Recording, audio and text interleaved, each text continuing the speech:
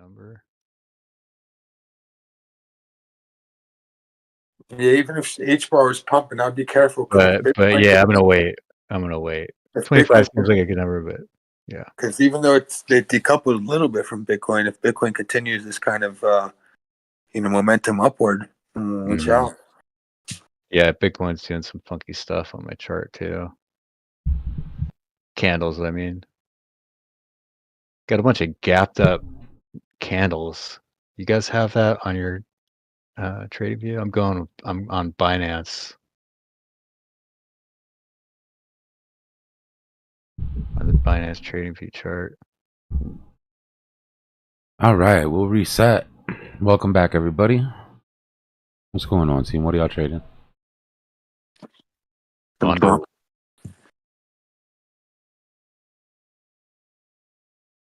You're actively trading Ando, or you're accumulating? I got a trade going right now. This has actually been my best trade the last couple of days. I already closed out half. I came in at 98. I'll throw Ando up real quick. I got high leverage on it, so I'm trying to be careful, and I'm keeping in mind your pay yourself per hour kind of thing, which would yes, sir. First big success. I was in here yesterday. I was saying that I've been trading spot for years, and really minimal futures. I'm kind of terrible at it, but I decided to switch over for futures with the big dip just to try to take advantage of it and kind of bungle the whole thing. So I'm feeling pretty good right now. This trade feels nice. Nice. Oh, yeah. It's dope when everything starts to click.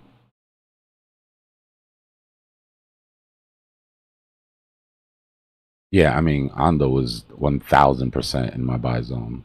Like, as far as long-term accumulation, I'm loading up. Bitcoin's trying to make that local higher high here right now. Can it give us out? Bitcoin's in the weekend trap, guys. Don't expect for too much out of Bitcoin. Oh man, all of a sudden I'm bullish and you bearish. Come on. I'm not bearish. It's just I know, there's no volatility. There's just no volume. Liquidations are the only thing that could push price here. So, and there's liquidations there, so it's not like it can't go up. I just don't think that any move up sustains itself yet. With the UK and Ukraine deal now that the US one's out, Remember, we're putting in our psychological range right now too, and the psychological range usually has the CME gap inside of it, and our CME close is underneath. So at some point today, price will come back down underneath 84.8. My bad, Zelensky.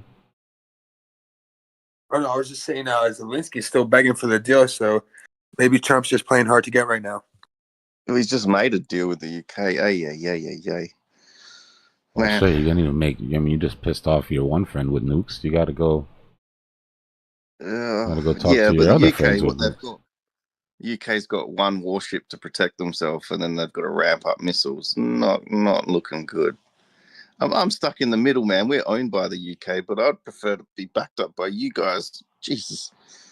I mean, I think the truth is that the UK probably has more to lose if Ukraine falls. You've got big, beautiful water around you, like Trump as we got reminded yesterday. So do we. And we've got big, beautiful Chinese warships driving around like 300 miles away from my home. Super chat. Happy HBAR day. With yesterday entry feels amazing. Nice. Congrats, Anon. Yeah, HBAR is looking good. HBAR is definitely looking good. All the ISOs are showing some love for the most part.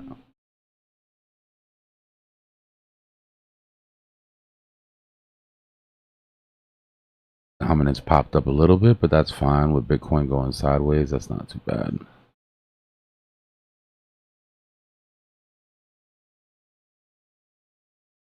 Let's see, Ando.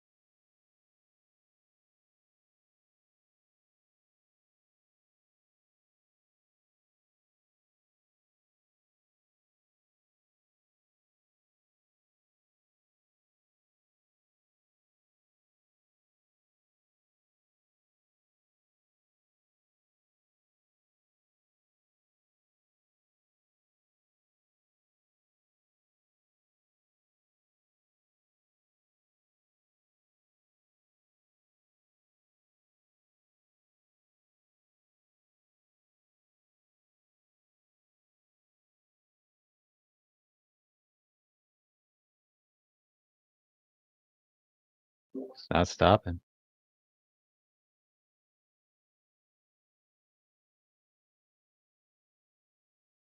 Big buys coming in. Big buys coming in.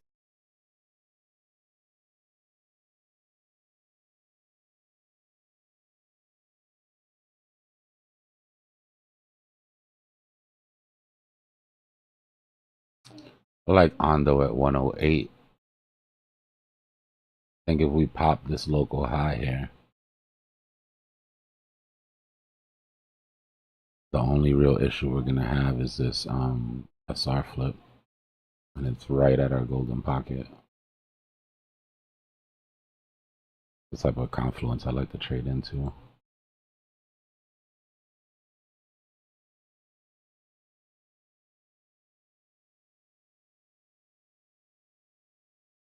You're thinking of coming in at 108? No. Peeling a little bit of profits for repositioning. Oh, okay. I bought in the buy zone. I had a grid set up in this buy zone down here. Yeah, hey, Dbloc, I meant to ask you, how do you set up for a one-on-one? Like, how do you arrange that? What do you mean? I'm sorry. I thought I heard you were saying before that you or someone on the team will do like one-on-ones. No, that might Like have been, oh, maybe I was just overhearing that or might have been somebody else. mistaken that. Oh, okay. Just ask him if you have a question. But yeah, if you need to know anything, let me know. What are you curious about? I was just looking for somebody, I don't know, literally just talk to me like for 5 minutes, just kind of go over my strategy and see what I'm kind of screwing up, because I think I'm noticing that I'm getting a lot of smaller gains. I think that I need to just tweak my leverage and my positions sort of more according to fees and that kind of thing. And Oh yeah, I think I you don't were the know, one maybe- saying that you were getting eaten up by fees, right? yeah, fees and kind of because my strategy is always, I was saying to these guys, has always just been kind of dynamic DCAing, Mhm. a lot of fundamentals and news stuff, but on spot. And so I wanted to tweak my strategy and have a good. Basically, I want to work on scalps. Where do you Scalps find and short yourself running swings. into trouble in the trade? Is it holding too long, or is it entries? I would say entries, like better entries, and getting stopped out, because I feel like I must be putting my trades in really obvious places. So when they get to the stop loss hunting, I'm like, I'll see a wick straight down to my stop loss perfectly and then come back up. That kind of thing. So you're setting your stop loss in the right place, which is the wrong place. Gotcha. Yeah. Meaning you're setting your stop loss in technically the right place, which is also where everybody else is setting their stop loss. Right. Which means that when they go get swept, you're getting swept. All right. Well, one piece of advice: you could use your ATR. Go to your indicators and pull up an indicator called ATR, average true range. This works basically on any asset, and you can decide how you want to play it. The standard is 1 ATR. You could also play it 2 ATRs. Basically, what you do is you come to your ATR and you see where you're at. And right now you're at 0.0044. So let's say you double that and do 0.0088. That's the cushion you want to give yourself underneath where you think your stop loss should be. What is the? Oh, sorry. It's the average true range. It's the average range that a candle moves within a certain time period that you're watching, right? So it basically gives you the gap of one extra candle underneath a stop loss. You notice most of the time that you get wicked out, it's literally a wick that's taking you out, right? Your stop loss Exactly, pops back up. So all you typically need is like 1 or 2 ATRs underneath that. The reason I say 2 is because before you used to be able to get away with 1, and then everybody started using ATR. Yeah, so, do the 2. Yeah. So you have to do 2 now, because now the quote unquote smarter Stop losses are sitting at 1. And it depends on the asset too. Is there a way to kind of negate that same issue by using a combination of the stop loss and then a smaller a smaller margin and then adding margin if you come down? Well, I can tell Like you managing risk how forward like that. I don't really talk too much about what my leverage trading style was before because it's kind of aggressive. It sounds aggressive, but for me, it was always the best way to do things. And I really think it's the only way you should sort of play leverage. So like I said, when I start, my ATR would be right. First of all, I'm only taking trades that have very clear invalidations and are very close to them if I'm trading leverage, not trading the middle of the zone. Right. Okay. First and foremost, not that's not a good idea even on spot, but especially on leverage. So what I would do, like let's for example take this trade, right? If you were using, let's say you wanted to use the 5-minute scalping strategy that I talk about here with the 13 EMAs and the 5 for entries, right? So I would have got into position as our 13 crossed the 50. This magnet's going to make this impossible.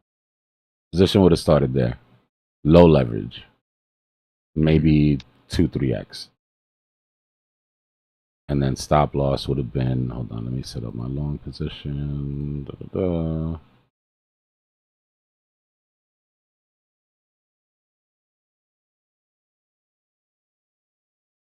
Stop loss, you don't want anything underneath the wicks. And then you want to bring down your ATR. So let's say roughly just playing it by ear would be at about 878. Right? Top doesn't matter on this unless you're shooting for something specific. Right? Let's say maybe you wanted to shoot for a return back to the top. Maybe that's the only thing you were looking for. So your risk reward looks good, right? Almost 5-to-1 risk reward. Now, what I would do was, as we're coming into the trade, let's say my stop loss is here. As we're coming into this trade, the 50 is my guide, right? The 50 is my stop loss. Once we get up above and hold, the 50 now becomes my stop loss. Once we hold that support and we put in the first higher low, let's get rid of this because this is annoying. Once we'd come above that 50, put in this low and put in this higher low, then I'm moving my stop loss a couple of ATRs under that. And then now I'm at 5x. Right? And then I'm swinging it again. We come down, we put in a low, we put in a higher low. Stop loss is moving up. Maybe 8x. Not until not until we make our first lower low off the retracement. When I start to think about taking profits when this thing is coming down, right? So maybe here I take 50% of my profits, right? Lock in those gains. Now the remainder is running strictly off of the 13 EMA and the 50, right? At this point here, I would have ended the rest of the trade. And if I was actively still trading this, I'd have got back in on this signal and then started running it again. But the point is to start your leverage low, and as you're getting security and as you're running towards the end of your trade where you know you're going to gas out, you increase the leverage, but you do it with literally protecting your stops the entire way up. So if it goes wrong, cool, it goes wrong. But at this point, you're at 8x. You take it's the same as if you would have taken profits early.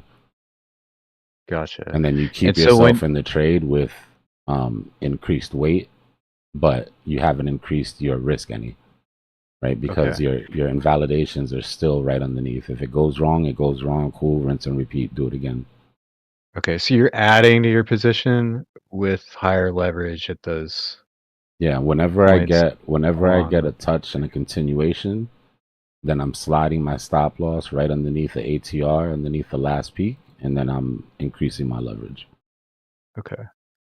And you have the You have instructions on how to set up your chart for the strategy somewhere, you said?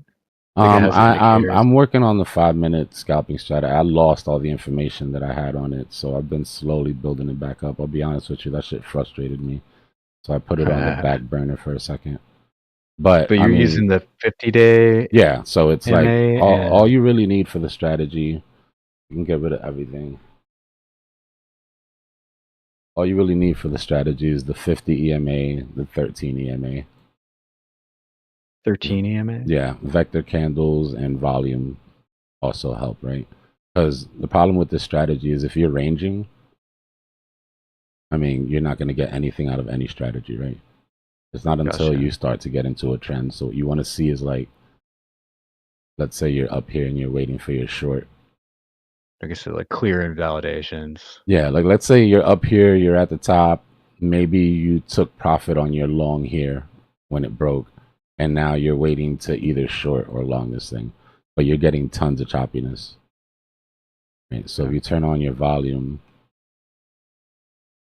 and then you look at the breaks, right? So compare like this break of the EMA, this break of the EMA, versus here. When you break, you're underneath, and then you look and you're getting your volume spike. Right, so now the move is backed up by volume.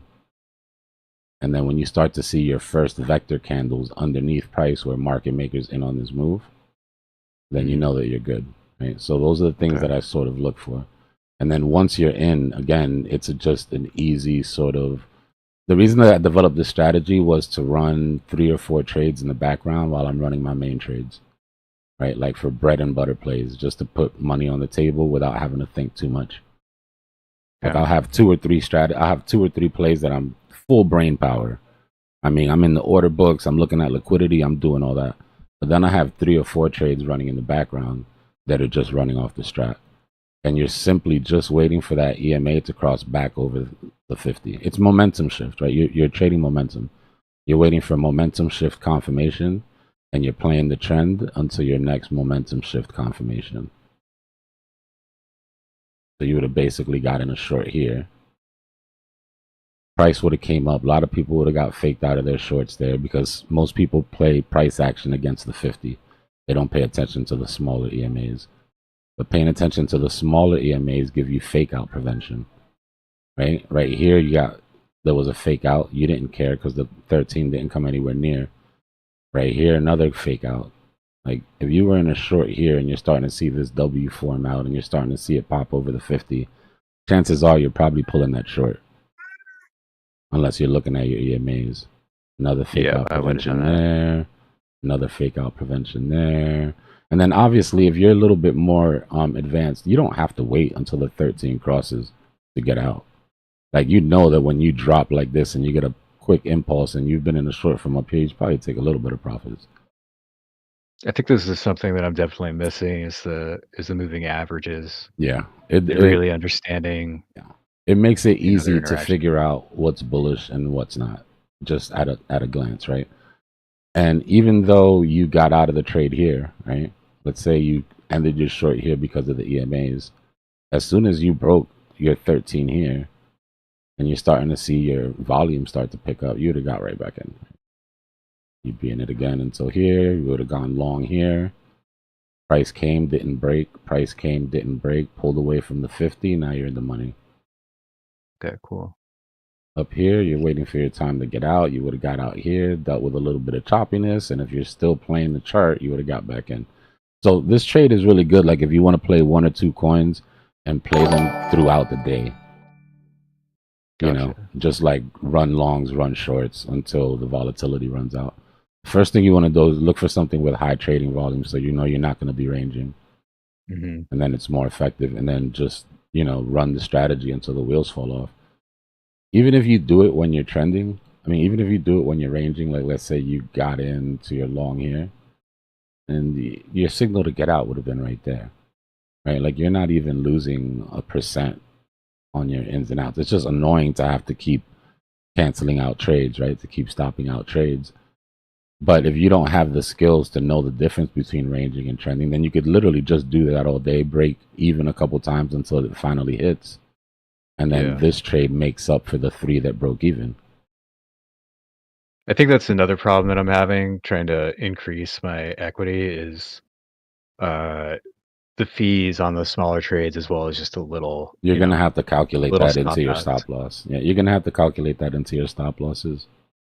Yeah, it might be that I'm just not. I think my risk reward strategy is going to have to just be, I just can't do the 1% thing. You know what I mean? It's just not really Shoot feasible. for at least 3 to 1, 5 to 1 risk reward, at the Right. very least.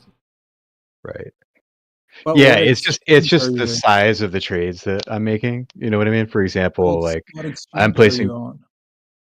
I have weeks. I have Blowfin. I would rather use Blowfin because the UI on Blowfin weeks has- is really laggy, but I think the they both fees have on pretty Blowfin are high terrible. fees. Yeah. Have you tried Hyperliquid? I heard they have pretty low fees. Hyperliquid is actually decent. Not for nothing. Really? Yeah, Hyperliquid. And they've got tons of liquidity. Hence the name. Aren't they? I thought they were decentralized. No. Yeah, it's a DEX, but it's like the closest thing you're gonna get to a SEX UI UX. Right, it's very like user friendly. Interesting. I've never done that. I mean, I know. I mean, I'm used to decentralized, as a way of life. You know what I mean? But never futures though. Yeah. Oh, my bad. My girl just explained to me. Yeah, okay. I understand what you were saying. One-on-ones. I heard you say one-of-ones, and I kept thinking like limited edition NFTs for some reason. No, yeah. Especially times like one this. of those limited editions. Nah, especially Dude, times like this limited when we're not doing anything, bro. Like, take advantage of while this group is small. Yeah. Yeah. If there's anybody out there who's got a good track record and if you want to do a screen share with me and I could kind of go over my chart and stuff, I got to get my trading view paid again, so I don't have a lot of these indicators. So I've just been maintaining. That's fine. It's annoying to have to click on and off indicators, but I did it for a long time, bro. Yeah. And I use mean, Lux Algo and just read candles as much as I can. So. With this trader's reality main indicator, you basically have almost everything in it except for the volume. You have the vector candles, you have all the EMAs. Which one is it? Of everything that I have here, I could strip all these indicators off. All I would really need is my EMAs and my vector candles, and that's all on one. That's on Trader's Reality. And then my liquidation levels. And that's it. I mean, I really don't need, quote unquote, need anything else. Everything else is for Confluence at that point. Fluid trades is nice just to see support and resistance, but that's more for people on screen, right? That's so that I don't have to draw a million support and resistance lines and then just clutter up, you know what I mean? So it's automatic. They'll go away once the supply goes. So that's more just for YouTube. Big buys coming in. Yeah, I mean, some volume, stochastics, RSI, but those you can always flip on and off. Market Cypher is nice, but it's not necessary.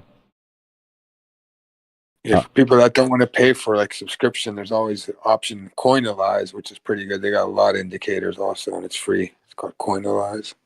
Pepin, you're asking if it's a good idea to short this right here, HBAR? I was a few minutes ago. I think Pepin was asking about it too. Be careful with shorts. Bitcoin's getting some volume, baby. Some volume. Yeah, I would be careful shorting this right now. Indicator? That is periodic volume profile. So what I can do is I can go hollow candles, and then I can X-ray into the candle and watch the candle build out like I would on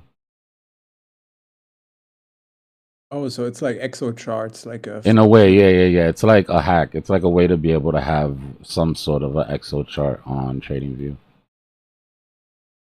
Actually, I need to change this because I can't see any of the values. I always I've found never with used exo charts, but I would guess that you have more stuff on it, right? Yeah. I always found with that 5-minute trading strategy, it's good on the 5-minute chart, but I'd always filter down from the 4 hour, the 1 hour, the half hour, and also watch how those EMAs are playing out. Because if the EMAs are spread out, it's not really in play. But say in the 4 hour, you start to see the 5 crossing the 13 or the 13 crossing the 50, you might want to watch that time frame as well. So you're looking at the 5-minute for your scalping strategy, but you're also looking at the higher time frames and coming down 4 hour, 1 hour, half hour, 15-minute, and see which one of those are playing out as well, because that might hit you pretty hard, especially the 4 hours. They'll completely wreck you. Kind of how I played that. You don't just have to stick on the 5-minute chart with that strategy. Yeah, what I like to do is I like to follow it through the time frames. So if we're on the 5-minute, let's pretend none of this price action exists. We're on the 5-minute. We got the break. We got our green vector above after the break. We got the high volume. So it's a confirmed go, right? Once you're up and you're over, what I do is I'll switch to the 15-minute. Right, and then I'll come to the same area. Once you're up and over on the 5, you're going to be here. But now you have to watch the fight, right? Because now you have to do the same thing. If you want momentum to shift on a higher time frame, then you need that 13 to cross on the 50. And once you see that on the 15 and you got some confirmation, then you know your 5-minute time frame is fine. Right? If you're over on the 15, you're way over on the 5. So then now you can switch to the 30. And keeping it real simple, if you're doing a 5, you should look at the hour. If you're doing trading the 15, you should look at the 4 hour. That's your like lower and higher time frame. But I'll do it across all of them and see what else is going to affect me. Yeah. But the base reason for this strategy is not to have to babysit it too much. So it really does just work if you leave it on the 5-minute. You have 3 screens up, or you've got a screen split into 3. You're running 3 trades at the same time. And literally at a glance, you can see if it's time to start worrying or if you're good money. You know, so far this last 5-minute entry has gotten you a good 7-hour trade. Low stress, no anxiety, 7-hour trade. Yeah, it's so good. Just keeping an eye on, say, if you're on the 5 and you keep an eye on the 1 hour, it can just wreck everything though. Like you can just get hit really, really hard, and you could have seen. Yeah. Sorry to cut you guys off. We got some big buys coming in right now. And yeah, if you're talking about shorting, then we'd be doing the opposite, right, Pepin? We'd be on the 5-minute and we'd be looking for signals that 13 is going to cross the 50. Right now, you've got separation. It looks like price wants to keep going. I mean, even on the 1-minute, if you want to get underneath the 5, even on the 1-minute, you've come down and you held support on your 50. And now you're putting in higher highs. So this is not somewhere that I would short, in my opinion. I'd look for a higher high at least before I even started thinking about it.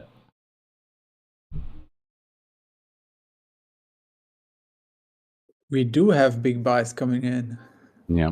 We're going through those liquidations. We got some that little bit of a sweep that we had there with the 200 with the 100x's. Let's see if we can sustain this though. Yeah, get that cascade going. That's what we need. XRP just got a ton of volume on that last bar. It's got increasing volume, so that's good.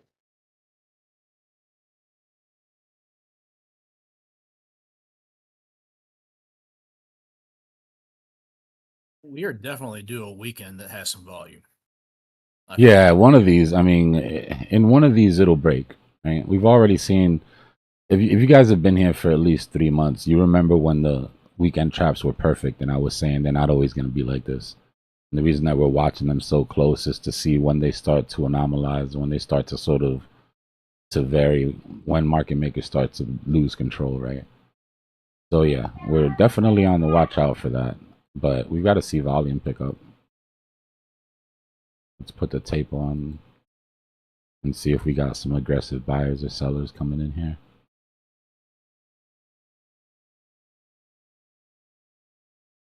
Remember, it has to be supported by spot. That green candle is market maker sweeping those 100Xs that were there. But if spot doesn't jump in here, right, we need this volume to tick up.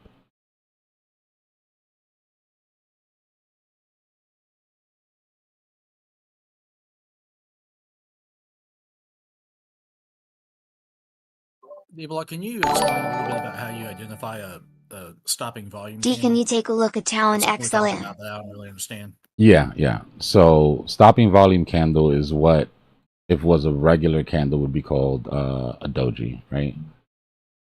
But the psychology behind it is market makers in on a drop, right? He is selling short here. We know that when you see red vector candles, that they're setting longs in these positions. But eventually the market maker has to decide to stop the volume, right? So you'll get a vector candle that looks like this, that has more body, more wick than body. Now what you want to see for it to validate is you want the candle that precedes it, one, not to break the body, right? You don't want to break a body underneath this body. And two, you would prefer it to be a bullish engulfing. So once you're at support, stopping volume candle, bullish engulfing, then you know you're getting some sort of at least temporary momentum shift. And it's not until that candle is violated, meaning until a body closes underneath the body of that stopping volume candle, that you can assume you're going to see lower prices at that point. Yeah, you get that. So you want to see a wick bigger than the body. Yeah, wick bigger than a body, and you want it to be a vector. Or you want it, if you're not using vectors, you at least want it to be tied to a high volume node like this. Right? Big spike in volume as you come down.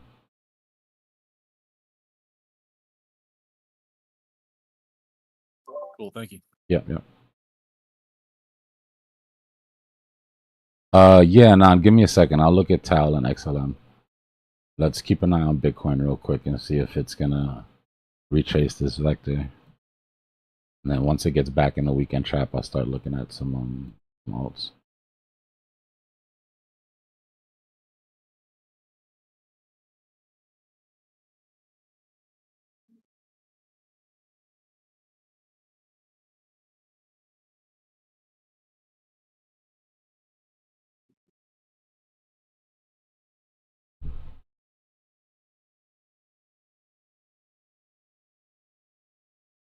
Remember, there's two factors that are going to keep us close to this price, right? One, the CME close, but two, we're putting in our psychological ranges. You know, and 9 times out of 10, when this psychological range is done calculating, that CME close will be within the high and the low, right? Which means that we have motivation to come down at least underneath 849 by the end of today. Right, the psychological range takes the high and the low on Saturday.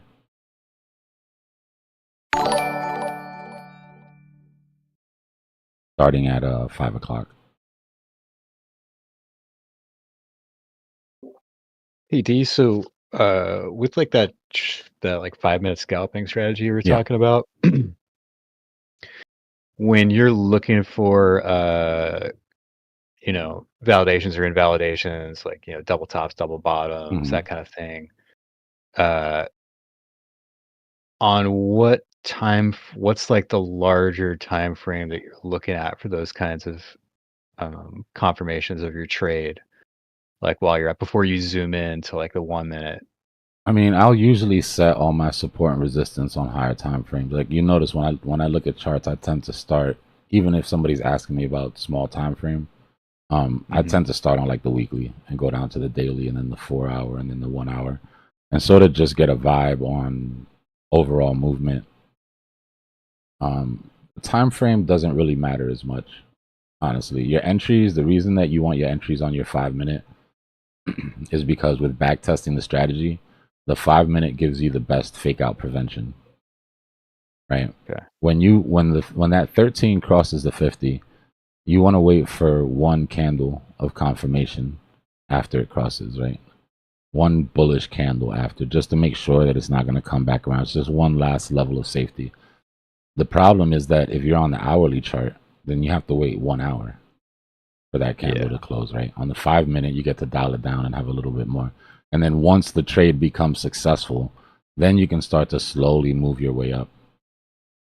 Remember this, you're trading momentum, right? So if you get to a resistance, obviously there's better places you could take profit, right? If you were just trading vector candles here and you saw these vector gaps and you saw that we came up and we cleared all these vector gaps, you could have taken profits even though your 13 hadn't crossed the 50. But that's a more advanced sort of strategy, right? I'm trying to like break it down for people that are brand new and have no idea where they should be taking profits or where they shouldn't.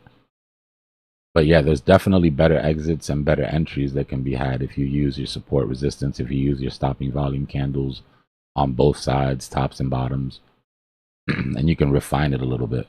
But even if you don't know any of that, if you're just literally following the rules and waiting for that 13 across and one candle of confirmation, you're going to end up at least profitable. And then from there, you can start adding tools to your sort of, on leverage, you don't want to take these sort of downtrends. So like what I talk about for leverage people is that look for the separation in the EMAs. Mean reversion is what all of this is based off of, the fact that price will eventually revert to the mean, and the mean that we use is the 50 EMA. Right? So if you've noticed that you've got in and you're getting massive amount of separation from the 50, like this is a big gap. The first sort of resistance that you see, yeah, you could peel off some profits. Okay. And then you have an earlier entry. I mean, you'd have an earlier exit than waiting for the actual cross. Okay. So you said you're waiting for the 13 to cross under the 50, you said? Yeah, if you're going to get out. Yeah. So your entry and your exits are both the same. Basically, what you're doing is that you're turning your 50 EMA into a trailing stop loss. Okay. And the trigger for your entry and your exits are the 13. The way it typically works is, so I use the 5, the 13, and the 50. 5, actually, we can make it easier by just doing this. Hold on.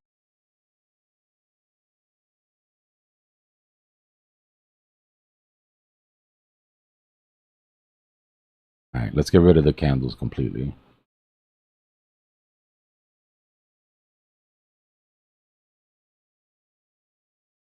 The 5 EMA is your price, right? It's the average of the last 5 5-minute candles. So that gives you the mean for what your price is doing. Your 13 EMA works as support. When your 13 EMA is under the 5, it works as support for the 5 EMA. You see how it comes down and it holds support, pops back up. And then your 50 is your mean. Once you're underneath your 13 becomes resistance. Under your 13 becomes resistance. Above your 13 becomes support. So you could literally trade with no candles. Like you could literally just trade with the EMAs. And you would get in here and you would get out here. And then you would short here and you would take profit there, and you would short here again, and then you would take profit down here. And you would go long and you'd still be waiting to take profit, having no idea what the candles are actually doing themselves.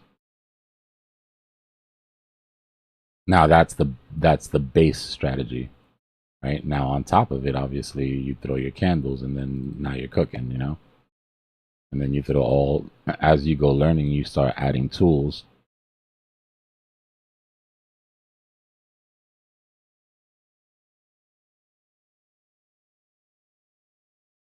But I'll be done by, I've got half of it done, and then I want to add an advanced section to the strategy. So give me like 48 hours, and I'll have the mock-up for both the sort of beginner and more advanced 5-minute scalping strategy.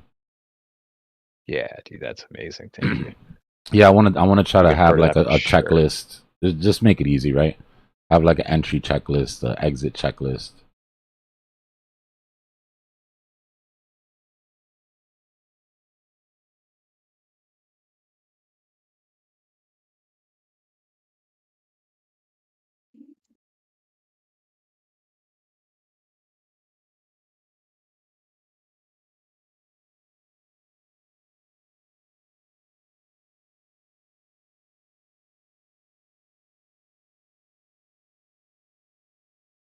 Yeah, we had 135 people and 33 likes, guys. If you guys don't like me, just say that.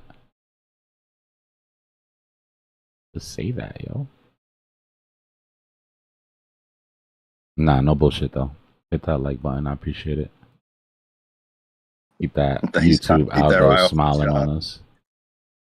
Just look down a little bit from your chart and click Nah, that. that you know, it's what I've noticed is that if you're on your TV, and a lot of people watch on TV, it's not easy to like. Like you got to use your remote and switch and hit. You know, I think you got to hit the 3 dots or something. I don't know. And then since we have it running all the time, and you can only like once every 12 hours, people just forget that it's a new stream too.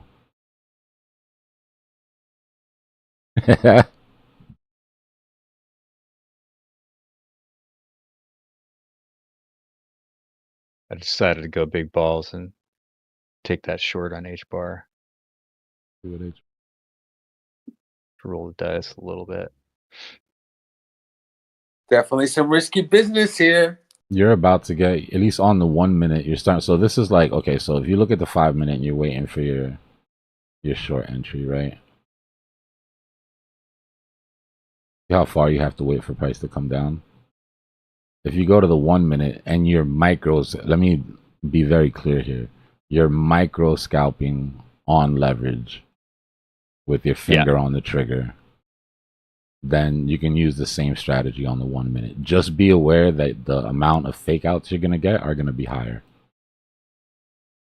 That's actually what I'm really interested in, is just getting into those really tiny time frame trades. Yeah, I mean, I'll be honest with you. This works on any time. You can go to the 15 second. Yeah, that's what I'm talking about. And when That's you're what on I the wanna do. 15, I mean, it's just look, like once it breaks, it breaks. If it doesn't pop over, you don't get out. But you are giving up some of the fake out prevention by using it on smaller time frames. But I mean, just look, this is a 15 second right here, right? You would have got in on your signal right here, held. You'd have finally got out up here. Maybe broke even on a short, started your short again, or broke even on a long and then shorted.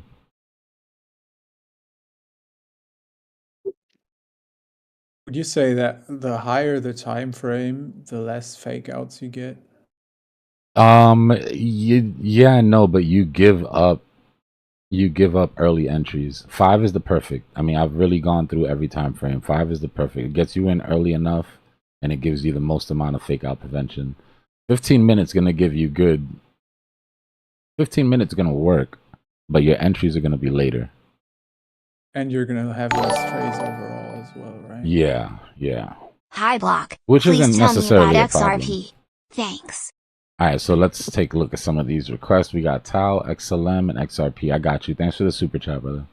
Give me 1 second. We'll run through it.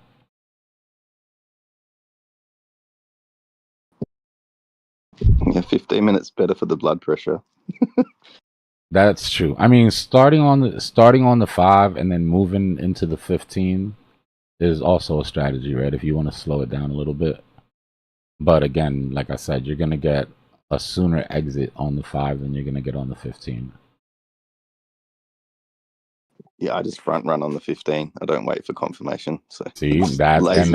and that's another thing. There's two there's two things that could screw this strategy up. Using it when you're ranging, right? Not knowing the difference between ranging and trending, you're gonna get more fake outs. And trying to predict the breaks. Because then I mean, you're basically nullifying the fake out prevention aspect of it, right? Yeah. But if you're front running the 15, you're not getting. Yeah, you're waiting too long otherwise because you're on the 15. So you'll figure it out. Momentum trading is good because it's actually like really watching the money instead of just playing all the first psychological principle. Yeah, stuff. just taking it back to first principles.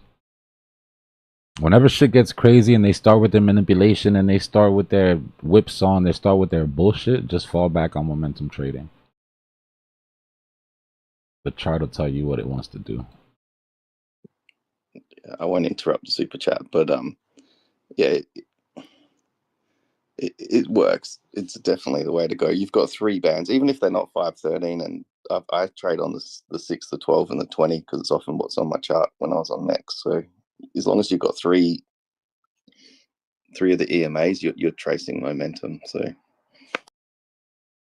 but stick to the 5, 13, and 50. It's the best proven one so far for us. All right, so decent little W here on the hourly for Tau. I haven't broken out yet, but it's a nice build.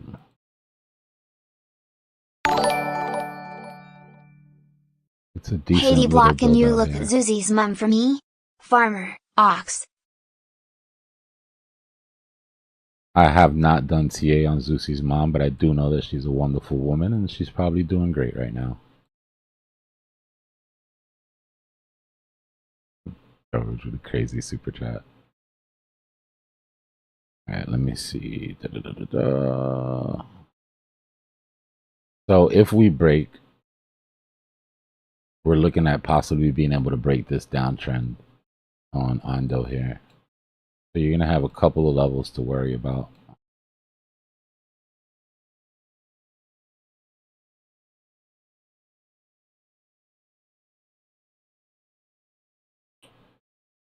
So your 0 day, or where you want to get out,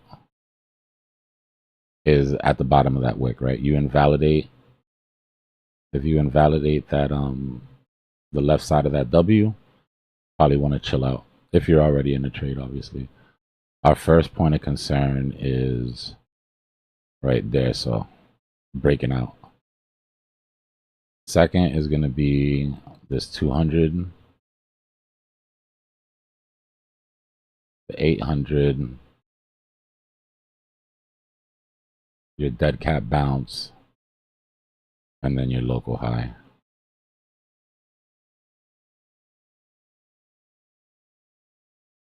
So these are your running targets if it actually moves, right? If it keeps going.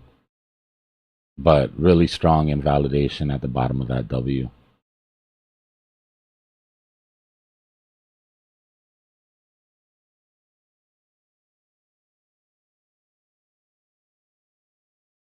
Hey, I'm sorry. Were you saying the 13 or the 30? The 13 and the 50. 13. Yeah. Thanks. If you use the trader's reality TR main indicator, you can turn everything off except for the vector candles and the EMAs, and then you'll be, 2 for 1, right? You'll have your little market maker fingerprint, and you'll have the EMAs that you need.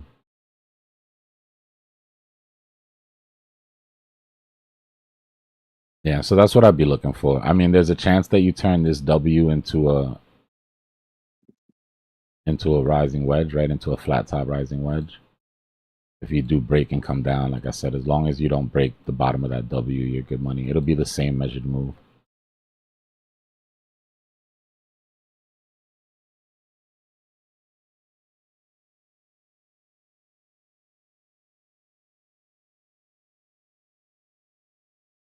Yeah.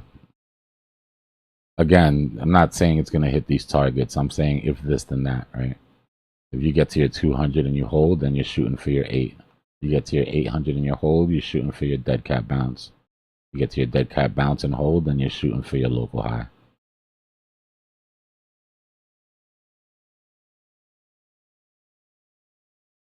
Give me 1 second.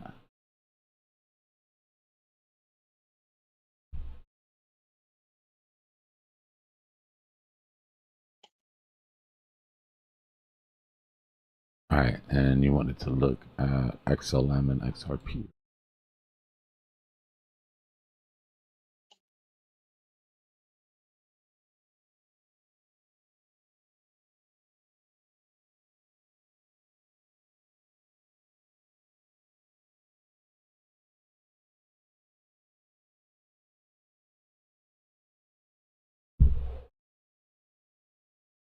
All right, let's clear this chart up. We did come up and grab that vector gap.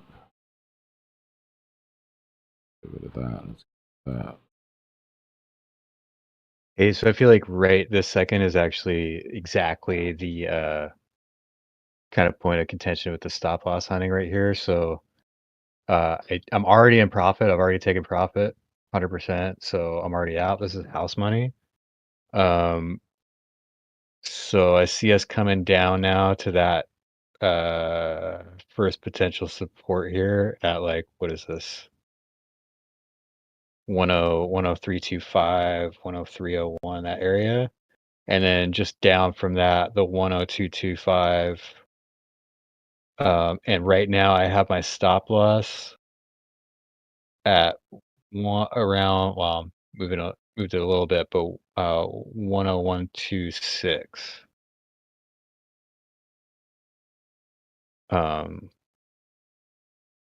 So like I said, I'm trying to avoid getting stopped out by this coming right back down. You're talking about HBAR right now? Oh, I'm sorry, with Ando. Sorry, I was it's so in my trade right now. Yeah, with Ando. All right, give me a second. And like I said, this is just house money now, so I can let this ride. Yeah. Stellar came back and filled its wick, right? This is the wick that we've been looking at for the past however long on all sort of alts. Came back and filled it. Looks decent. You're about to get 5 minutes here.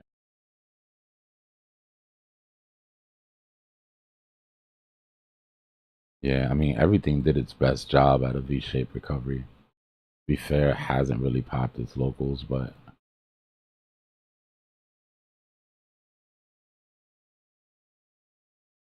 definitely looks like we're losing some steam here.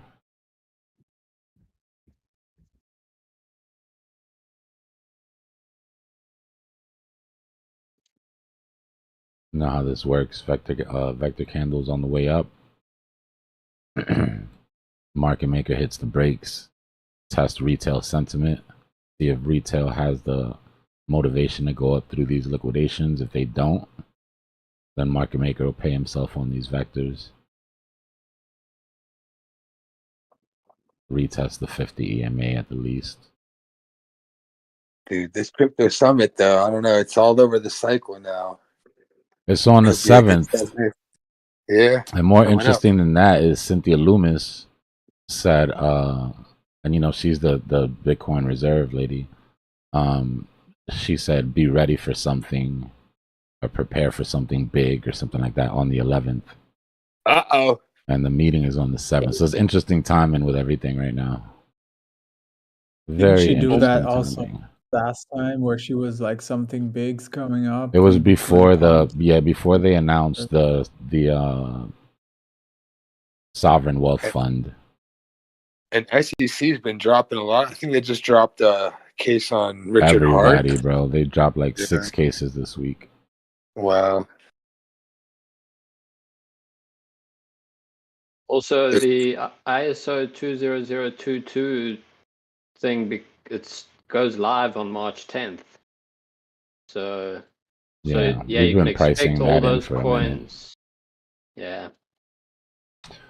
So Stellar guys, real quick, if you're in this and you're not taking profits, you're trying to ride this, your invalidation is going to be that 50.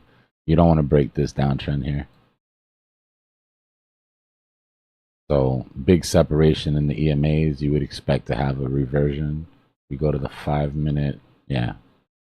At the end of the vectors, you've got your 50 waiting, come back, clear these vectors, test the 50. If that shows any sort of weakness, then we'll switch to the 15 and see if they want to come get this last vector. Takes us down to the 50 on the 15. If that breaks though, your shorts are gonna print. Anybody who's short from right now, what you're looking for, those would be continuation sort of signals, right? Weakness at the 50 on the 5, weakness at the 50 on the 15. Should all make you feel a little bit more comfortable in your trades. And then, what was the last one? XRP.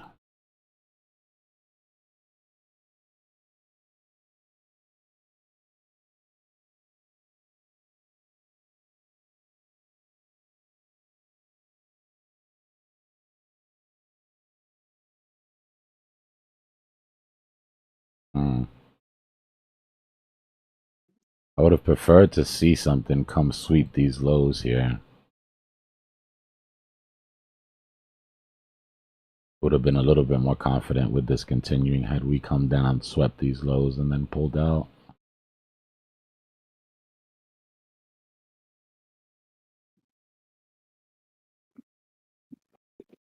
Big vector gaps underneath, all the way down to $2.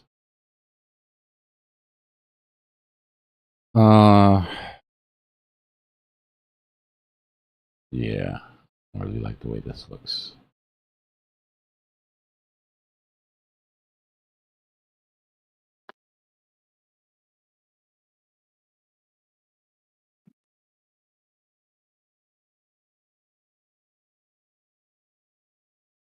All right, line in the sand type shit. You don't want to come down underneath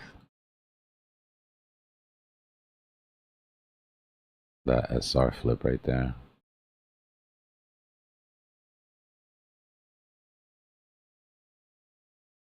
Again, mean reversion to the 50 EMA rate. We got that separation. EMAs are separated, especially on the 5-minute, I'm sure. Yeah. Vectors leading down to the 50. Right. So exhaustion, vectors, and gaps to the 50 are all, you know, are all toppy signals.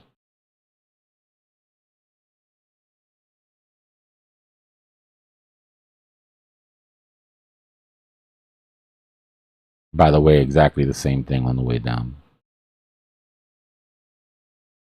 Right, you got a big drop. You got a big drop, big separation off the EMAs. Volume stopping candle. Easiest play in the world is to play back to these EMAs at that point. Right. You know that's going to get swept. So it's the same in the inverse.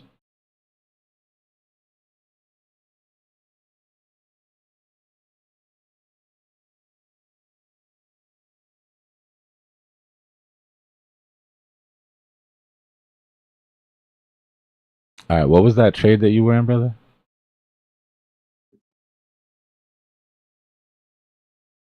Oh, you talking to me? Yeah. It's HBAR or something? Yeah, I shorted HBAR and I got a long in Ando right now. I was talking about my stop loss in Ando though. I'm trying to avoid getting that stop loss hunted. Okay, let's pull up real quick. But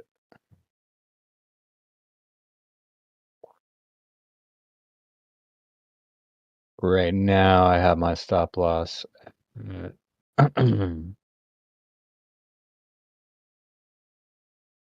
101.42. But my entry's at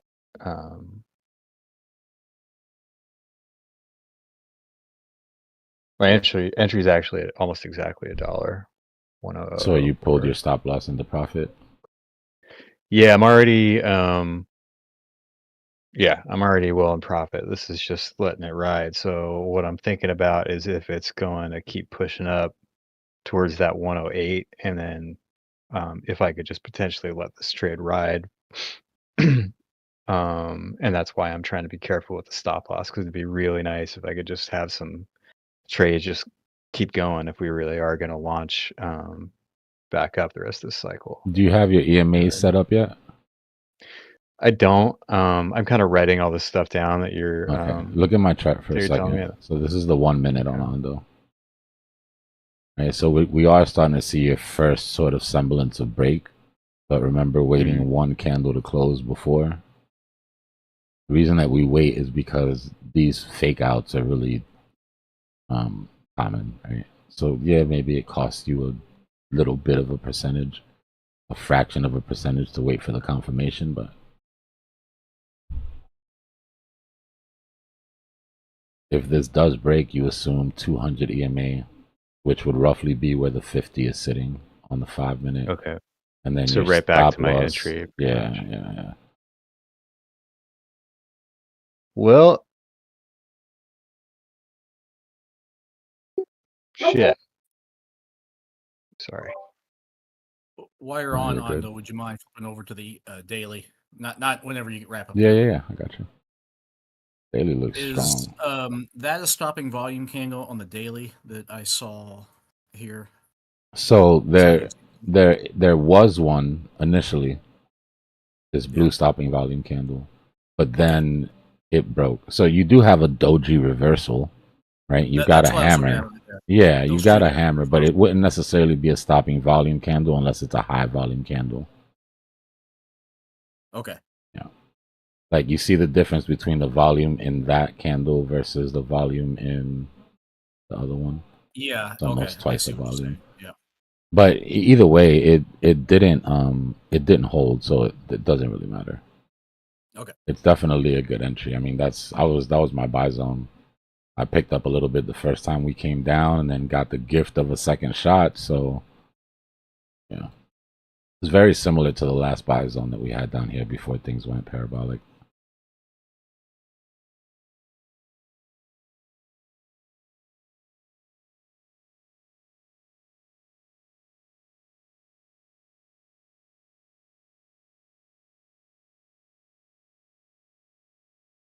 So let's go track this back on the 1 minute.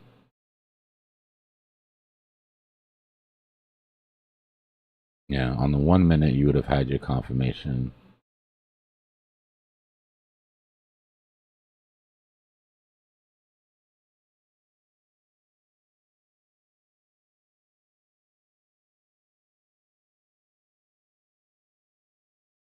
You got a vector gap right there. Then he's recovered.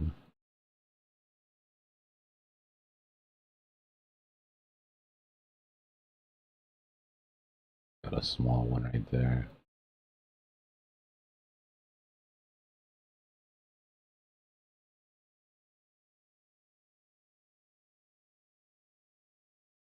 You got another one right here.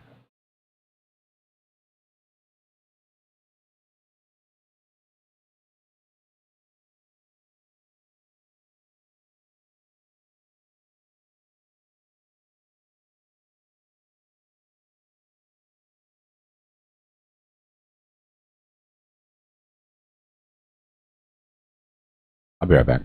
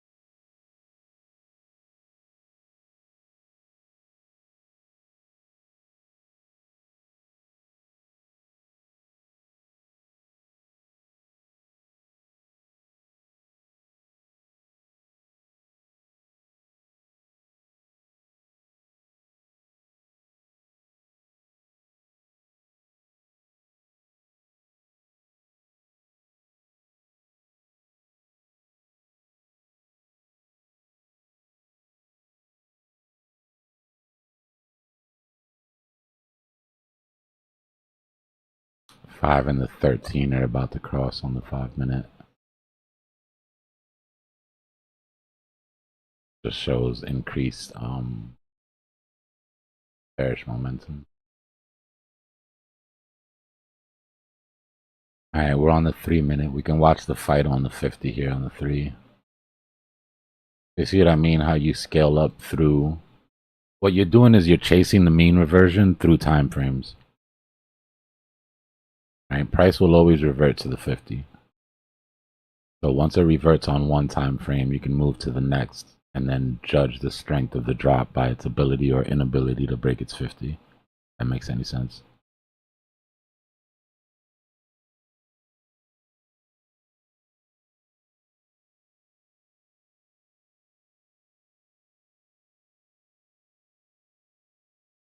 What's going on, RH?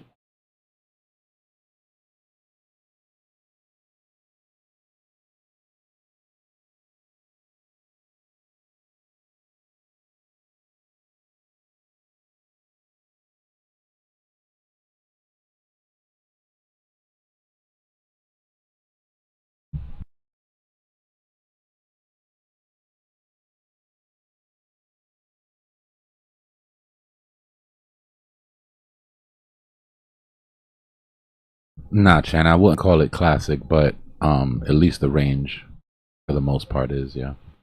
The setup isn't though. We've got like a type 2 weekend trap. Yo, What's going on?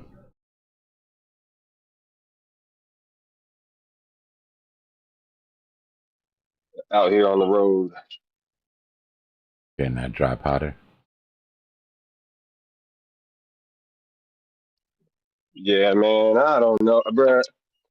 I had a Bitcoin trade. It was so nice this morning, and I accidentally sold it. I tried to close the limit order, and I closed the damn trade. I'm so mad.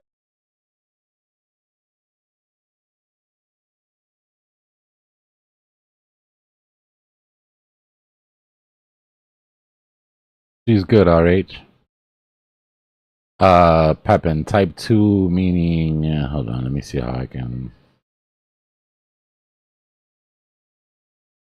Alright, so type 1 weekend trap. Trap longs, trap shorts, weekend trap.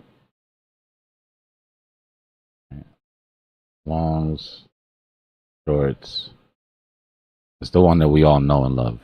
Right, let's type 1. Type 2.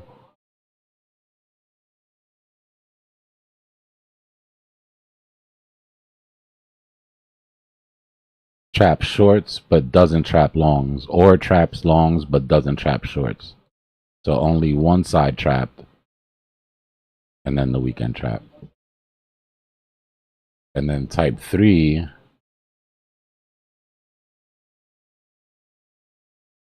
is no trapped anything and just a range.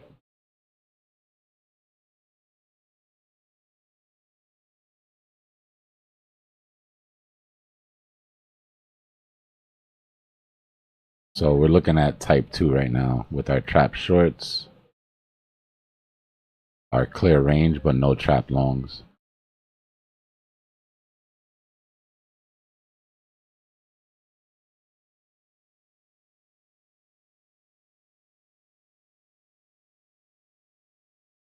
It's just different levels of market maker being in control or not. Type 1 market maker is fully in control. Type 2, it's starting to slip. Type 3, they're struggling to just stay at the CME gap. They weren't able to trap anybody, and they're just fighting against momentum to keep CME as tight as possible.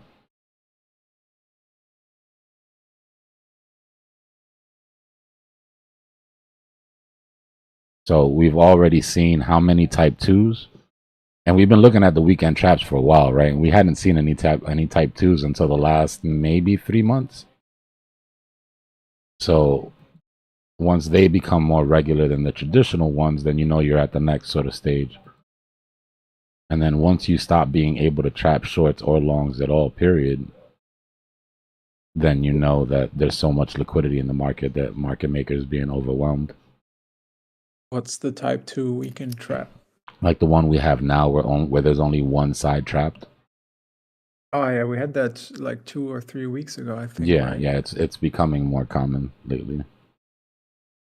And it had been years since we had, type 2 weekend traps.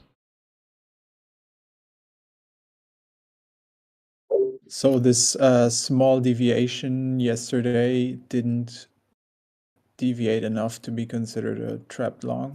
No, I mean, I could say, I guess I wouldn't be upset if anybody was to say these are trap longs. But then they're almost freed here, right? That's the thing. When you're too close to the trap at that point, if this pops over, it frees the traps. We've had it before. Like we've had sort of asymmetric weekend traps where like the long is right above and then the short or the opposite. But either way, with it being so close, I wouldn't be able to trust a false move Monday with using that as a signal. It's too subjective. So that means false move up, you've got to track it by momentum, and then false move down, you at least have a clear signal. This would be a nasty false move down. I'm not gonna lie to you guys. Yeah, that would bring It so would be much bad. pain. It would be bad. It'd be bad, but it would probably be the final drop. But then we could probably go a bit lower to close that CME gap fully, right? Yeah, take that last little 0.5%. But something that comes down quick, and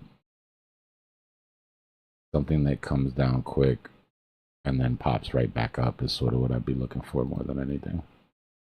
And it would also be a more convincing reversal than just a V shape, right? If you form like a double bottom W kind of reversal here. Yeah.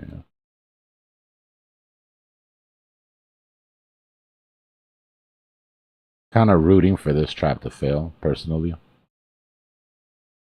Meaning I'd like to come down, not free the trap longs, and still pop up, put in a nice big W, and then make our moves.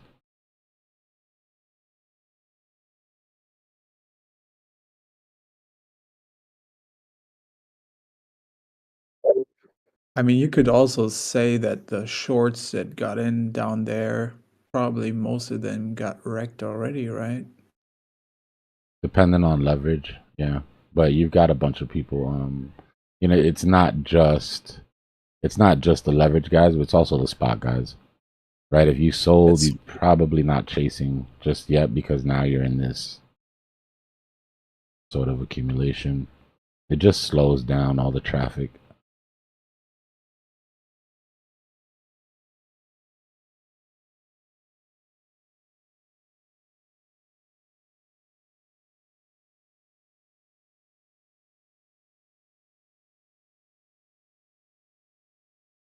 Give me a second, I'll be right back.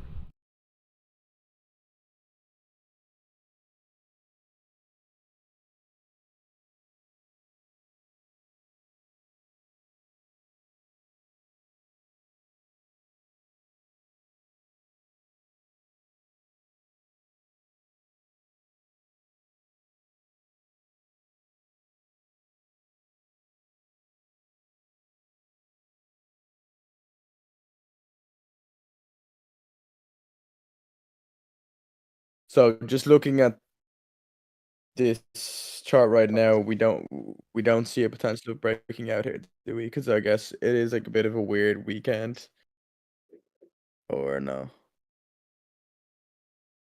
My bad, I was away from the computer. I just caught that. What'd you say?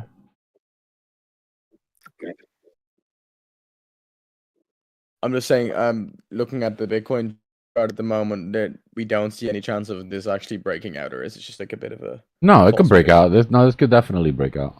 The only reason that I'm saying that I would prefer for it not to is because it'll just be temporary, which is cool. We can make some money. But CME is down here. So the last thing we want to do is get in a position where we have another CME gap low against us. Right? If this is to come down and hold support on the top of the trap, then we could put it's high enough, I guess. I mean, if you ignore that peak, you could say that this would be a cup and handle if it comes down to demand and holds. And the measured move for that would be probably take you through the rest of these liquidations. Right, that would take us to like 88. But the problem is then we're up there. And tomorrow CME opens down here. So we'd be in a situation where we'd be looking for a retrace to close that gap.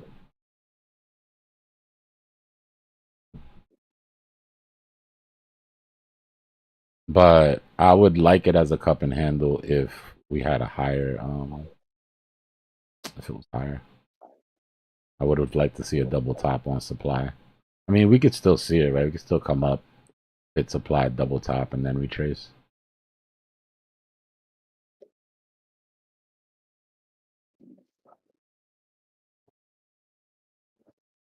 But you do see these short liquidations below, right? I mean, sorry, these long liquidations below. But when you start to see patterns that give you measured moves that go through entire liquidity chunks, then you've got to start kind of... So the pause that this gives me is M pattern here, right? Which we could invalidate by making higher high here. Doesn't look like it's done, right? It came back, held that SR flip, pushed away. So, but the danger here, you already saw the bullish, right? The bullish could be that up and handle, but the danger would be this M pattern.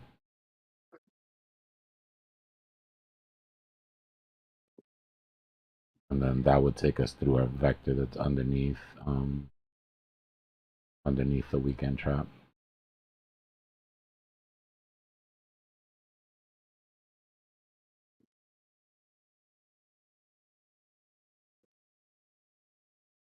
But it's too early to draw either one of those patterns out yet. That's just what I'm watching on the bullish and the bearish side.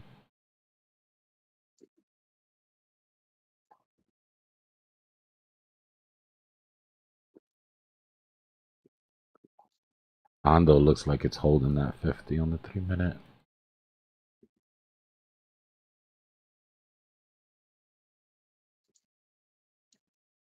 I don't hate that for its retracement. That could very well have been... That could have very well have been it. Even on the 5-minute, you got to touch off the 50 cloud. Maybe come down a little bit lower. You were at 101, huh? 101.5, you said? For me, Ando needs to, for the 4, it needs to come up to 104 in order to get over the top for the 4-hour, because the daily has room to go down to the 97. So to me, if it doesn't break 104, we've got that as a top. So, I mean, it has room to go up there, but then you have to be careful from that point. So if it doesn't make 104, I think it has room to come down. Yeah.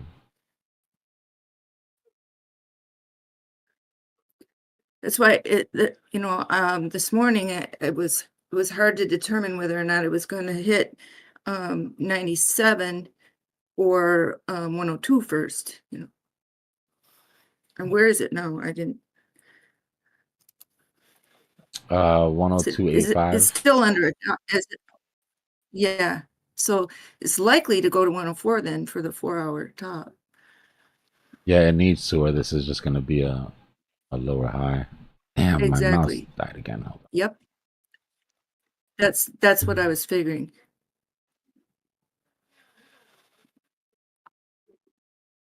Which means to the guy in here who was in that short at 101, if we do pop up here, you have to pay attention because this could be a bit of a rescue ship for you to get out of your position. Yep, exactly.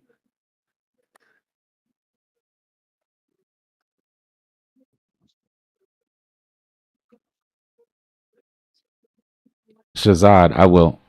Give me a second. My mouse died on me again. Is anybody else burning through wireless mice as fast as I am, or am I just like really overusing this thing? Yeah, they used to last like the first time I bought this mouse, I didn't charge it for like maybe 2 weeks. Now I feel like I'm charging it every 2 days.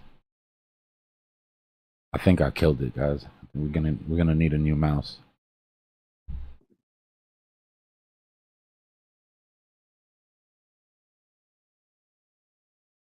Yeah, I should have it wired. I should at least have a wired mouse for backup. That's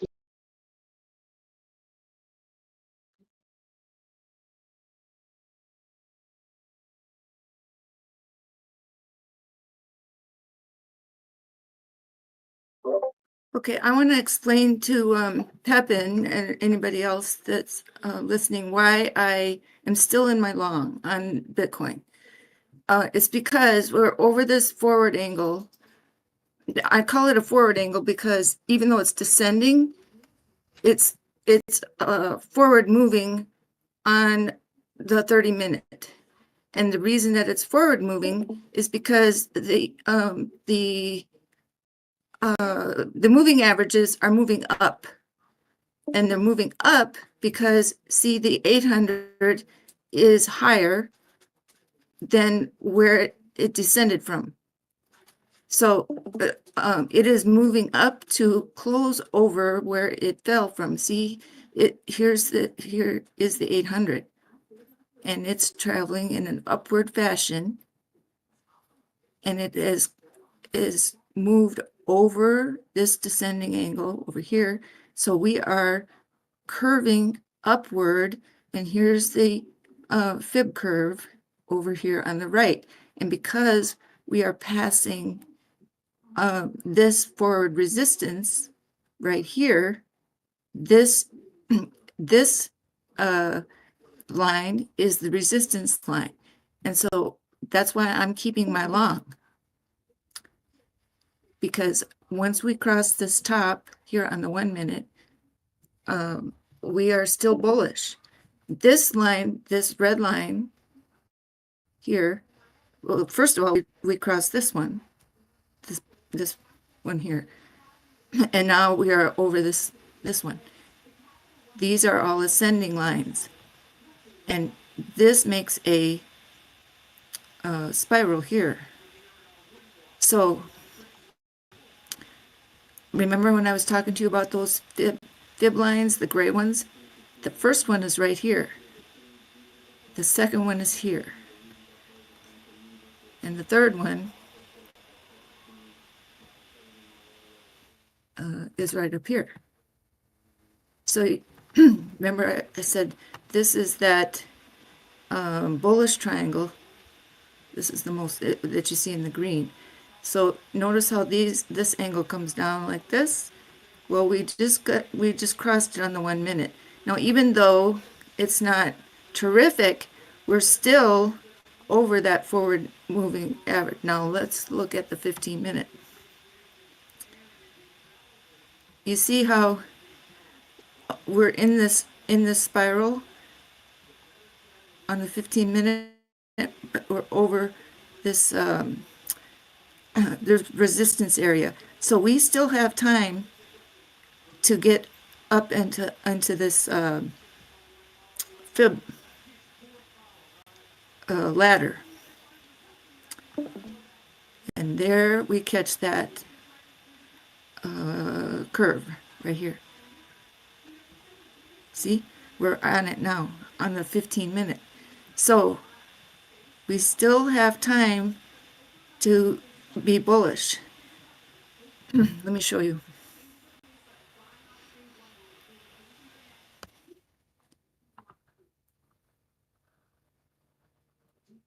Remember this line here, this 84 to 727? I kept saying we have got to get across that.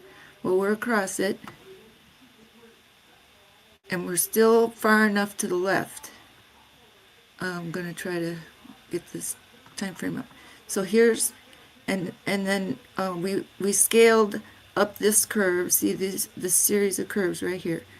Now these black lines are price line. Okay. Oh, right here. I got to make sure this where we are. I'm just trying to. Yeah.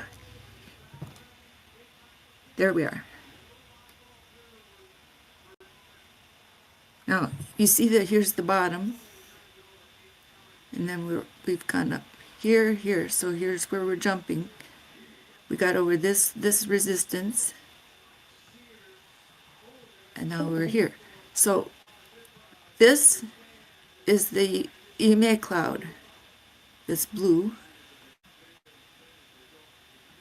I've got it highlighted here. Come on. Okay. So here is our volume profile, and you see here's the head, and then here's that line that I was telling you about right there. And then here's the forward resistance. Now see how that makes a triangle. And then this is that red line right there. And then this is the ladder, the fib ladder. And then this is the cross line. Cross lines are horizontal and vertical. Okay, so they're 90 degree and 180, right? Makes a square because it it's a cross line, so that makes horizontal and vertical. So that makes a difference in the way you look at something. So here we go. If the price is here,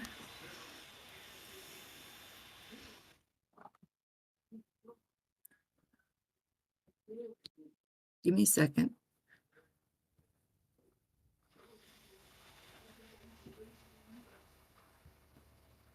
And you see this 50 EMA here on the 15-minute chart.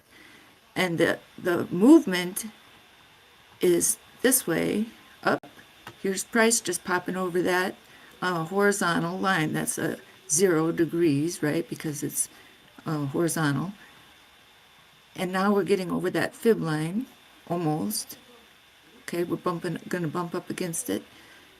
We're over this triangle. As time keeps going forward and this moves up this way, right?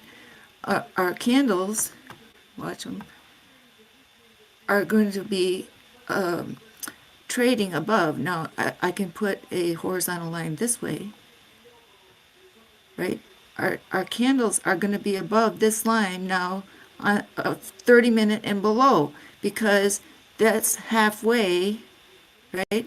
So that I can draw a horizontal line this way, because your 50 EMA is above. So you know that your candles are going to be vertically above that line. Once this 50 EMA comes up, your candles aren't going to be below this ribbon anymore, right? Because your 50 EMA is going to be above this arrow from now on as this time frame moves up that way. You follow what I'm saying?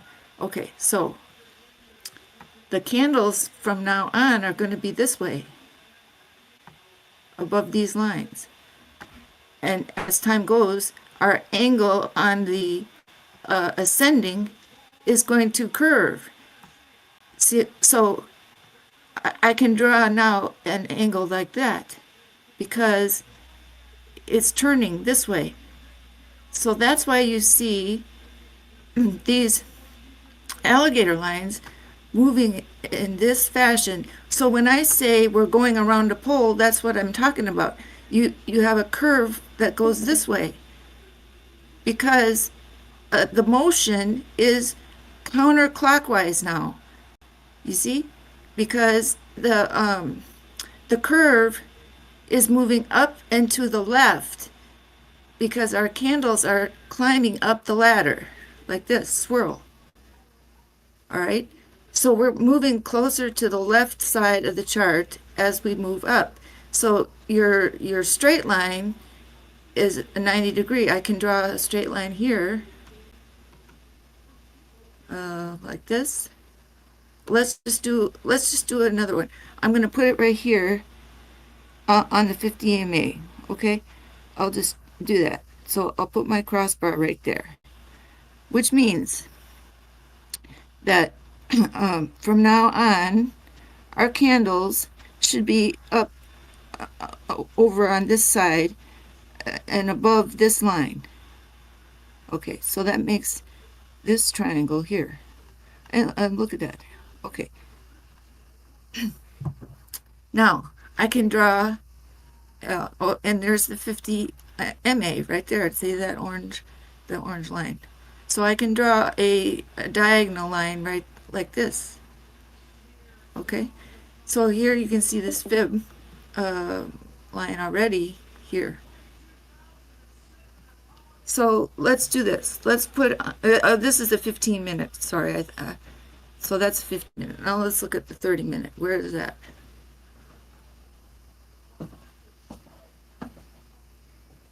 Here's the, the 30 minute. Now look at where that is in relationship to that cross line that I just put on. Isn't that something? There's the 50 EMA, and look at how it's hugging the face of it. This is the face. Look at how the face is hugging that cross line. See how there's the 50 right there. So here's the nose, the tip. See how it's coming up like a I call them an orca. And look at the curve. Woo! Look at that. Isn't that neat?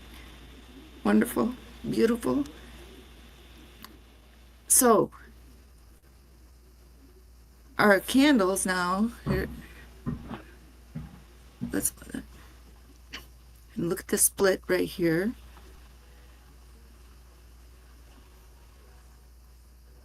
I have to get that back up so we can see.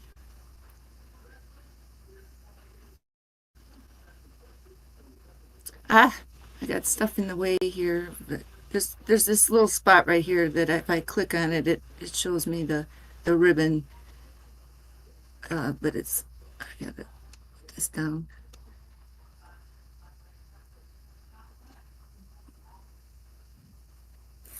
Right there. Okay.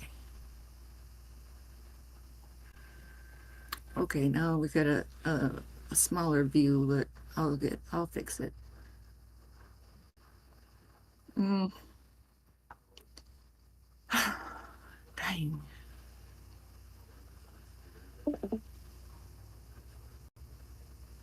I need a better processor, and then I wouldn't have all this trouble. Someday I'll get one.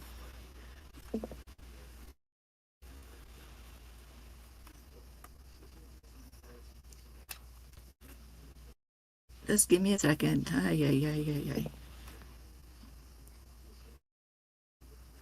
All right, we'll do this.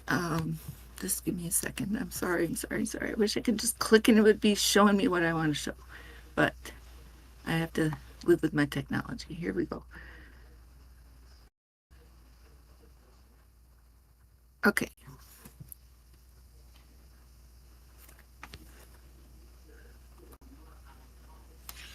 We'll do this.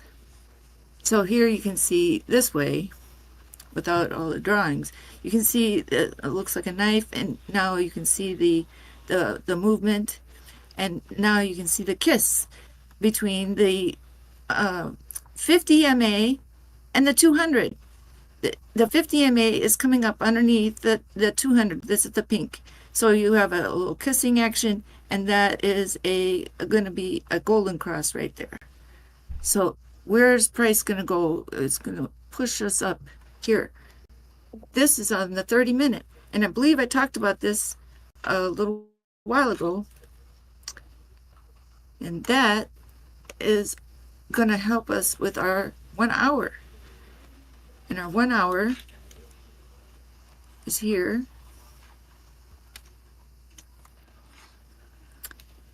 And remember we said we need to make sure that our 1 hour 50 stays above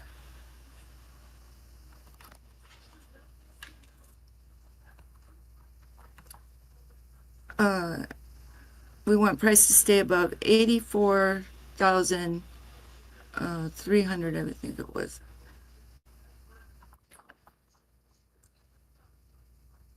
But the 30 minute was 84,376, I believe is what I put in the chat. Right here.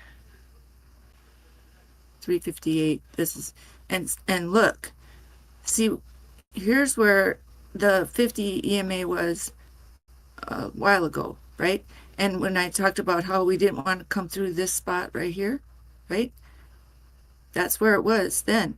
Now, here's where the 1 hour 50 EMA is here. See, it's climbing up this pole because we have time movement. So here's the chin is moved up this way because we've got this curve now, and the top or the tip is going to peep up through here. And this is what I talk about with like the orca movement. You know, it's going to pop up through the ocean, and boom, you get the spike or the splash over the top, and you get those nice candles. And this is that descending angle that we have to pop over. Well, look at this candle right along this flat top. This is a flat top here, and then we've got descending versus ascending versus horizontal flat top, and that's going to make this burst through this little spot right here. So this is a prime region for price action.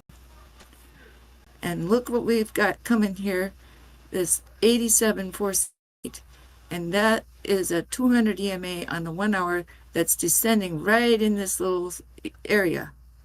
And we have to cross this resistance. And look at here on the 1 hour, there's the 5 EMA in support of that candle.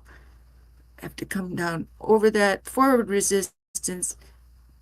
And what already popped over it? It's the 1 minute.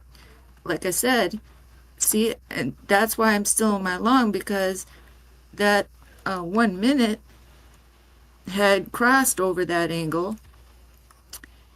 Now, we generally find that we have a lot of,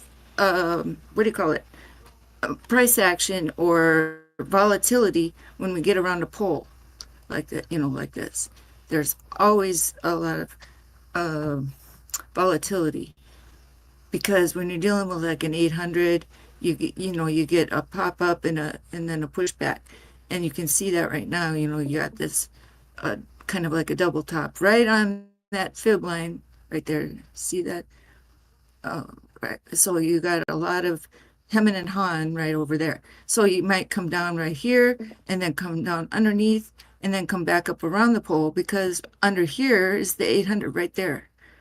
See that? So, but that's going to continue to move up as time goes forward. It's not going to come down and curl. It's not pushing down. Price is up here. It's not down here pushing it down. So, the minutes are going by, and that is going to keep on moving up. So is this 200. The 200's up here. Here's the price ribbon. So that's going to move up. Now, it might come down around here, but over this, it's going to pop over this angle. So what can we see? We can see possibly, around this pole, you get a price right here to 85.6 possibly, and the price will fall into this area. But let's look at the 5 minute and 15 minute.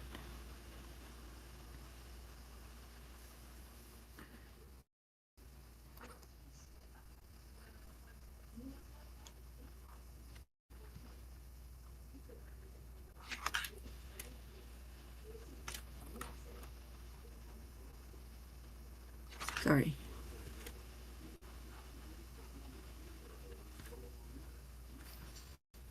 Okay, so on the 5 minute, or no, I'm at the 15. Let me put the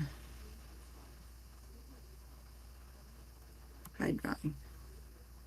Okay, so here's the tip of the 15 minute. The 50 EMAs here at 85.310. Okay, now 5 EMAs here. The price action is coming right down here, and it's in between the 5 and the 13. The 13's here. Okay, so it could slide down. and it's what it's doing. And tap on this 13. But let's see. There's this candle. Here we go. Now, we wick down to the 13, but it didn't pop through it. It's like above it still. So most of the time when you don't get a wick that pushes all the way through the EMA, you generally will not come down through it. If you see that it pierces it, then a lot of times you will find that it will come down and go all the way through it. But if it avoids coming through the EMA, you generally find that it doesn't. And that's another reason why I like the alligators, because the alligators tend to tell you what you have time for. That will first come down and rest upon the white, the top one.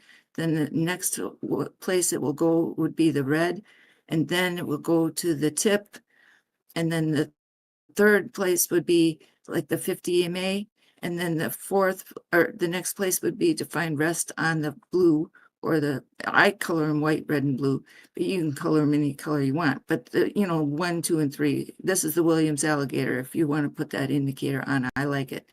Then if you use Bollinger Bands, you have your top, your middle, and your bottom. So then that's what I have. Anyway, let's go back and see.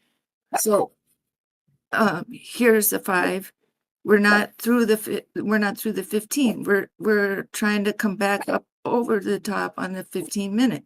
So here we are at the 5. Let's go and see here on the 5-minute. You see how we've got a kind of like a foot down here, and our angle is facing upward. So we're not arcing down, but we are underneath that white alligator. All right. And we're in between. You don't want to see the alligator push underneath and make a mountain, right? And come on down, because when you have a mountain and they fall through, then it covers the price up, and then you have to plow through all of those. So when you see them cross over, that's another indicator, similar to when the 5 EMA crosses through or underneath the 13. So this is just another kind of same idea. So right now what we want to see is the price push through that the white, and then push up through the top. So let's put the drawings back on and see where we are. So this is that fib curve. This is my circle, that red line, and then this is that other line. And notice how it's in support, or it's in the 50 EMA. So your candles, remember, here's the whole thing again. On this 5-minute, our candles should not be going below the 50 on a horizontal. So if you take your horizontal line, all right, and draw it at your 50 EMA, the candles on this time frame should not pierce down below that time frame. So let's check that out. So on a 5-minute time frame, the bodies of that candle should not come below the EMA cloud, should stay above the 50 EMA. So draw your horizontal line. This horizontal line is here. This red angle, my body of my candle should not come below that, because it should be above the 50. Now, you see this kink right there, that could be your place at which you draw a horizontal line, because it's the angle at which the 50 had a bend. So there is the place at which the 5 EMA made a bottom, right? So that could be another indication of where a horizontal line would be, because a candle should not come below where the 5 EMA was. So there is another break or stop where a candle body should not come below, because that is a stopping point, right? So therefore, now you have a place where you can draw a triangle, right, like this. So you see that there. And so you can zoom out, and over time, this would be a price marker right here, 85,771. So when you come around the bend, this would be a stopping, or a place where you would expect price to land, because it's horizontally across from here and down here. So as you round out, you can see that would be a place where price might come to. So, and right now, there it is. So if I go across, already you can see that 85,786, there it is, 85, where are we, 799. So yeah, then here's the pole. Now we have a space, we can come all the way down here. So notice I already had that there, 85.95. I already knew that price would come here, most probably. Okay. And here, that line is already there. There it is. And you know how I drew this line? With my finger. If you were watching me, you saw me. I drew that line there, and I drew that curve with a brush. Anyway, that's neither here nor there. The point is that you can do this, and you don't have to be blind to probabilities about where price might be. All right, now after we come here, you think price is going to come up. I do. I think price is going to come up and come to this spot, and we're not gonna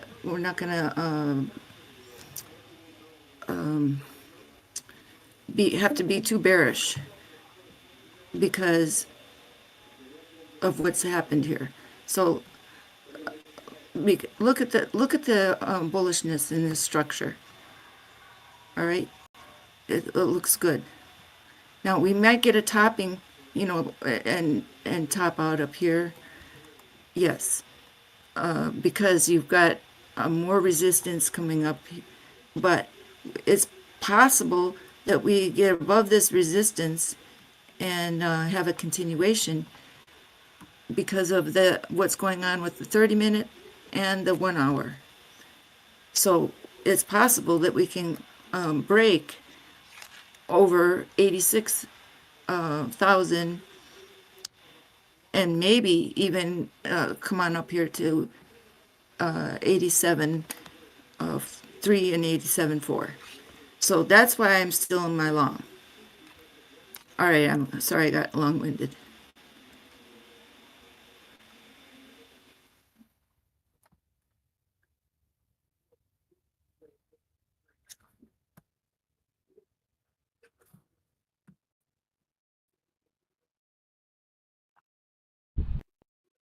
Appreciate that, BJ. You're welcome. If we fail, we'll come here.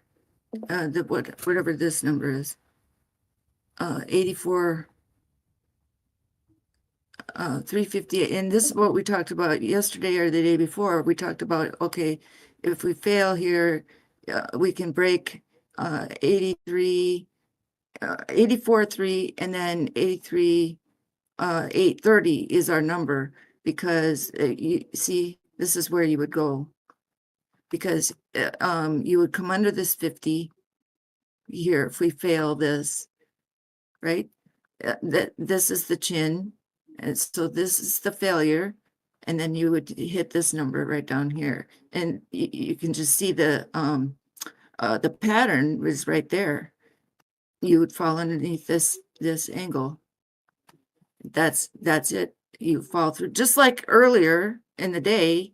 That was where you would fall. Now this is where you would fall. It's right there, 83.6, and then over here it's 83.8. That's our number. And usually your culprit is the 4 hour. The 4 hour is usually the killer on a down, or, after an uptrend. So we might come on up here and break that 87, and then you can see this curve right there. And here's the 4 hour time frame. See that? And so you've got a curve that has to occur, where see how it has to come down and swoop around. So that curve might be deep right here, and we have to come up over that resistance area here. But this curve might not be shallow, but I think it's going to be shallow, and we're going to make this curve here and pick up this 50 EMA right on the upswing. See, between this is the 50 EMA here at 88,000. So why in the heck do we have to curve? We don't have, the curve is down here. This is where we are here.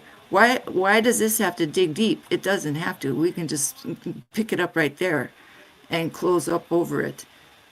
So it doesn't have to swoop down. This can go more laterally, is what I'm trying to say.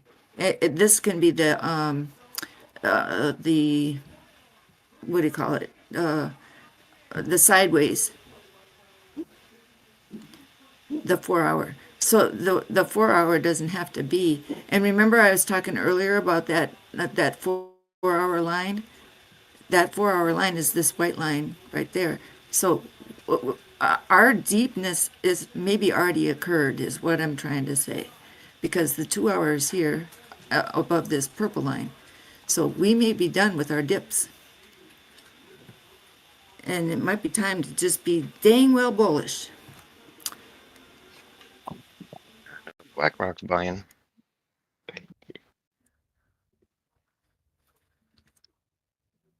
No, not only is BlackRock buying, but BlackRock has now added IBIT to their personal holdings. Yeah, they did to that special fund they have. They added Bitcoin to that 150 billion fund thing. That's a big deal. They said when they usually see them add to that, they don't stop. It's one thing to sell something to somebody else. It's another thing to load up yourself with your personal bag. Yeah. Yep. So they bought $150 billion worth for themselves, man.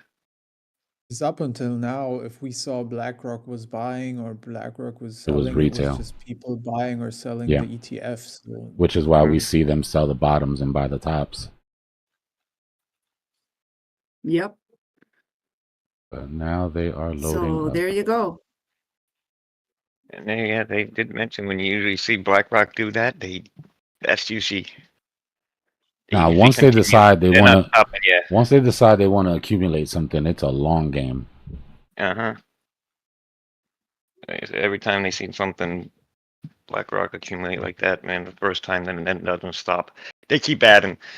So hopefully they do that with Bitcoin too.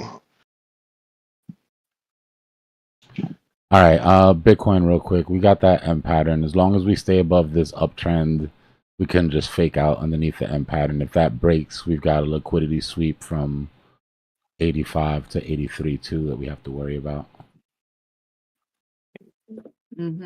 Delete weekend trap. Yeah, just back into the trap. No big deal.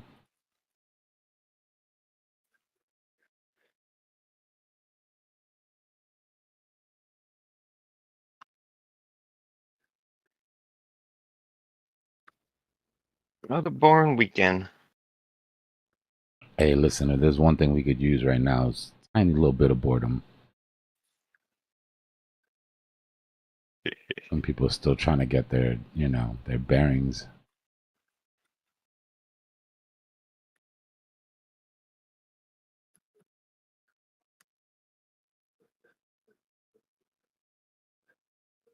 That bad right now. No.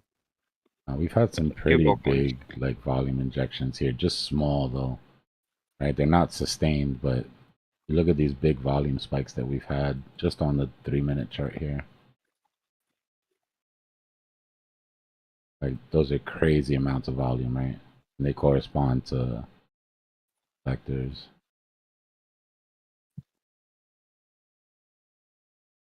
But nothing really sustained.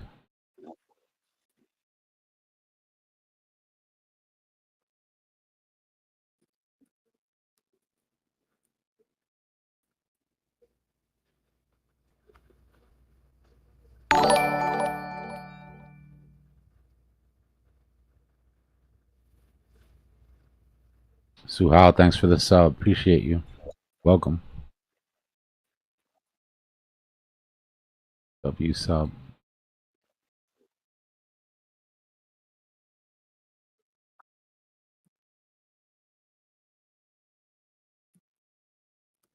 This is where Bitcoin needs to hold to sort of invalidate this M pattern and push up. Doing a good job. At least there's demand there, right? What you don't want to see are these patterns and there's like no demand. You know they're just going to break through. At least there's some sort of hope that this holds. Again, guys, we're setting in our psychological ranges from 5 o'clock Eastern to the end of the day. Market makers track the low and the high on Saturday. That gives you your psychological range. More times than not, 85 to 90%, that CME gap that's right here will end up inside of those psychological ranges. It's like an insurance policy for market maker to have a second attempt at closing CME in case things get out of control. This price usually returns to that psychological high, low, mean during the week.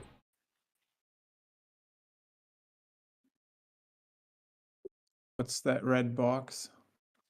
Our liquidity sweep danger zone that we have here.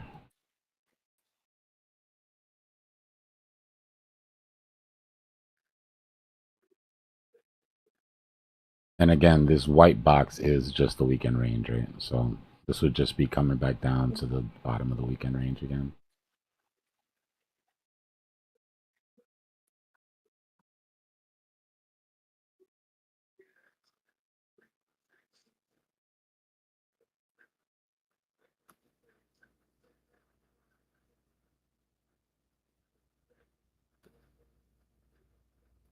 Yeah, mouse is all good, Shazad. What was it that you were asking me for earlier? Can't remember. I know you asked me to look at something.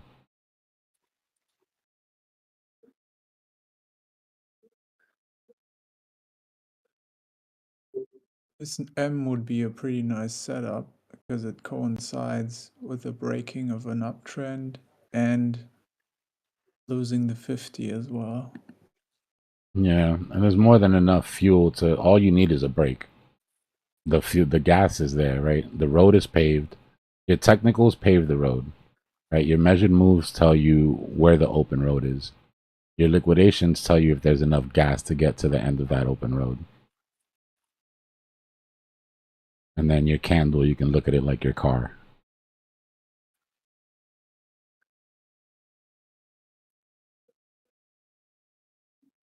But there has to be a clear path and there has to be gas.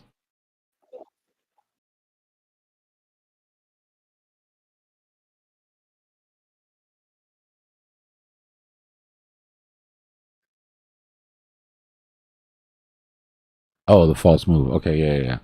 So let's say we were looking at it. I mean, this is, like I said, non-traditional, but let's bend this a little bit. Because I know there's people out here that are going to be drawing our trapped longs above that box. Just for examples, I'm going to do this, right? Let's say that this is our weekend box. and that these are our trap longs.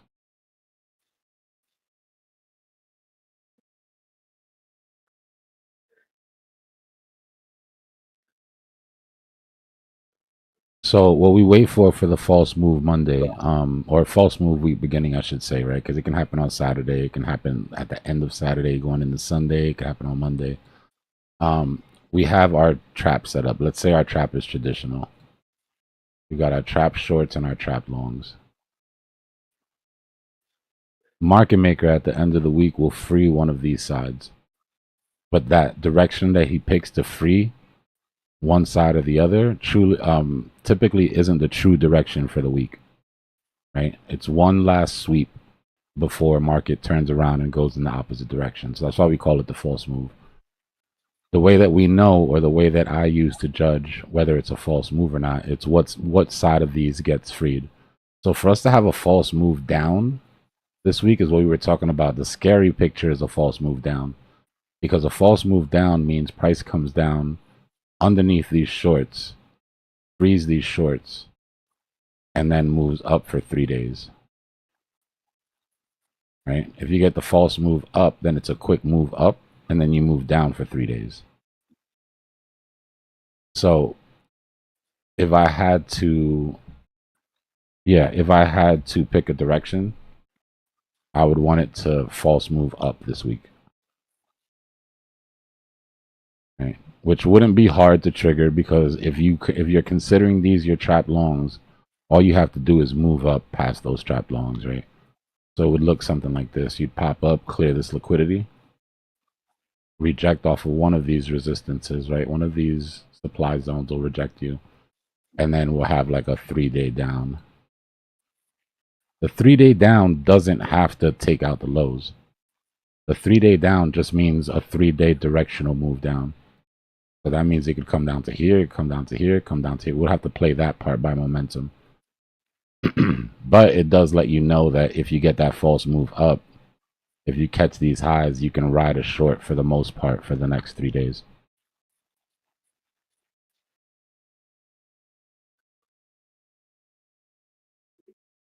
So false move happens between Saturday night and Monday morning, and the false move is confirmed once it frees one of these trap longs or shorts. Trading momentum is just the base trade that we always do, Terragato, right? Trading your EMAs, trading price action.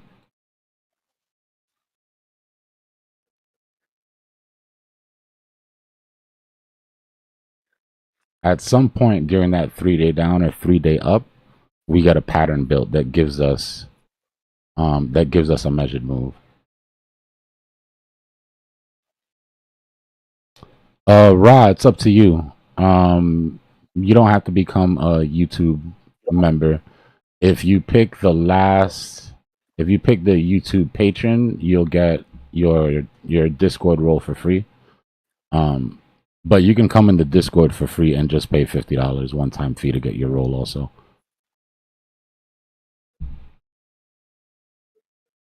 So it just depends on how you want to do it. Here, I'll send you the invite to the Discord though.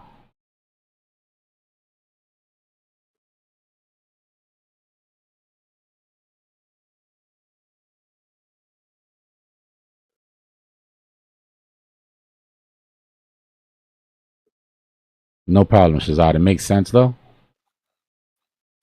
Just want to make sure you got your head around it.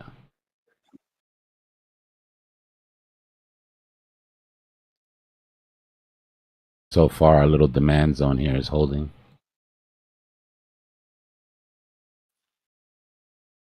Our invalidation for this M pattern would be higher high.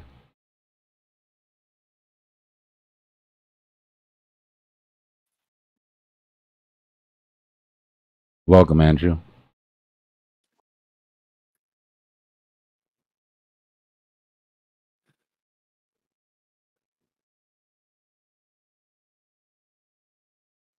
Let's see if we can avoid these licks for now.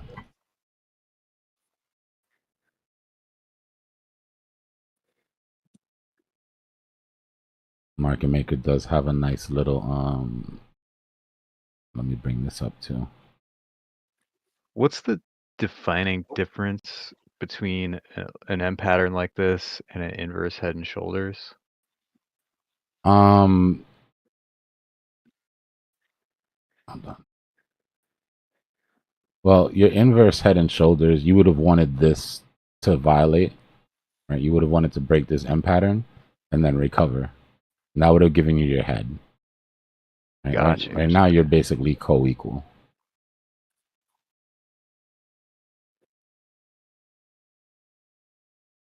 So you would have had to come down like to here at least, you know, 200 EMA, pop back up, fail to break the second time, showing bullishness. You know, the reason that I concentrate on W's, even though we look at inverse head and shoulders, we look at everything like that, right? For the most part, most of your patterns will have a W base, right? Even if you have a flat top ascending wedge, that's got a W base. If you've got an inverse head and shoulders, it's cool. You know, it does give you a little bit extra bullishness to see, because what you're doing is you're putting in a low, you're breaking that low, then you're reclaiming it, and you're failing to break the low again, right? So that's where the bullishness comes from. But at the end of the day, even if you erase the right side of that, you're just looking at a W, right? You're looking at a drop, a higher low, and then a breakout.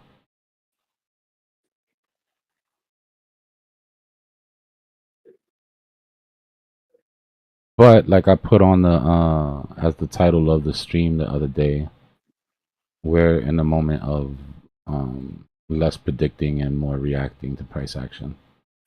The safest way to play this, as long as the game is on advanced difficulty, my suggestion is wait for confirmations.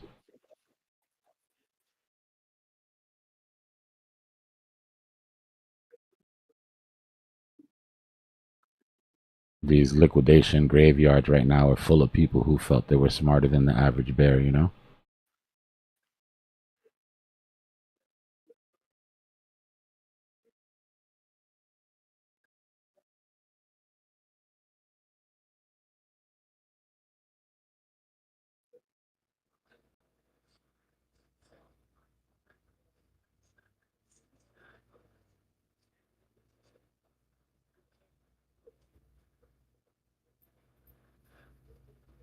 I appreciate that, Yosemite.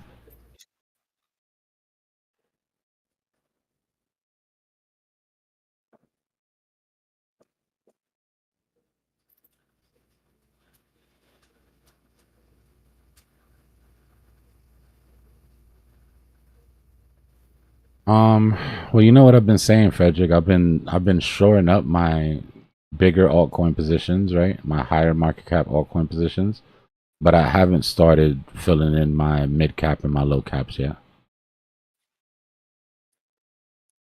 Dominance is on the 15-minute chart right now, and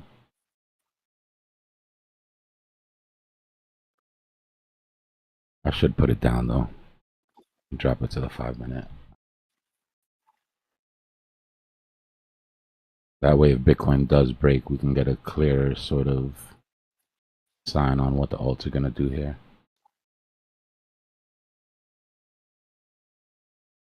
And then the purple line is USDT dominance.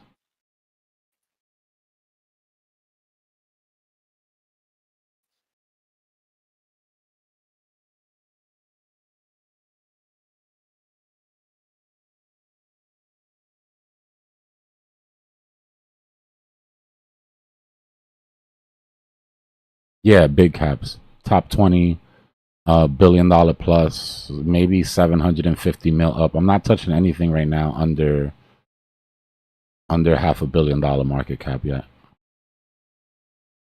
A few exceptions, just on my higher sort of conviction. Few exceptions, just on my higher sort of conviction. Somebody's got an open mic.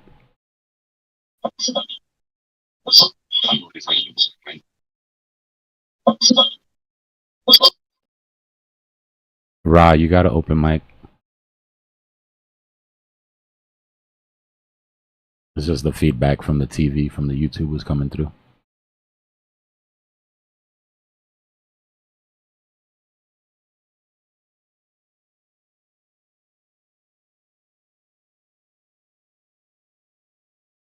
You're good, brother. Whenever somebody pops in a Discord for the first time, it usually does that. It'll bring you in with a hot mic.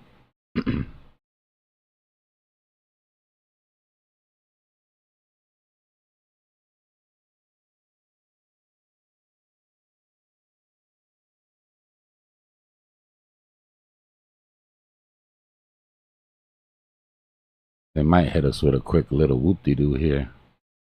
Come up, clear that top liquidity sweep, and then roll over and clear the bottom.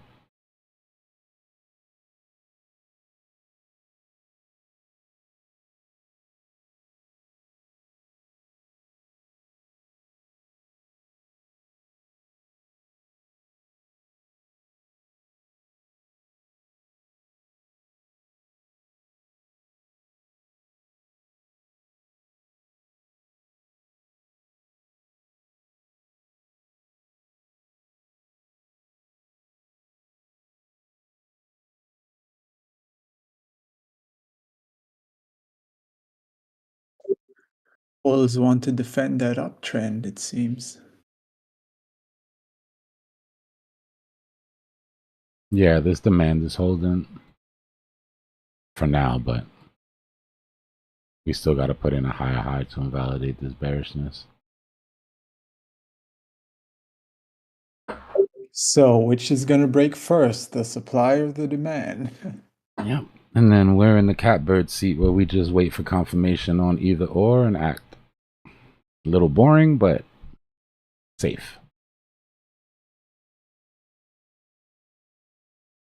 Patience is key. Yeah, for sure.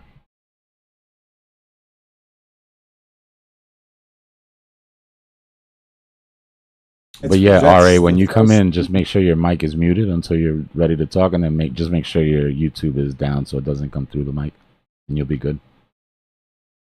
What was that? Patience is like the first thing that goes when I get into revenge trading. Oh yeah, there is no patience, and revenge trading is the lack of patience, like the definition of the lack of patience.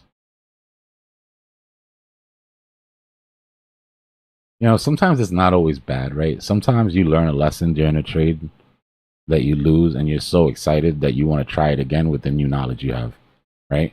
If I just do it again and I don't do that same thing, and I get that. But me personally, and I know there's no real logic to this, but I don't like to trade the same coin twice, whether I win or whether I lose, personally. Especially if I lose big or win big. I tend to just close the chart and move on to something else, or just take a break.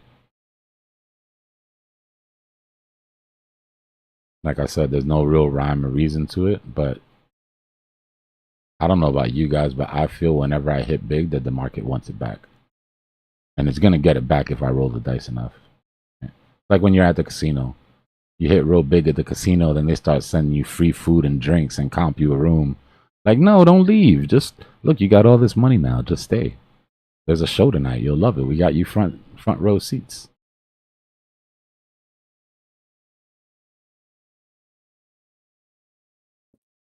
I second that, man. That has happened a lot of times. Yeah. Win big, just close your screen and do something else. It's the house money effect, because you think the money that you won is like different kind of money, although it's not. Yeah, and until you cash out, it's just chips. People feel the same way about crypto. For some reason, it's not real until you cash out, right? So you can risk it. You're not risking money. You're just, you're risking a shitty dog coin or something. It's not even real, is it? It's just like, no, it's real. It's real. That's buying power. You got to respect that. Oh yeah. Oh man, I was round tripping so much. It was just numbers on the screen, and I read some advice from someone where he said when you make a big win, just cash out a bit of it and have it as like paper money, so you can put it next to you and then you know how much it is. So then you'll have a feel for it. It's not just numbers on the screen.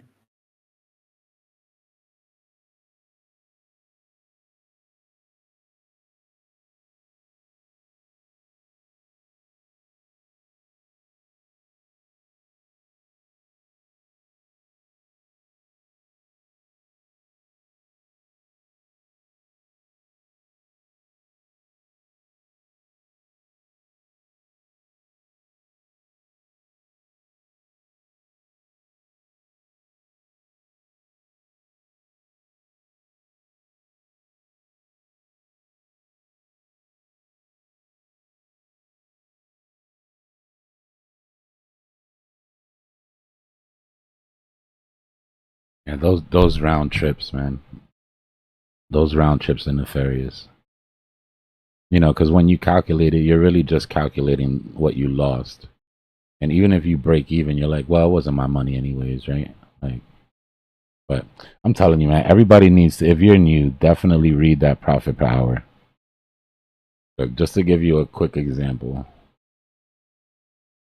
it's under education. It's right here, profit per hour. Cycles and tops is new too.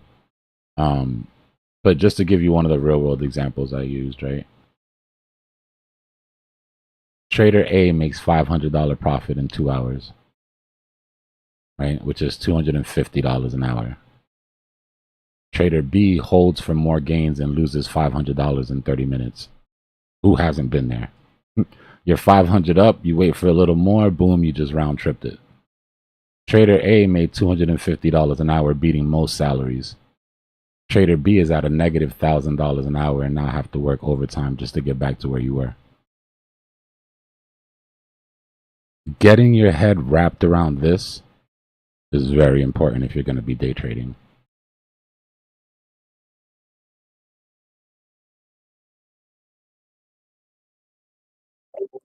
Do you journal your trades?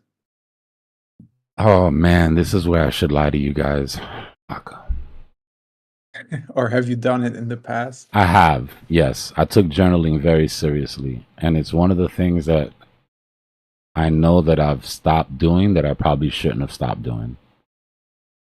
Right? You never get too experienced to journal your shit. There's just, your mind can only remember so many things. Right? Going back through your journal and finding patterns that you didn't realize before. And sometimes it could be the dumbest shit ever, yo. Like sometimes it could be like, you know, when you journal, your shit, it shouldn't just be entries and exits. Right? You need to turn that thing into a real 13-year-old girl's journal. Woke up this morning, didn't feel great, kind of low energy, whatever, just how you're feeling, right? And then go through your trades. Anything serious that happens during the day, throw it in there. Now, when you go back and look and you realize, damn, all the days that I fight with my girl, I end up negative.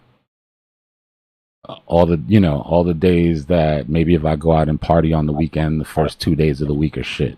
And you start to develop these rules for yourself. Don't trade if you got in a fight with your girl.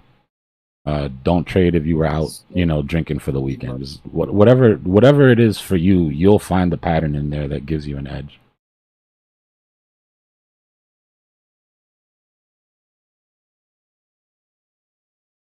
That is so true, man.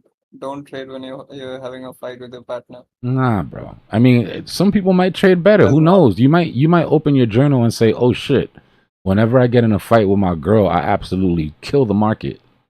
Maybe it clicks a switch to you. Maybe but you'll never know until you journal that, and then you've got to hack your own psychology, right? Screw what anybody else says. Everybody else in the world could tell you, "Hey, if you just add a little bit, it'll take rid of some of your stress. It'll take rid of some of your anxiety." Maybe that's true. Maybe it's not.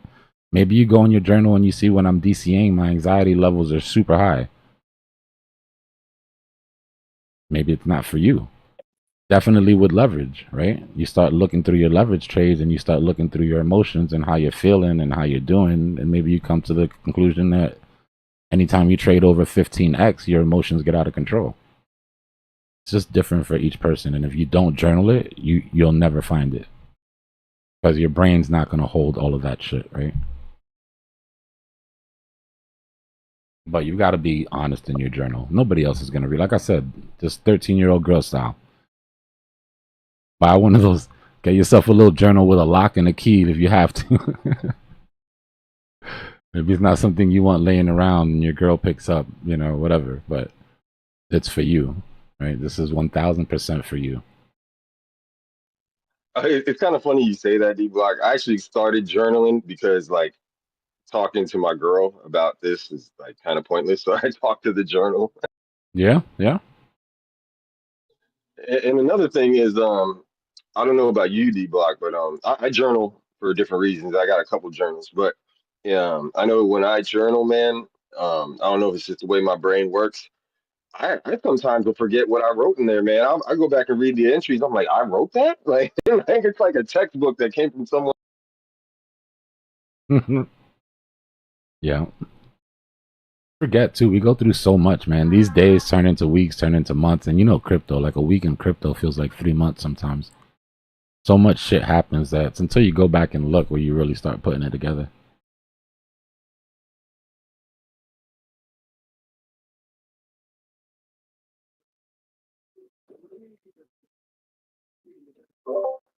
So don't I know that? My goodness. If I put a chart out and I go back and sometimes it feels like that was a week ago. Yeah. I go back and look at the date and it might have been 24 hours. I'm thinking that chart was only 24 hours ago. My goodness gracious. It's seriously, you lose track of time. It's amazing. Yeah, for sure.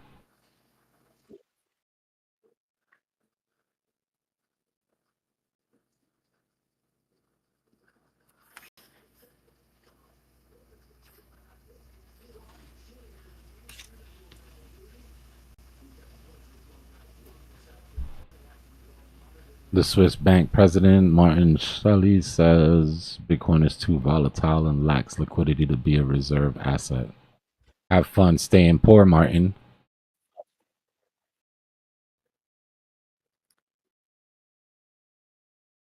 Yeah, wasn't it the Swiss bank that had long-term issues? Mm-hmm. Credit Suisse almost caught a bad one during our last bank, our little bank Yep. kerfluffle. Mm-hmm.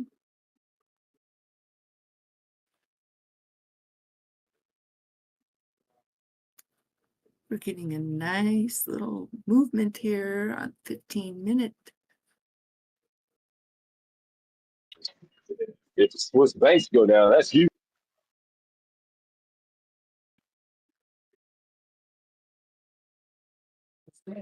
And they're in the job of protecting the status quo.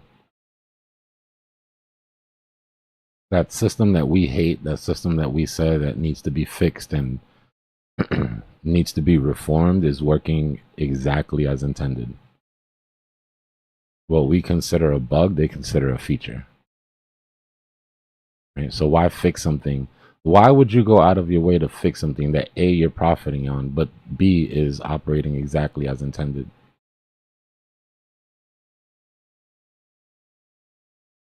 You've got to be forced to make those moves.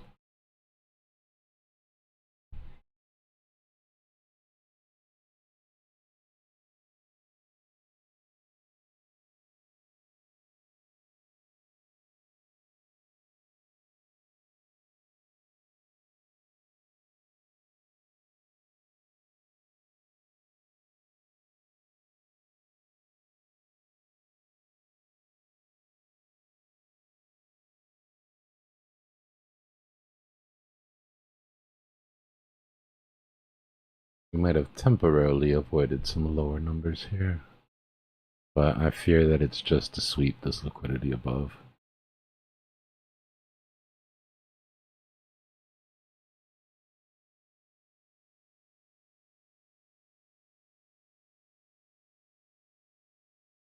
Nice, good shit, high def.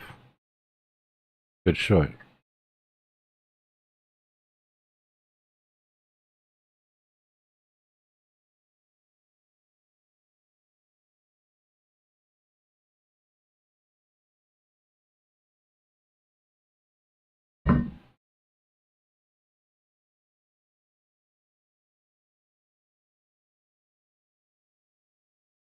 Yo, Empanada, are you still here? Somebody joined, I guess I missed it. Somebody subbed and their name is Empanada con Carne. $1.50. That sounds good right now. I got $1.50 for some empanadas.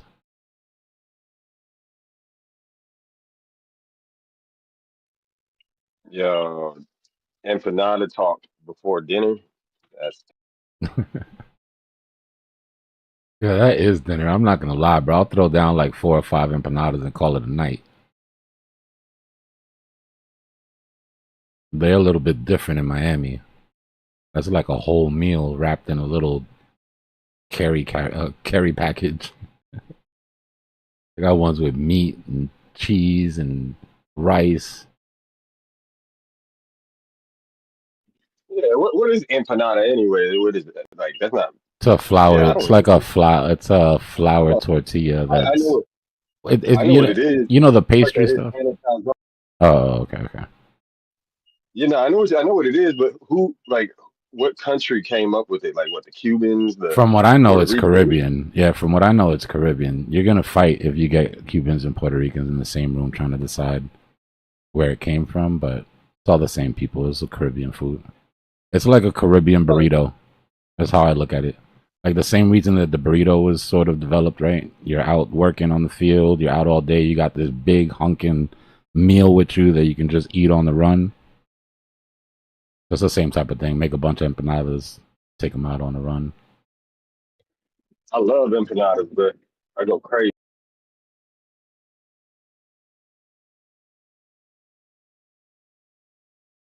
What's the trend been, Monster? How many times you had steak this week? They both sound good. Some buffalo chicken wings sound really good right now. Yeah, Rob, we're here every day. YouTube is usually on 24 hours. Discord is definitely 24 hours. Bro, I need a West Coast carne asada burrito like before the end of the year. Hey, listen. The first time I saw a West Coast burrito, I was like, what in the hell is that? And what have I been eating my whole life? Because I've obviously never had a real burrito.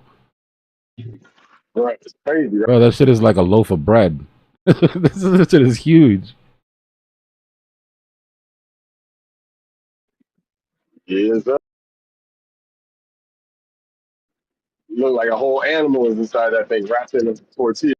All right. Damn, I don't know, Monster. That's a hard choice.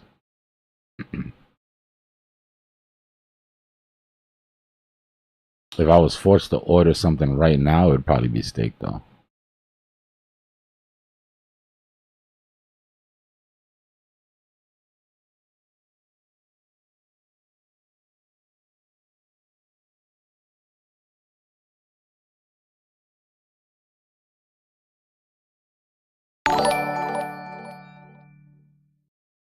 Can you check out link on 15? It's doing the exact same pattern from last drop. That means we got one more elo to go to 12.9 GP maybe in 24 hours. Yeah, I'll take a yeah, Woonie don't know how to act when that AI voice comes on. I'll take a look at the link for you.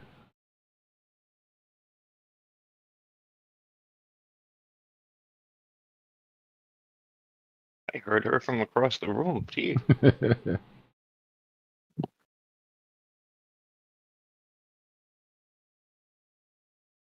Yeah, you're looking like you want to drop through these liquidations here. You're thick on liquidations on Chainlink, and it's showing weakness.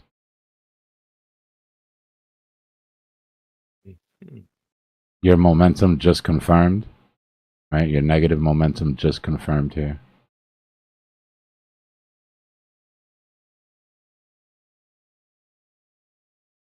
That just makes a whole lot of sense there when something gets hot, man, and it don't pump right away. It's because all those liquidations. Yeah, it's just too much underneath. If spot isn't gonna come in and keep pushing, market maker will pay himself. For sure. Weekends. Especially on the weekends, that's for sure. Yeah. I'm looking at least to come down and grab this vector gap at 446. You want to remain bullish here. You do want to put in a higher low, though. Let's see where our trend is.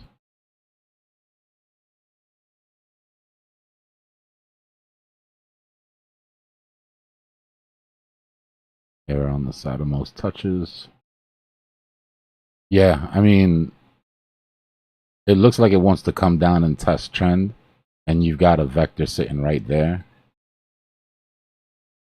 So I would expect at the very least to come down between 14.49 and 14.4 flat.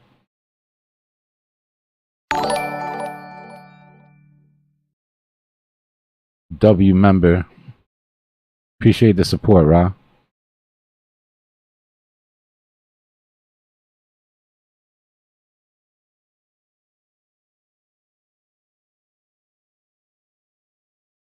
Let's see what that would mean fib wise. It looks like it would be between 786 and golden pocket retracement.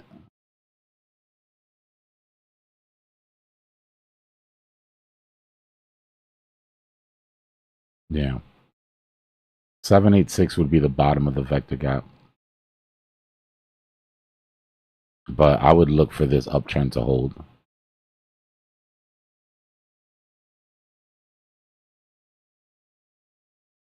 If that breaks, then, you know, your short is going to print even more. Yeah, if it hits 786, you're going to be breaking that downtrend. Chances are, if you come back up, retest bearishly, you're going to test these lows.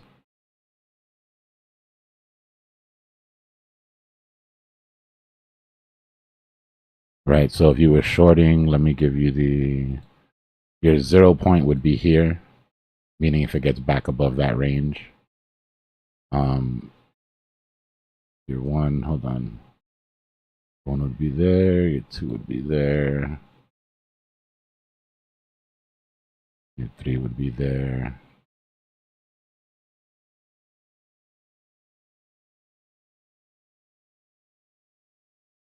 And then your SR flip would be right about there.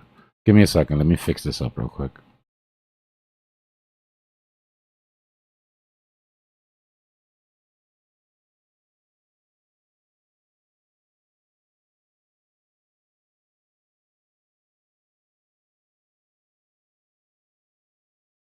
So this is what you're looking like. Your first place of your first interest is getting underneath this 200.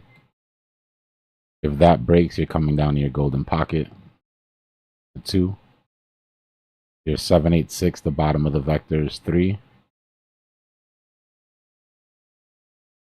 Your double bottom would be 4. And if that breaks, your SR flip would be 5. And it looks like you've got a decent amount of gas to get through all of that. So just play it by ear, right? You start catching resistance at any of these, support at any of these levels, and volume starts to pick up, then you want to start looking at your position.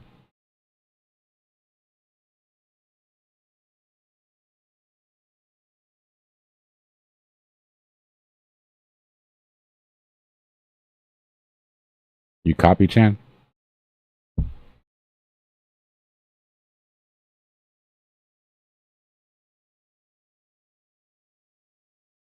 Alright, bet. Looks decent though. Shouldn't have problems at least getting down to the golden pocket. Then we'll see at that point, because your golden pocket is a SR flip here. So I wouldn't be shocked to see that hold.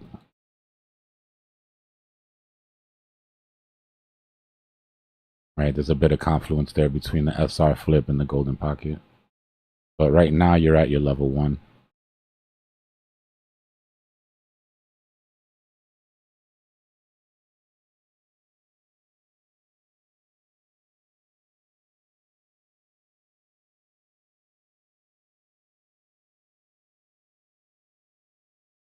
Yeah, I saw that. I was looking at that on the right.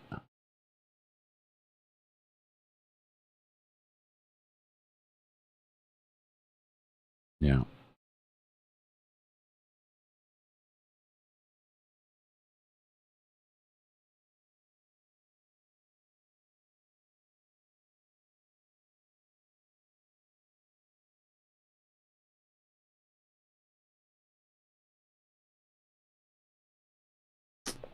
XCN, yeah.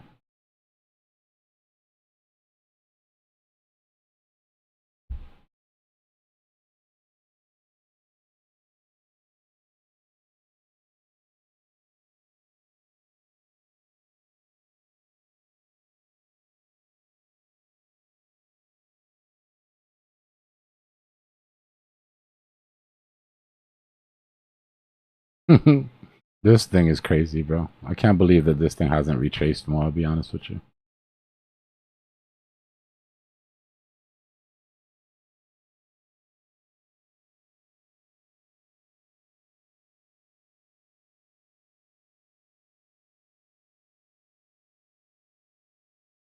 All right, let's take everything off.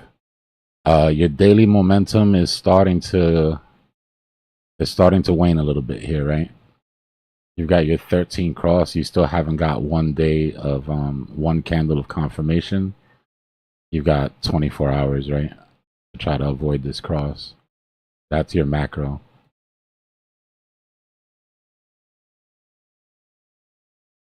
You're starting to fight mid-level times, right? 4 hour, you're breaking above your 50 here. So momentum's picking up on smaller time frames. You've already got your confirmation and your cross on the 1 minute.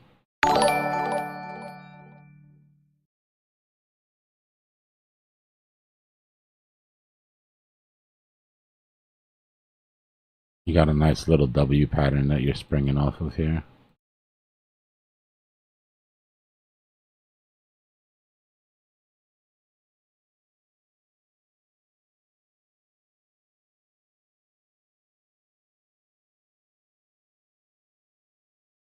That measured move is all about hit. So you want to watch momentum here. Right? If they're going to build out another pattern, they'll do it here. Meaning you want to see some sort of flag structure or something start to build. The same way that you did, right? To get past that last little bit. Pop up, build a flag structure, pop up. You'll probably come down and hit your 50 here and reclaim this vector. And then you're going to want to look for signs of strength at your 50 EMA to tell you that this is continuing.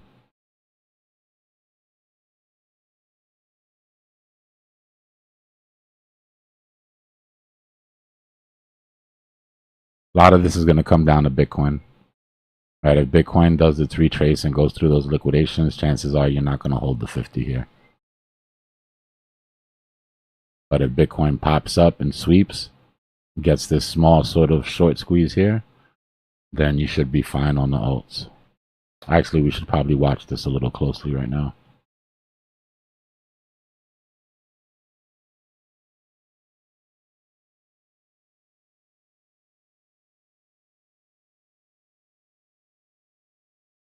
Let's see if we can get this pop.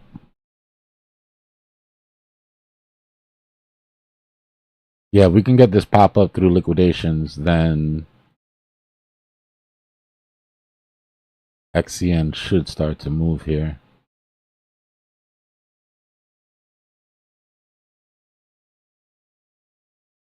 I really think this vector needs to be cleared, though. Good evening, everybody. What's going on, Zusi? Not much. Actually, I had to TP a bit. It was horrible. Horrible. Yeah, you're the worst. It like hurts you physically to take profits. I know it's a mistake, so yeah. Oh, selling after a 30% decrease in price. Well, you have intentions on No. buying again. It's not like you're selling and walking away, right? Here I might, yeah, it's a bit like walking away, I guess. Market maker wants these liquidations, guys. He stepped into the arena.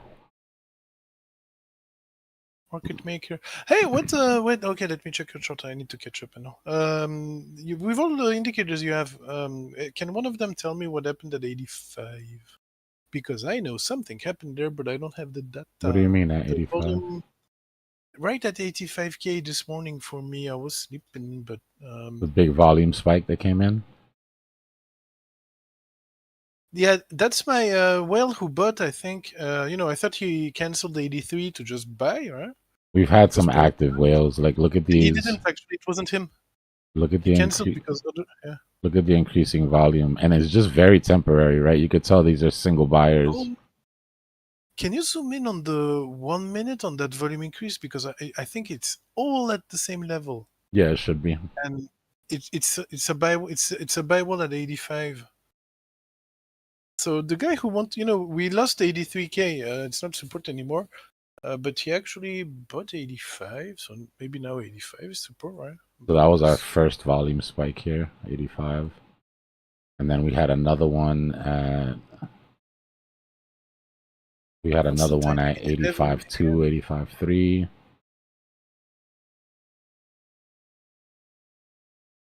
think. But yeah, very abnormal volume. Yeah. Something odd happened there, but this is perpetual contract, right? Yeah, it's perps. Doesn't have to be on perp. Because I can't see it on the chart now. This M pattern is now invalidated. We made a higher high. So we'll need a new pattern to get out of here. Have you seen how much thicker these short liquidation, these long liquidations have gotten underneath price since we first started tracking? Like, we're... Well, no, but I know it's the case because I noticed funding rates are back in the positive, so you're not getting paid to stay long anymore. But that's not a bad thing, when you need to see people buy and also people take longs. It helps price break resistances. But here we can't. Oh,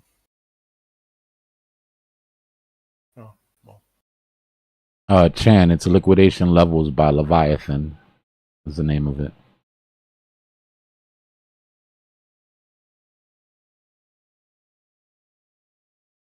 So it gave you a vector with it should be a vector at 85, right?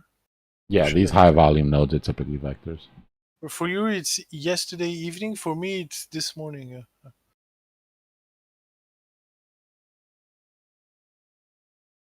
But otherwise, today is pretty. It's pretty. There's nothing happening. Yeah.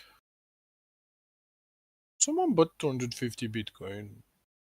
Market maker wants to pay himself, Brick. He just doesn't want to pay for it. And if you look, he's got liquidity sweeps on both sides, right? So market maker take you right up to the edge and then step off the gas. If retail doesn't want to pay, if retail's not going to pay for this trip, all right, we'll make them pay for this one.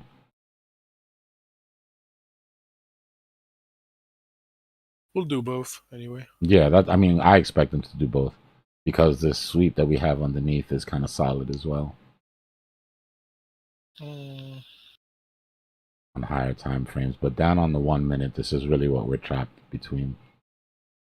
And then, you know how I always tell you guys, when there's a range and we're in a range, watch for the bad market participants, right? Watch for the bulls and the bears that don't respect the supply and demand and start to put their liquidation levels above demand. You can see everybody on the bulls, well, some of them got swept, but bears are clean, right? Bears are above supply, not at risk. If this range stays this way, none of them will get wrecked. Bulls are taking unnecessary risks. The range doesn't even have to change. If the range just stays the same, these guys are getting wrecked.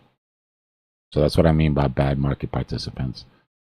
And the problem is if you're in a situation where there's no retail to push up and then you get these degens down here, market maker has no problem swinging around to clear the easier catch, right? It's like easier victims.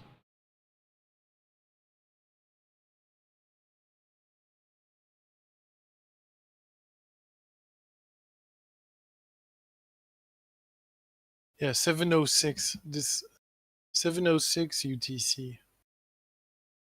What the hell was that? Price is doing literally nothing, but you get a big volume spike. Pretty huge for a weekend.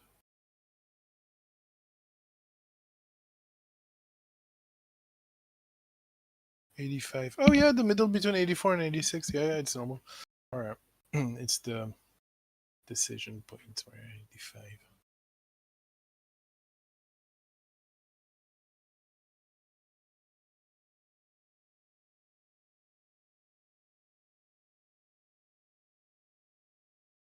Gotta watch out for these ranges, beast mode.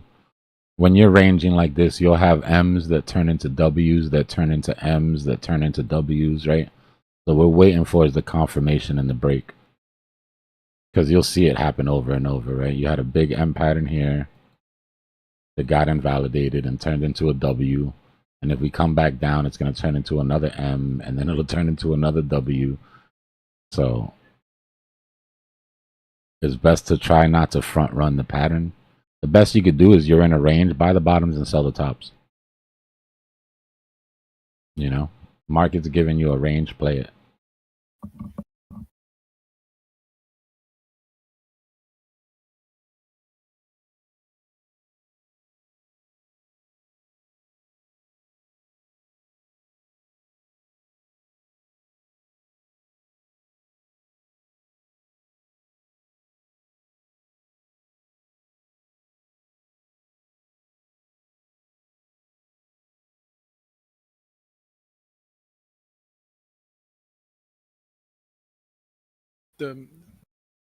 just it's just useless bullshit to say stuff I'm saying. But the way I read what happened just these last 48 hours is first you cancel, you let it drop. Then on the next drop, you absorb quite significantly. Then on the drop after that, you cancel again, you let it drop again. And here during the weekend, so they spike it up for the weekend, but after that, they absorbed without letting price even drop a single dollar for like 1 hour, right, this morning. And that's where most of the volume is. The rest is noise. Now, yeah, right now we're going up, down, we're above. We're probably going to go below too, but I want to wait for the next volume spike, order flow wise, see what happens. And we're going to get one at 84,500, but it's going to be, if the level is not replenished and, if we just, I don't think it's that big.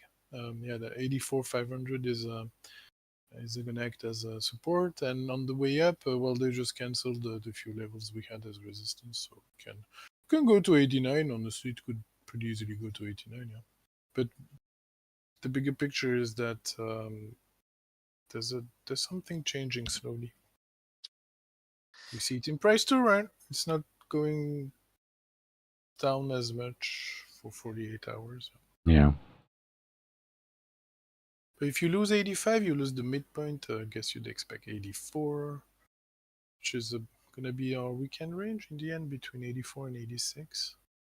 Yeah. You wanted to look at CAS. We've already made the move down on CAS. I was calling for like a 60% drop if we came down out of this bearish channel. We haven't gotten it yet, but we did take out our lows. So I'm not convinced that Casper's not done dropping here personally. Unfortunately. If we look on the weekly, the real problem for CASP is those vector candles that we left on the way up. Right? These things have to be paid for. So we're in the process of doing that now. I haven't started loading up my CAS position. Right? This is more in the low cap, mid cap stuff that I was talking about. Take a look at this, the gap in the VPVR. You guys that have been here for a while, I talk about these big gaps here in this VPVR. Those things are free fall areas. As soon as you break that high level, that high volume node, and you come into this gap, price just tends to get sucked through it. Especially if you look to the right and you've got vector candles. Right, so I wouldn't be comfortable. Maybe a light DCA if you want to just kill some of the FOMO, but I think CAS comes down a little bit lower. I would at least need a couple of days of proof that this is the bottom. Right? On the daily, this is what we're looking at. Put in that wick, took out the wick, bodied over, but you're not out of hot water just yet. So chances are if this comes down, you could see low 60s, high 50s. That's a big if though, right? You just got to wait for it to play out because, that's 20% drop, 25% drop. Not saying it's going to happen. What I'm saying is that the path to get there is already paved, which means if you're not going to get there and you're going to pop up, you're going to need the gas to get there, which means you're going to need some shorts lining up above you. Let's see what we look like on liquidation levels here.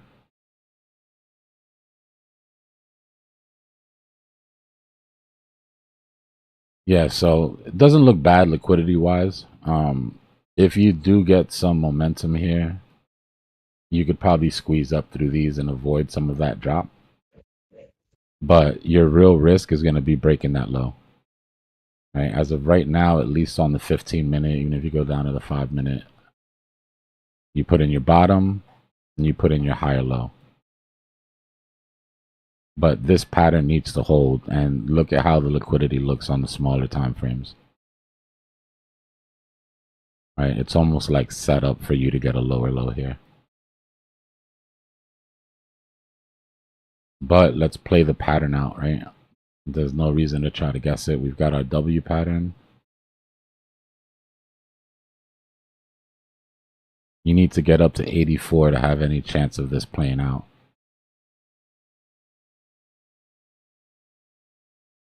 Trying to give you the bullish and the bearish here so you can carry it with you for a couple, because it's going to take a while for this to play out, but that would be your bullish scenario.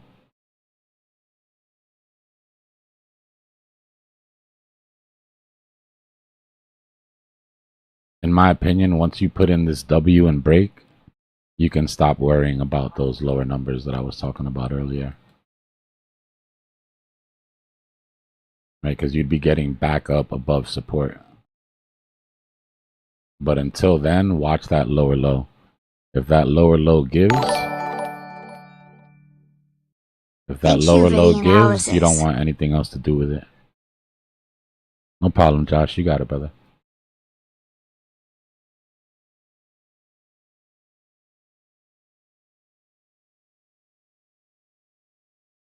All right, Bitcoin's coming after these degens right here. Let's see if it stops at demand and keeps this range, or if it goes after their buddies.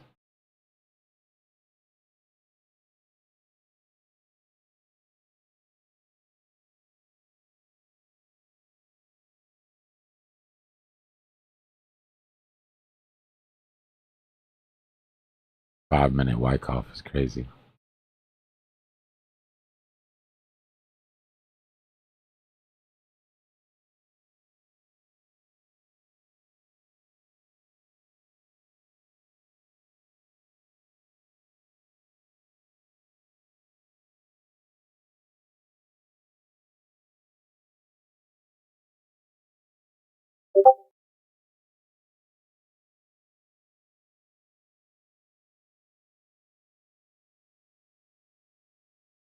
Yeah, some of SHIB's thunder got stolen. I mean, SHIB's main catalyst is that it was the cheapest thing on trading on Robinhood.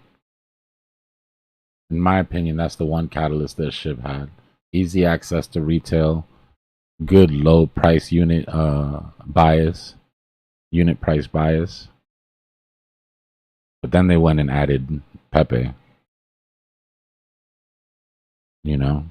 And it's like, so it's got a little bit of competition now on Robinhood.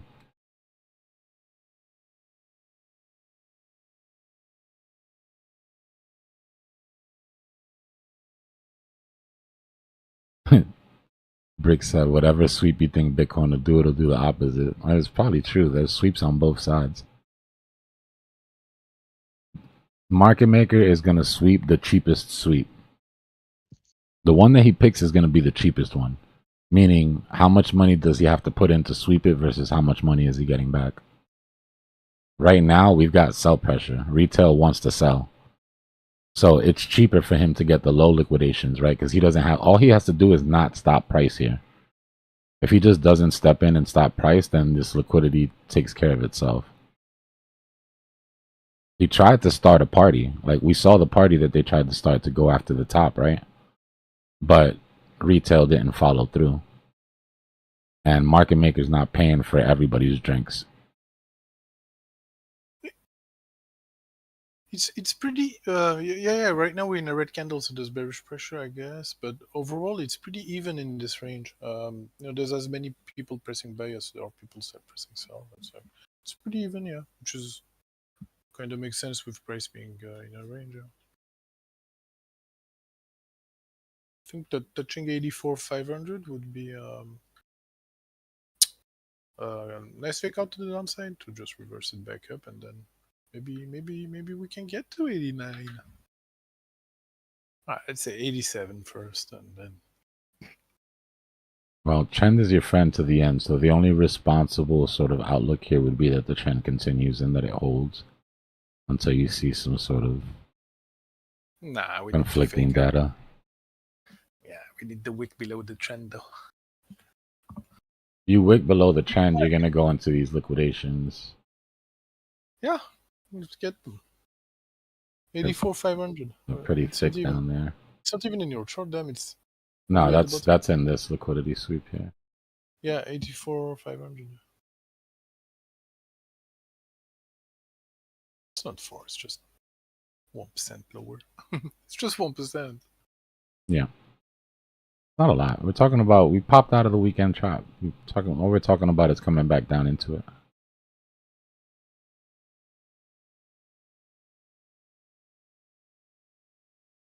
No more, no less.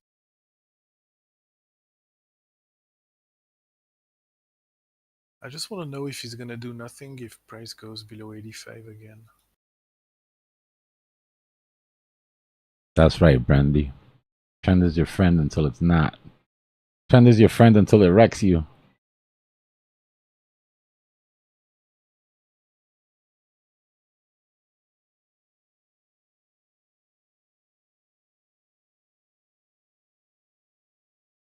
The trick is picking the end of the trend, right? Because at the end of the trend's got to end.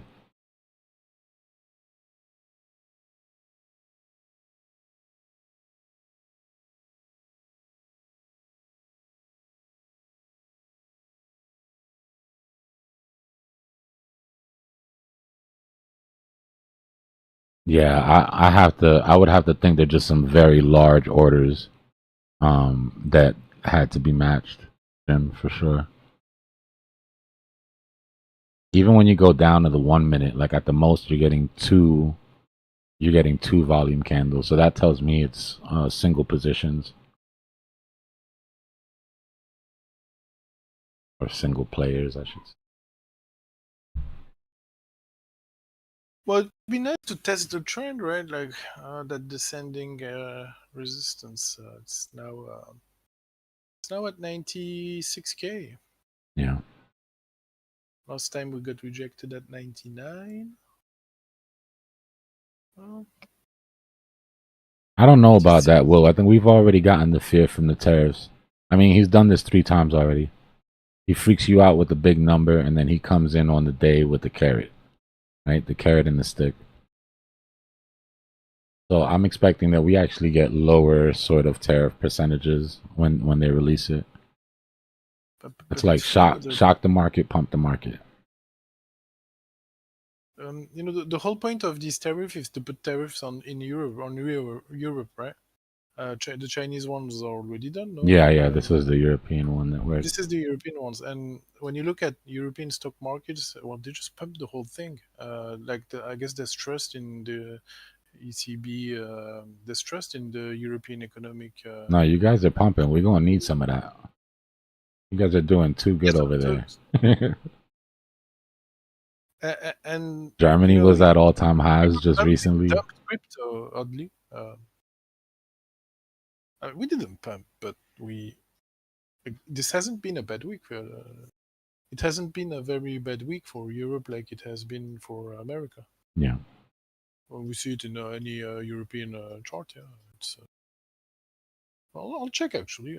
But yeah, the weekly candle is green on Europe. It's not red.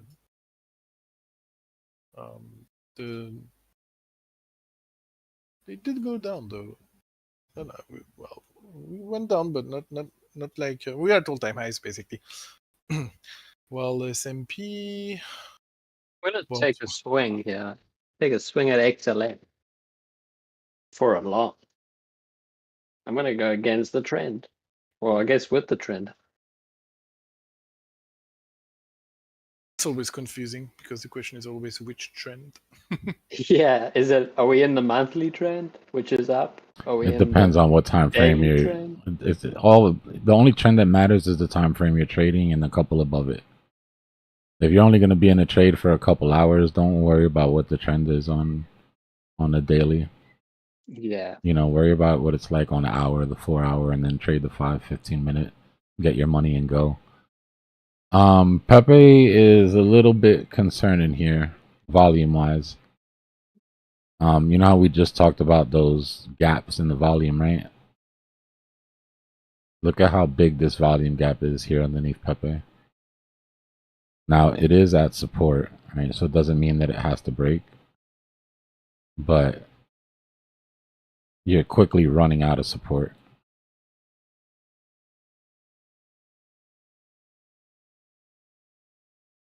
The problem is if that doesn't hold, look at this massive gap here in the VPVR, right? Because all you have on the right side is this parabolic move that didn't leave any support behind.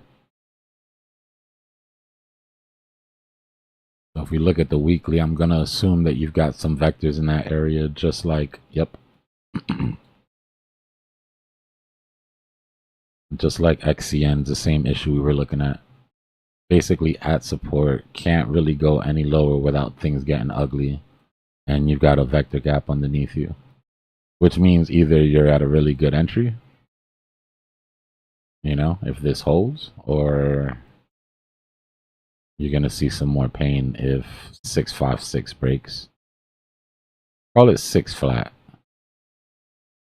506. Yeah, that's a big support zone there. If you lose that, that's going to be trouble. Yeah, if you lose that, that's not good. I mean, you've already lost your major uptrend and you've already lost your secondary uptrend.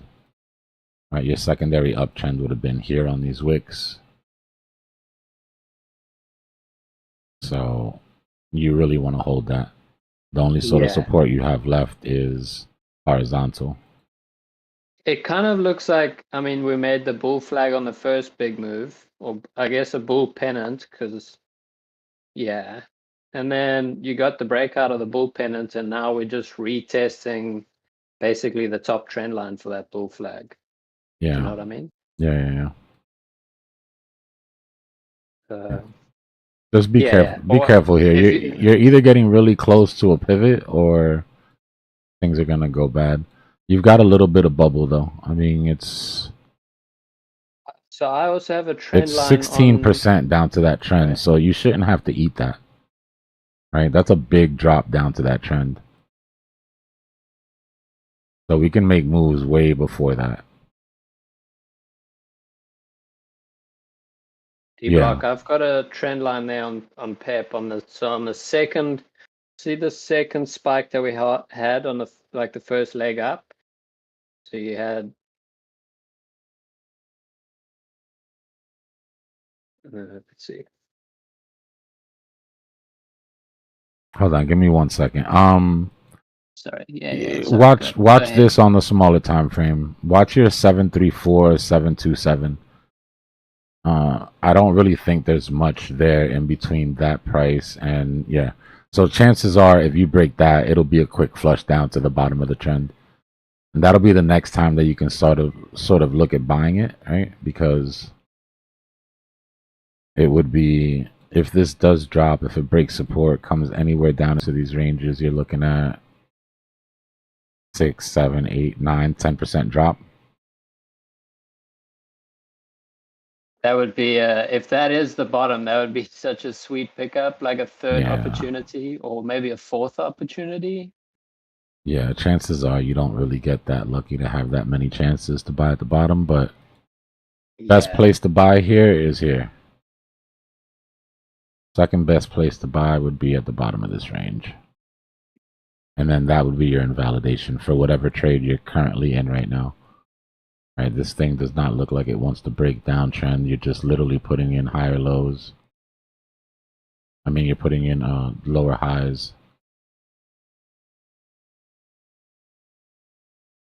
So yeah, if this thing's gonna break, it has to do it like soon. Either you picked up. Where'd you buy? You bought down at this support, Maddie?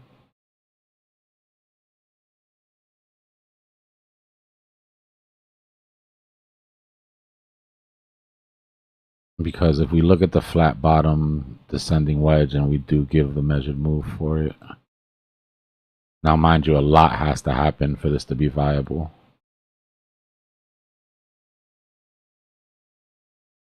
But I'll draw it out for you now.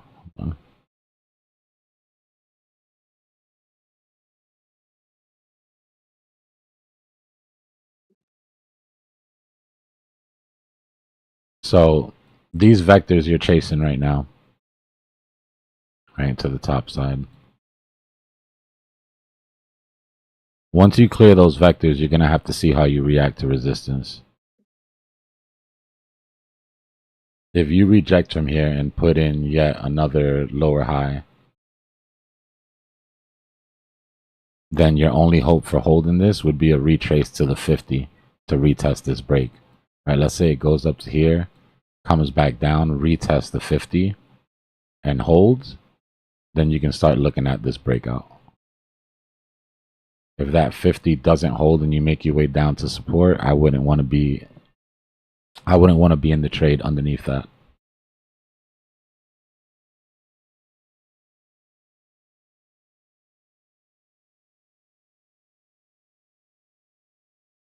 Not completely hopeless. I have the backdrop of Bitcoin in my mind, right? I know what Bitcoin looks like right now. So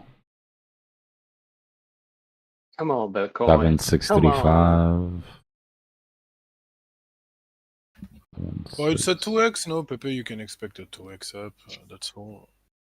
Oh, so you bought the breakout of the small W here, basically, or you bought the dip? One of these two. You're right around in this range. You bought at that SR flip. That's not horrible. Resistance, resistance, resistance, resistance. Now breaking out. Ooh, Algo's getting a bit of a pump. And HBAR looks like it wants to move. Again? Sure. Yeah, well, I was seeing a descending wedge on XLM. That's why I saw a descending wedge and then a breakout of it. And then we retested the top trend line for the wedge. So that's where I put in the long. So far it's going good. I'm hoping to get the measured move of the bull flag on the 5 minutes. It's just on the 5 minutes. Nice, Matty. Sounds good. Yeah, tight stop loss.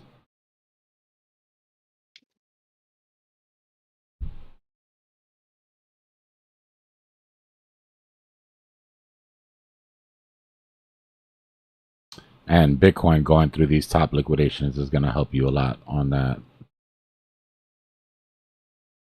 Pepe trade.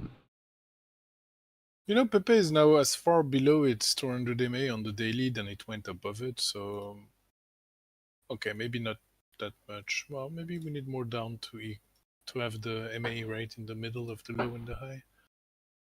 So yeah, I guess can drop another 20-30%. But I'm just going back to that average eventually. Make sure there's resistance there. See what happens. Could even go to 17 where there's resistance now. Yeah. We're at 700. That's roughly 2x. Huh? Yeah, Nan, you're going to see some alts moving now. We just had Bitcoin hold bottom and put in a higher low. So you should get some reaction across the alts. Dominance is coming down. USDC, USDT dominance is also coming down. We love to see those working in the same direction. Because that means that if dominance is coming down, it means money's coming out of Bitcoin. If USDT dom is coming down, that means it's not going into stables. Right? That means it's going into alts. When you see USDT, USDC dominance, and Bitcoin dom going down, you know that the alts are being fed right now.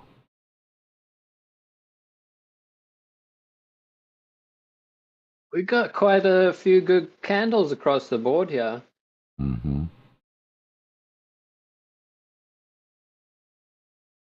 I like XRP's structure right now. That's I don't know, it just looks pretty healthy.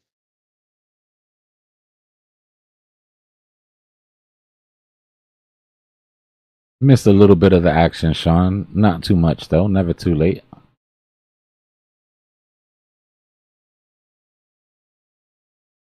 Never too late to wait for the next entry.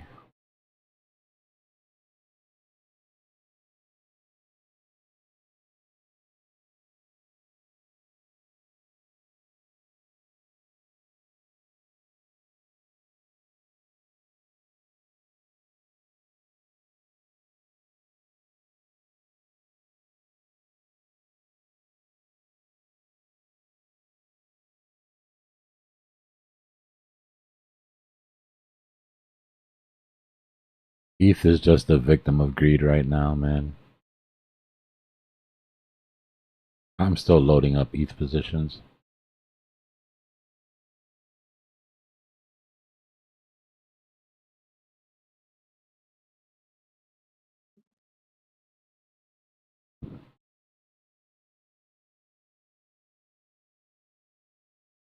Looks like you're about to take that vector gap right now on Pepe and test that downtrend. So you should have your first clue here on how to play this coming up.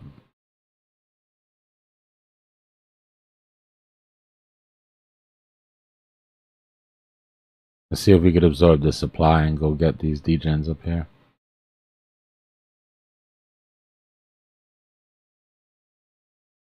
Supply is gone. Market maker should give us a green candle through this as a sort of pat on the back to retail. A little attaboy.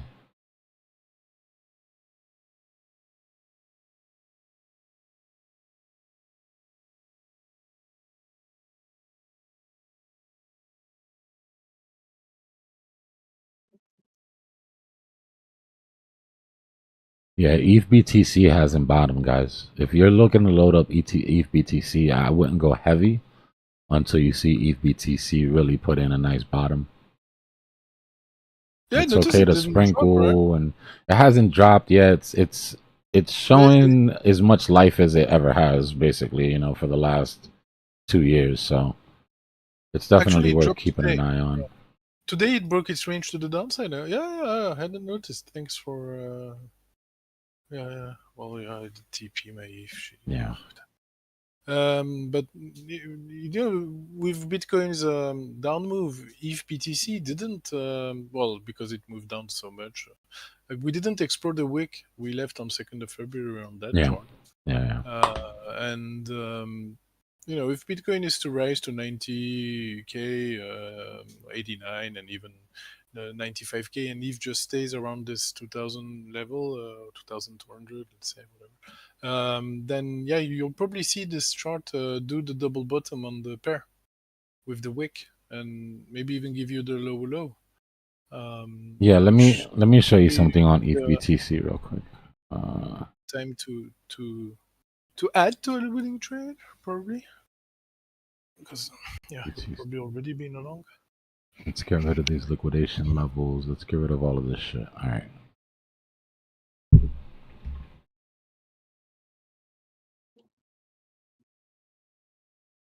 So we're looking at ETH Bitcoin here on the weekly.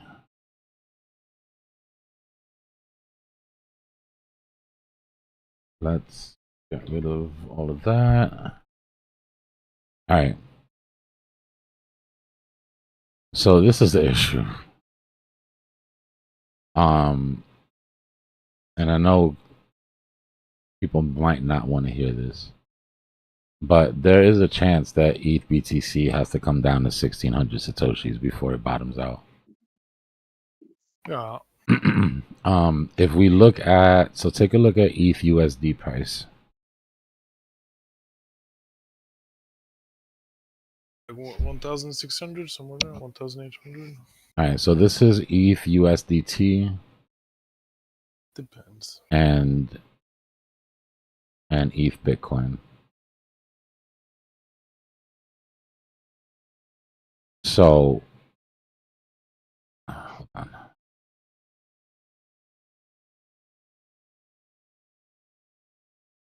Yeah, the only reason why ETH is not putting new bear market bottoms is because Bitcoin is at 80k. Well, Gives it a good trade, right? So this is the problem here. This is ETH BTC, the purple line. I mean ETH USD, and this is ETH BTC. ETH BTC dropped or bottomed at 1643 in 2019, right? At $100, right? Yeah, but ETH USD continued to drop. So even though we found bottom on ETH BTC pair, that was not the bottom for ETH USD pair. So that's something that I'm kind of looking at now. Like, you know, Can we bottom on ETH BTC and still have ETH USD take one final swing?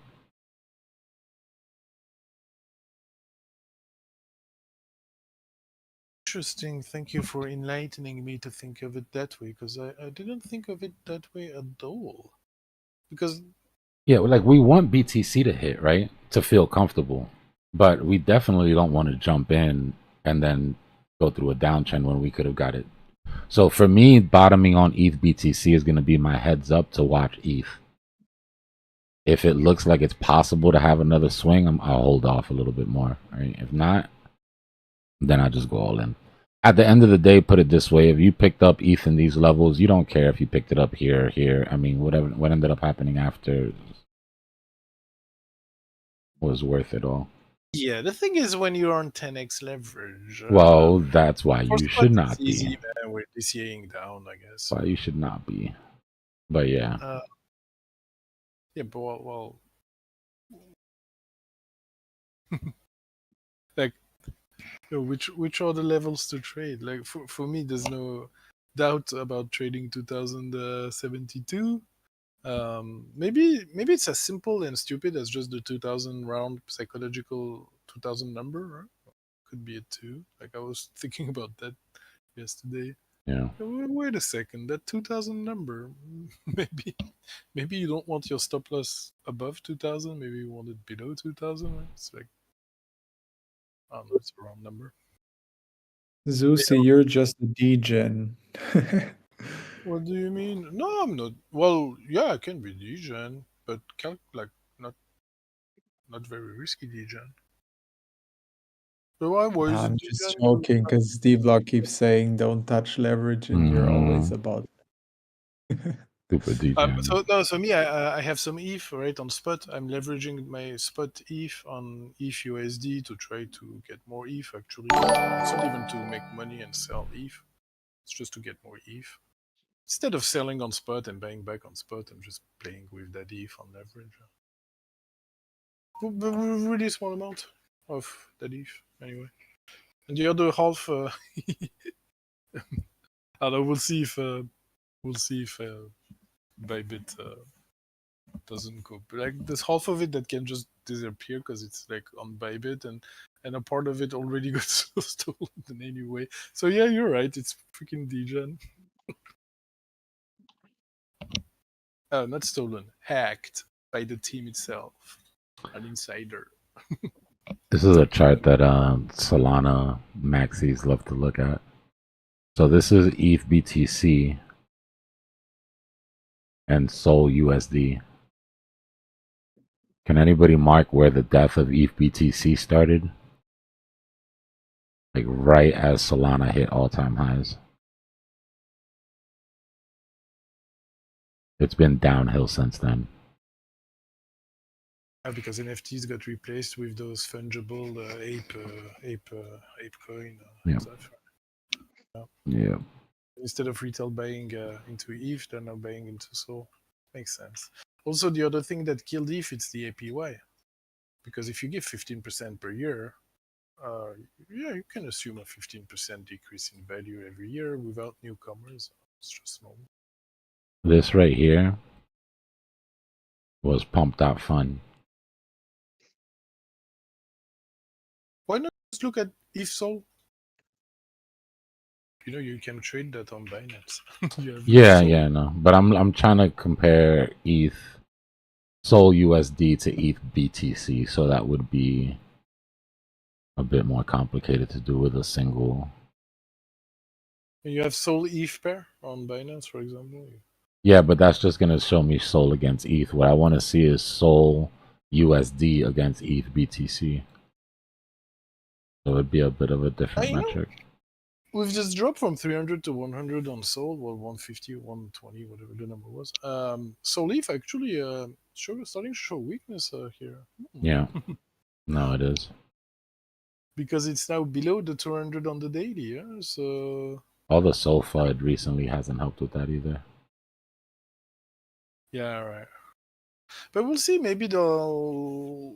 Isn't ETH supposed to have a ETH 3.0 soon? Like it's been 2 years now. ETH's got upgrades coming. Sol just had the U.S. government call their shitcoins collectibles. It's bullish. Okay, on both sides. Yeah, I think it's bullish on both sides. We're just gonna have to see. And ETH, you said it's going to be the real world narrative smart contract stuff. I Right? mean, So, ETH's final use case, in my opinion, is the tokenization of the stock market. wow, on ETH network where they just stole. What they just stole 400,000. That had nothing to do with the ETH network. That's Yeah, like but if you get still. get robbed and Yeah, I know, somebody I know. blames the bank. I know, but still, it's not. What some people might not want to choose ETH because of that. No? It's like choosing a bank that. Well, no, okay, yeah, it's got nothing to do. With Well, maybe they would want to buy ETH because even the hackers are going for it, right? Yeah, that's what I said. I would have definitely put that motto out. I would have been like Ethereum. Even the hackers are accumulating. But it's like banks, right? Like how many bank robberies were there yesterday? Or how many bank robberies are there per year? People don't stop trusting the banks because banks get robbed. Yeah, I don't understand why Good ETH point. is outperforming everything right now. Because if Bybit really got hacked, that ETH, and they need to keep one-to-one reserves, they should be buying like hell ETH right They now. got it back though. They're solid. Took them 4 days.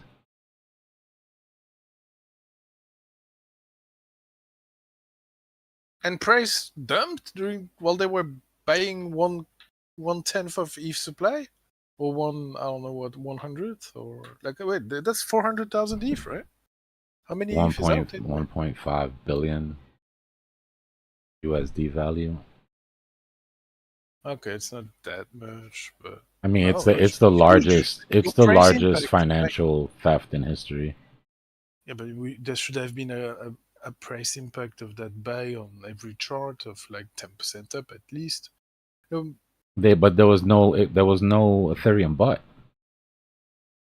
The Ethereum only was reason why transferred. this weekend, we're getting a relief a bit this weekend thanks to one buy on Bitcoin this morning at 7 a.m. of roughly $1 billion, which kind of prevented, probably another 5% down leg. So that one huge buy of Bybit should at least prevent it from putting a lower low, but it did that. They didn't buy though. They just got Ethereum from other people sent to them. They never For bought free? as a loan. Yeah, Jim, the majority of it is OTC. That's why it's not pushing price. And yeah, favors were called in. Favors were called in for that Ethereum. And it's in those. It's not like a charity, right? Like if Bybit went down, everybody was screwed. So this was the industry coming together to keep something that was going to affect everybody in real time. I'm sure over the next year, 2 years, 3 years, Bybit's going to have to pay back some of those loans, right? But it's not instant. Yeah. The other option is that they actually go bankrupt, but not because of this news, but more like in 1 year during the bear market, because instead of paying back the loan, they rather just shut off. No? Or if they do something sketchy, right? Or if maybe they feel down and they decide that they're going to take on increased risk, or they're going to start hypothecating some crypto, or they're going to start merging customer and business funds. Like this is how these people get into these problems. Something happens, they overcorrect, they break some of their rules. Bitcoin doesn't do what you think it's going to do for a month or 2 months, and then now you're looking at some serious problems. Also, funny loop. You get hacked. That's bearish news. People sell. It makes it cheaper to buy what you just got hacked, right? So if you wanted to replenish your reserves, it's actually a good plan to get hacked. To get hacked? Yeah. Get all this old coin out of here and bring in some new shiny coin.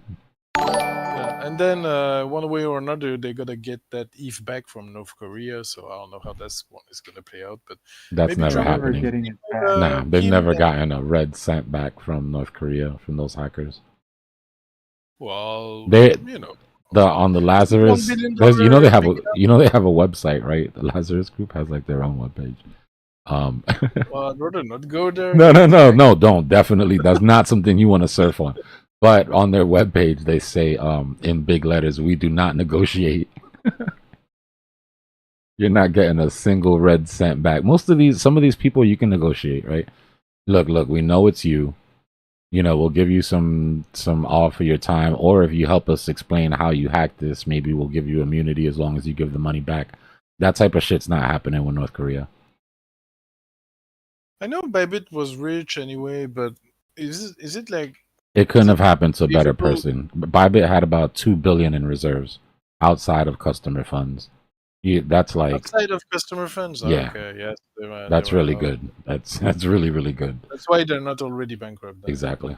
So why do they even need to take any loan? Or Because they didn't want to buy. They didn't want to. They didn't want to impact price. They didn't want to. Yeah, it's non-ethical to buy a $1.5 billion worth of Ethereum on market. Someone just did it on Bitcoin this morning at 7:06 a.m. precisely. 1 point something billion of Bitcoin. Well, 3,000 Bitcoin. I mean, if you do it as a retail investor or private person, it's not a problem. But if you do it as an institution, you're gonna have problems because of Yeah. insider trading. It's the appearance of impropriety, right? You've got to be right down the middle. So this is a bullish catalyst for ETH, right? In the end, because Automatic hold of 1.5 billion is probably not going to get sold until the bear market. These guys aren't stupid. They've held through bear markets into bull markets, back into bear markets, and not sold hacked coins. So I've read somewhere that their method to launder it is to swap it into BTC, but I don't know if they did that. well, yeah, today they did because the pair did a red candle and broke the range it was in.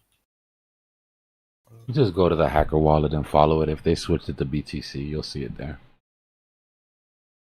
Was it another hack? No, same one. We're talking about the same one. I don't know how else to put it though, but 2025 crime apparently is legal, and nobody's hesitating to dip their foot in. I mean, when Trump launched, that was like Yep. the start of crime season. Yeah. Andrew Tate and his brother just got out of jail. Apparently, the Trump administration was strong-arming Romania to let them go.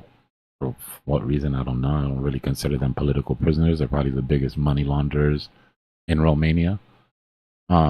But yeah, apparently they got Romanian government to release them until court and to and the United States reissued their American passports, which means A, they're coming to America, B, they're never going back to Romania, and C, the United States will not extract them for missing their court date. So they're basically getting a get out of jail free card here. If you guys want to go look at CoffeeZilla's last. Did you say they were money laundering? Hardcore Well, they've been money talking launderers. about that, like they CoffeeZilla? they have like Yeah. mafia connections and all that. No, the Tate brothers. CoffeeZilla just did another. Coffee. Yeah, Coffee just did another another show on them. But this is all stuff that's been out for a while, and it's not even Andrew as much as his brother. His brother's the real. His brother's the mastermind. Mm-hmm. Brawn and brains. Dude calls himself Scorpius Augustus or something like that, right? That's like his for starting money market accounts and some of his passports, right? He's got like all these fake IDs. Are they And twins? when you Google what it is, it's a James Bond villain. Like he literally named himself after a James Bond villain. They're not twins, are they? Nah. They do look a lot alike, man. The other one shaved his head. I'm gonna have to rewind what you just said. I lost internet connection, but yeah, appreciate it. Go watch the CoffeeZilla piece that he did. It's like 10 minutes, 12 minutes long on the Tate brothers getting released. We had a direct envoy from Trump administration go to Romania and make it happen. It was interesting to me. That's the Tate brothers. The Tate brothers, that's not really the hill you want to die on. You know what I mean? You want to stand up and defend a group of people. It's probably not the two guys that you want to put your name on the line for. Trump owed him a favor.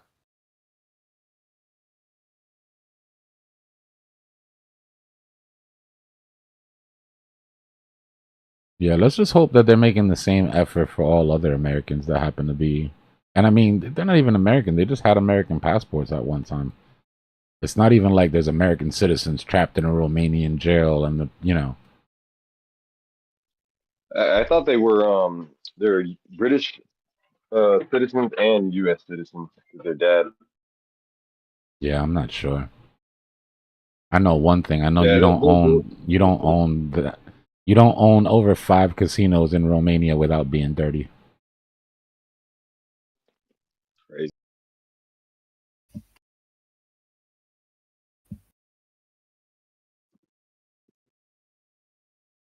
Well, it's kind of sad if someone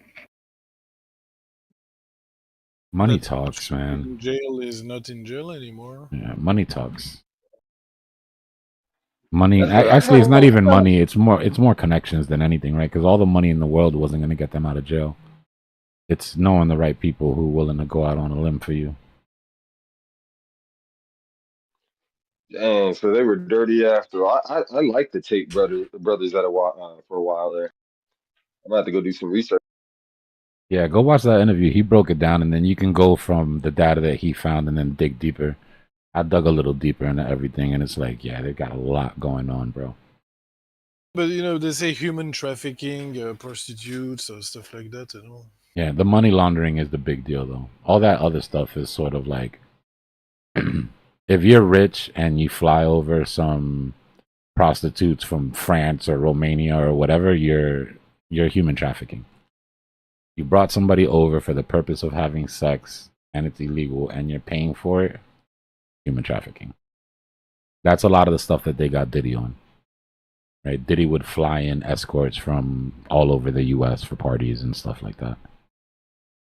It's not, we have to separate that sort of human trafficking from the white van human trafficking, where you're kidnapping people on the street and putting them into a life of, sex slavery or whatever.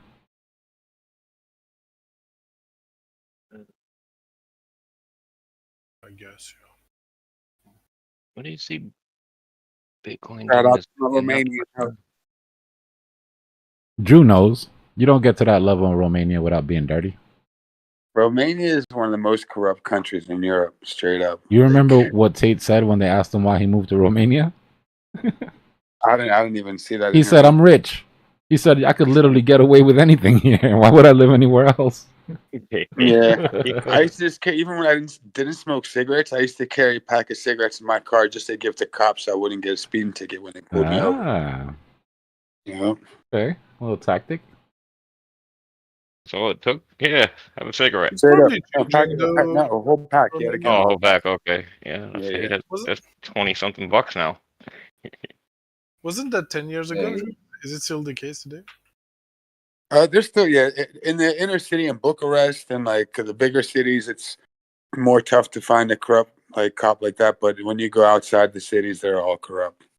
And the government, though, is very, very corrupt. It's still the case. They're 100% corrupt right now. It's you can buy anything. You can buy your way out of jail in Romania. You heard what we were saying before. They let Tate brothers out of jail.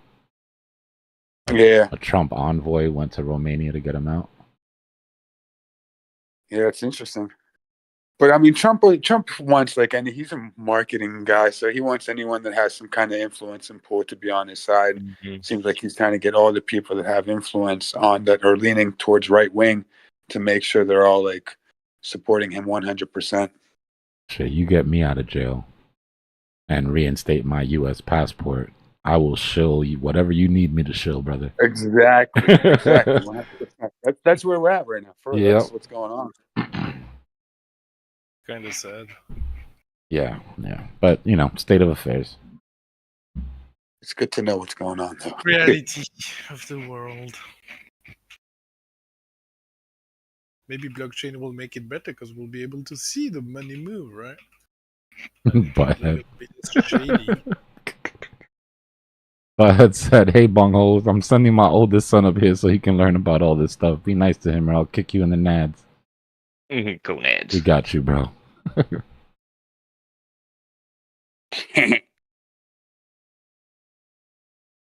Fire. He's a gonad. Hey, believe this.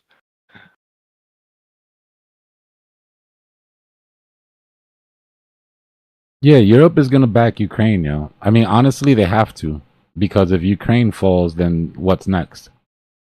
If they're right and Putin's gonna keep pushing until he's stopped and Ukraine falls, what's next? No, man. Trump's going to save the world. Trump's going to come out in front and be like, guys, I brokered, saved World War III. Thank you very much. No autographs, please. So Trump's plan, and I saw it all over his face during that Zelensky meeting. In Trump's eyes, it's no big deal for Zelensky to give up a part of Ukraine. And he knows that that's what Putin wants. So he thinks in his mind he's got it all figured out, bro. I can talk Putin into doing it for a little chunk. Zelensky will just give up a little chunk. I'll be the peacemaker. Zelensky's like, I'm not giving up shit. We're not the aggressors. Well, no, Zelensky still wants them to sign. He wants to give up. Zelensky's like, please, let's sign. No, but Zelensky doesn't want to give up any territory. Zelensky wants a ceasefire with security agreement, which means not only a ceasefire, but we need troops on the ground to protect us, to make sure that Putin keeps his word. They do not want to give up any of the territories. Well, Trump said he will do that. He's like, if you have me in the deal, Putin will keep his word. That's but then Zelensky asked him, how many troops will you send? And Trump said, well, we haven't come to that yet. Trump said, we don't even think there'll be a need for it because, I understand that Putin lied to Obama and Putin lied to whatever, but he didn't lie to me and he won't do that to me. And then Zelensky was like, excuse me, there was incursions while you were president. He did it while you were president. And then it started getting, then the egos started clashing. And that's when it all started. Me, from what I understand, Zelensky, the Ukrainian people are okay to give up lands. They've been, for 1 year now, they've been slowly, even their president slowly is getting them ready to cut Ukraine in two. The problem is that we're not even okay with that, because without giving security guarantees to the western part of Ukraine, they're like,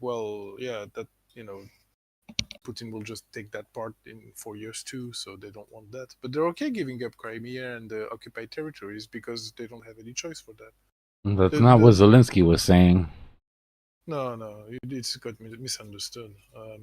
The point is that Trump wanted to make this deal for the rare earth minerals before talking about the security. And Zelensky was like, well, I'm ready to talk about this now. Like black, how do you say, the black bribing your... Mm-hmm. Well, what it's funny because what Trump told him was like, let's get this deal first. We need these minerals. Once you have us on the hook for these minerals, now you have leverage. You don't have any leverage right now. Make this deal, and then now you have the most powerful nation in the world that has an interest in making sure that your country remains safe because we need to get all of these minerals out. That's what he was saying when he's like, you got no cards, And if he's like, you have no leverage here. Like, Oh, that's definitely the case. But the problem is the European Union doesn't want Ukraine either, because they are corrupt, and it's one of the reasons why they're not in the EU already. It's way too corrupt. It's even more corrupt than Romania, which is already in the European Union. So we told them, we're gonna take you later, but the truth is that we don't really want them. And now with this war, it's even worse. another option would be to take into NATO the western part of Ukraine and give the rest to Russia. Already took. Hey guys, Bitcoin's about to make. It's going to try to make that higher high again. Yeah, it's allowed to. Yeah, Jungle, you're right. It all started with his language. There's no reason why the president of the United States should be sitting there talking about, don't worry, we're going to take all the minerals. Like, take is not, we're making a deal here. You're not taking shit, first of all. If we're making a deal, that means I'm accepting, your terms, and I'm going to give you that for back payment. And like Bing Bong was saying, this deal isn't for security. He's looking at this as back payment for the money that we've already given Ukraine. He's like, we need back payment, then we'll talk about your security. I don't know. It's a mess, bro. It's all a mess. I didn't know America was that desperate for money. Sometimes there are things more important than money. In particular, when it comes to buying $1 million soldiers, right? Because that's what here. It's the army. Yeah. Right? But money buys all of that, so money is the most important. You can buy a million soldiers. Right? Who loves Biden taking care of business? Put a name on it.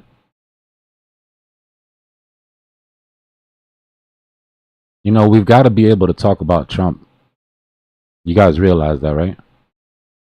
Not while I'm holding this coin. It's like, nah. If your vote was a blank check, that's your business. My vote wasn't a blank check. You don't hold people's feet to the fire. They're going to do what they want to do. And if you're that tribal where it doesn't matter, as long as Trump does it, it's cool, then you need to check yourself.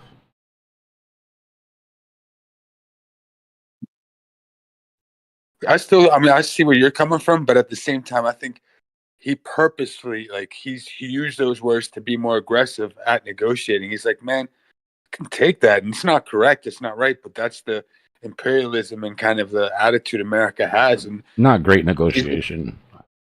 It's not great, but that's just his, it's how he is, it's the steez. And maybe that's kind of the negotiation that he thinks it's going to take to be able to take it. Truth of the matter is, no matter what happens, we're getting those earth minerals. You guys realize that, right? That's what you're saying. But whether Zelensky gives it to us or Putin gives it to us, somebody's giving it to us. That's what they were saying in the French news. They're like, well, in any case,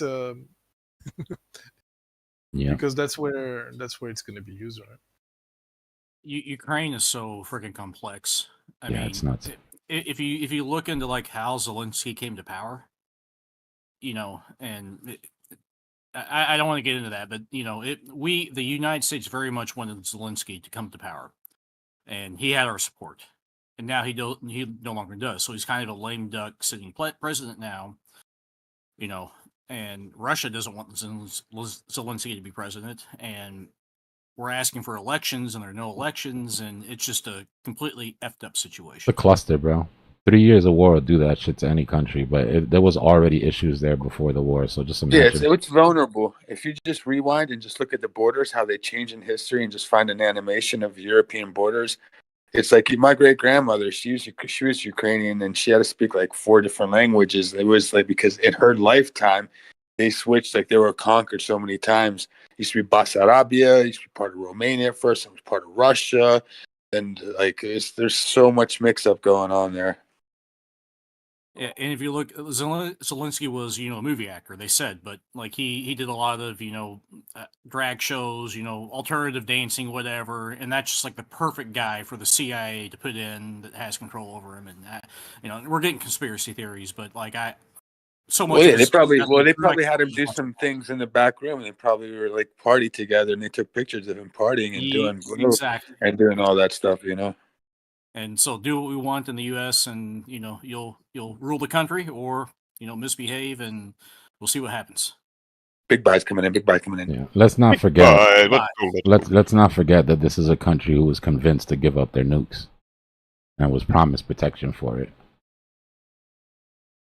You say big buys on what? Trump? In a time where we thought Russia would never be an issue. I mean, Russia's been an issue for a long time. Well, really. I mean, if you look back in history, they've been involved with a lot of things with geopolitical, let's say, differences.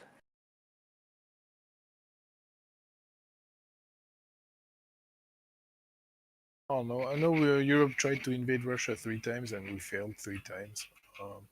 They're strong. So Yeah, we were friends in World War II, and then we became enemies after that, and then the Soviet Union fell apart, and we were friends again, and now they're like, we're back to the Soviet Union. We're the worst ever. It's just very complicated, and the world shifts, and what are we gonna do? We're gonna big buy. Proxy wars Big are buy. dirty, man. Proxy wars are nasty work. yeah, and this isn't the first time we support people for their freedom and then we give up on them. All right, so somebody just tried to dump really hard on Binance, and there was a bull that just came in and market bought his dump and was like, "No, we got some big volume coming in here. Watch out, we about to pop that." Go. So no more freedom fries in Ukraine. They're gonna kick me from Discord then. Freedom. Where are the freedom fries? Well, first America great again. Then we'll see about freedom. Freedom. Well, like it or hate it, elections have consequences. And none of the shit that's happening right now was kept a secret before the election. So we get what we voted for. Honestly, in a sense, I agree with Trump. There needs to be political change in Ukraine to show that America's idea of the future of Ukraine is right, is what the people also want. It's going to give some legitimacy to what Trump wants to do. Now, you can do it a bit fake, you can do it real. We need to know. Like, there needs to be some sort of, at least a referendum, some sort of election. Maybe just a referendum, right? Ask people if they're okay giving up the war and having no security guarantees, but at least doing a ceasefire that would probably last 3-4 years. Before the next American administration changes their mind and restarts the war.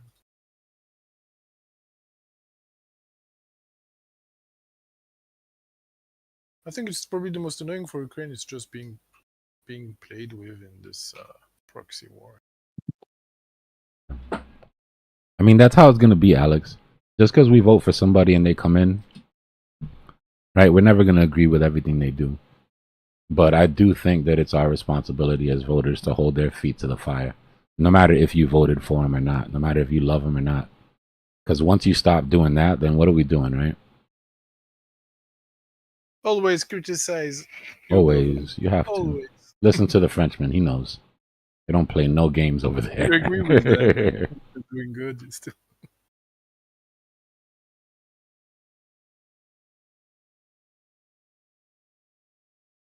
You guys look at Napoleon as a hero? No. Well, it depends which political Some side. political sides do, I guess. Yeah. Yeah, depends which. Depends on your political outlook.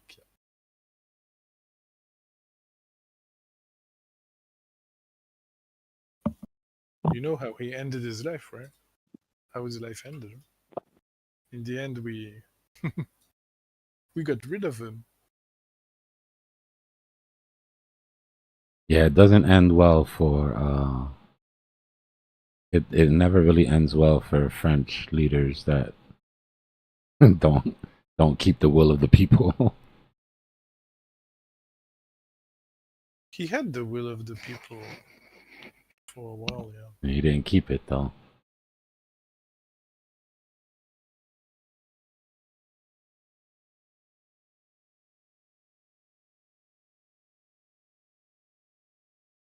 It's a super complicated situation, man, because I understand the way Putin looks at it too. USSR broke up. Promises were made that none of the Soviet nations would become, would be brought into NATO. And now he's basically surrounded on three sides. Yeah, it's pretty obvious that the United States and their allies are trying to, control the region. Yeah. And to be It's all fair, about like I the said, it's resources, Europe. right? It's Europe that really is the benefactor of all of this. Like if there's a proxy war going on, it's literally Ukraine fighting Russia to keep Putin out of Europe. At least from the way they look at it, right? With the intentions that they give to Putin. So yeah, it should be them that send their people into danger, and it should be them that pay the most amount, in my opinion. Well, that's already the case. Nah, it isn't. That's what Trump's problem is. Trump's like, you guys benefit the most from this, and you're paying the least. Well, that's where fake news stuff gets into in the front of we don't like I don't know who to. The thing is that countries pay in different ways, right? Like, Macron says 60% of the money that went into Ukraine came from Europe. America contributed for 40%. If you also yeah, but what they're saying is what percentage of your GDP is going into your protection? Right, the dollar amount doesn't. But what percentage are you paying? 5% of your GDP, 20% of your GDP? Well, that's none of Trump's business in the end. I think the question was who gave the most money to Ukraine.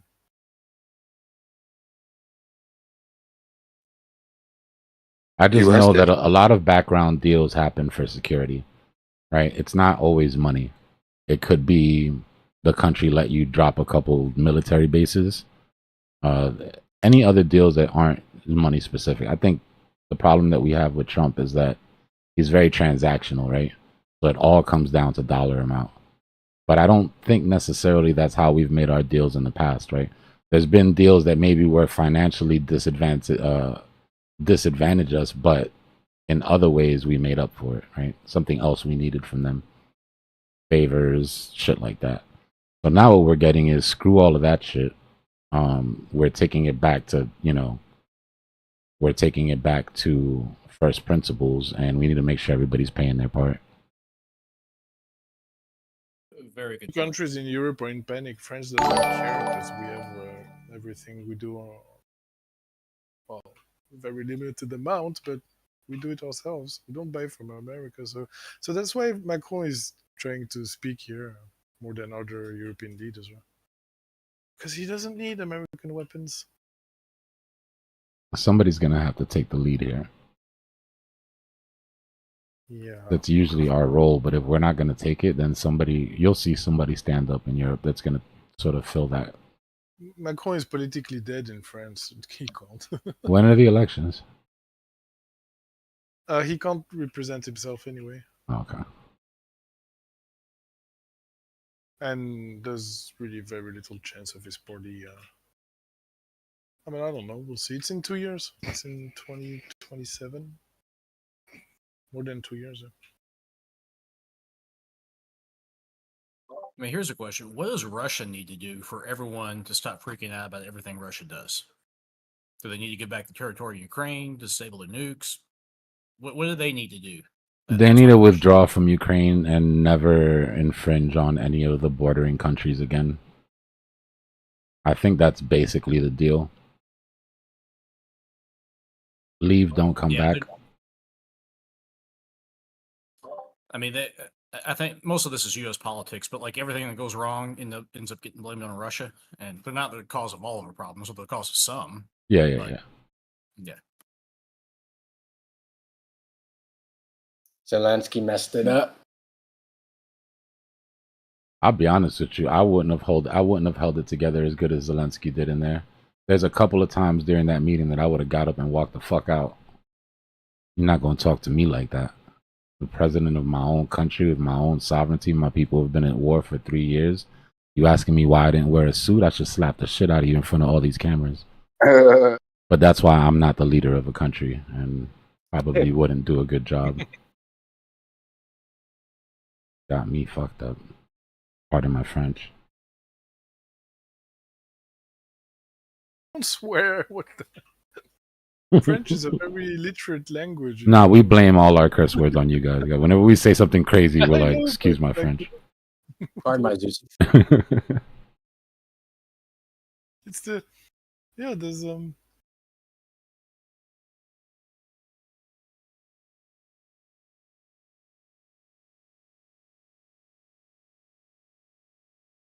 Nah, that was crazy, monster. That was crazy.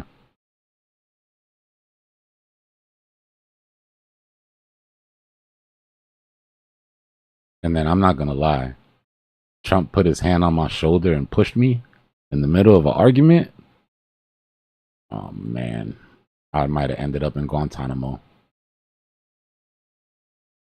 talk a lot about Russian assets that are seized in Europe to finance reconstruction of Ukraine. Do you think that, like, what kind of impact that could have on, I'm guessing, real estate and stock market too? Because I think most of those assets are stuff like that. And That it's like place has $300 to be billion. rebuilt, and we're not gonna be the ones to do it. By the looks of it. I think, like, Prophet, these Russian. Sorry to cut you off, but I'm out, guys. I'm out of here. I'll be back. All right, bro. Okay. I think we're gonna dump right here. Sorry, guys. Later. You sold your president? Oh, damn. Yep. Had to take profit. Sorry, Trump. I'm out. Did it pump? Hell yeah, it did. I just made nice. money for like the next 2 weeks. I don't got to do nothing. I'll be back. Cheers. Oh, that's what's up. Hell yeah. Nah, it was a good play. Hell yeah. No, Russians have nice villas and real estate in the south of France. Like if they decide to sell those houses to rebuild Ukraine, well, yeah, the housing sector, what is going to be cheap buys in the area. Same in London, where Russians have a lot of real estate in London, so maybe housing will go down in London.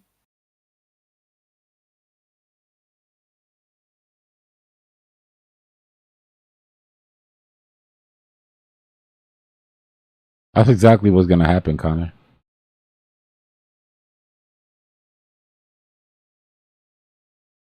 They're gonna get that one way or the other.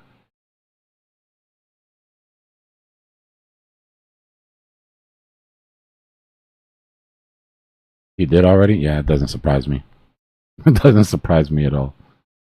Basically, what he was telling Zelensky is like, look, you have what we want. If you give it to us, then that means even if we don't want to, we have to protect our own interest. Putin's like, I got you, bro. You wanted what? Just draw a circle on the map. I got you. Draw a circle on the map. Give me a year.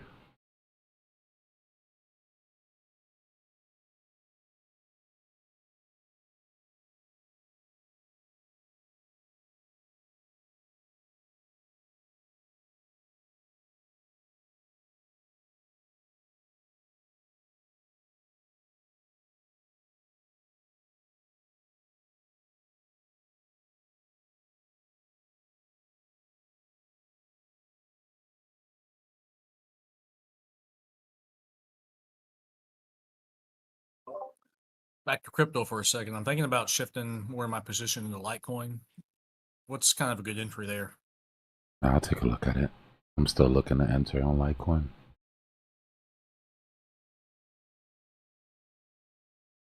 From memory, 105, I think, 95 to 105 had a range, and I don't know if we'll get a wick below $80. Yeah, well, 105, huh? Looks good, man. We're still outside of that wedge. I mean, that symmetrical. This symmetrical is a 3-4 year long shit. Excuse me, 5 year long symmetrical. 66 Broke out, would be the bottom of your came symmetrical. down, retest. 65. Still inside of the range. That vector gap that we were looking at down here came down and got held. We're back above the 50. We can get rid of that. Looks decent. Just don't want to lose this 50 on the daily. We could at all avoid it because that you see the gap in the VPVR, right? If we lose the cloud on the 50, chances are we come down pretty quick to the bottom of the range. 103. I would love to pick Litecoin back up underneath 100. I'll be completely honest with you. But I'll probably start DCAing into this range. Right? As we break and we come down into this gap, I'll probably set a grid down to the bottom of the range.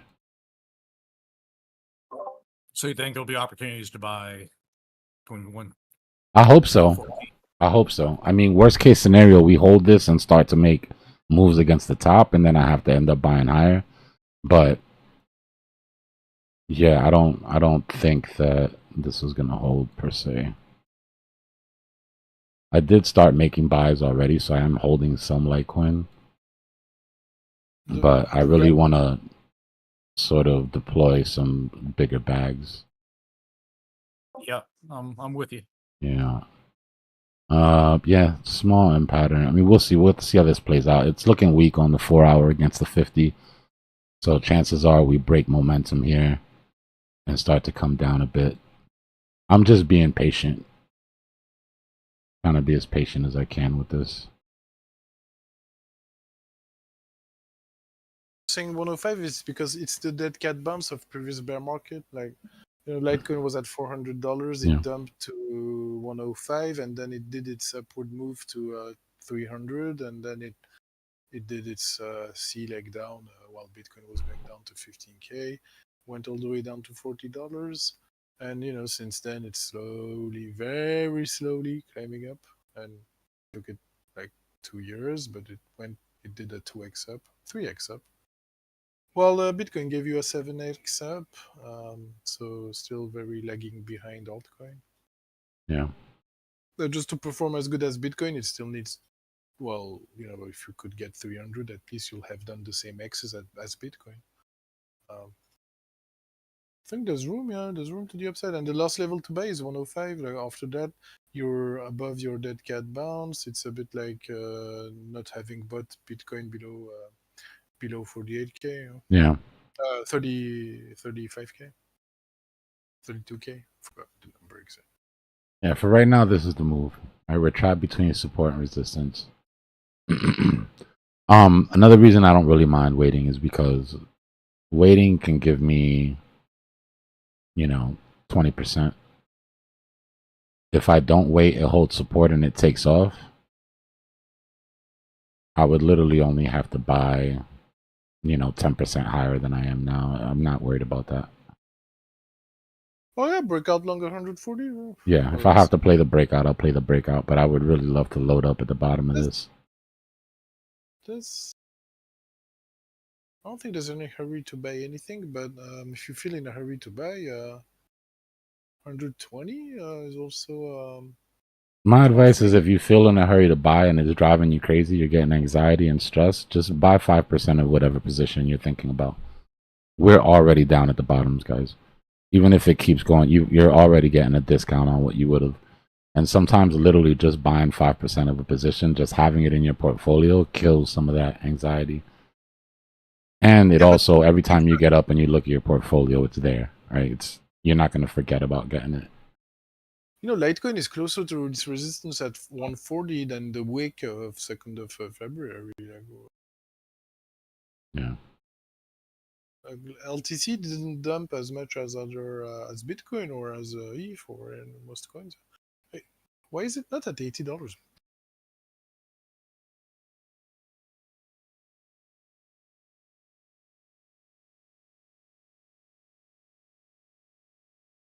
But I bought some. Oh, yeah, I could have sold 140, but 1, 2, 3, 4. Oh, damn! I had like 4 or 5 opportunities to sell 140, and I still didn't. Oh. Bad trader here.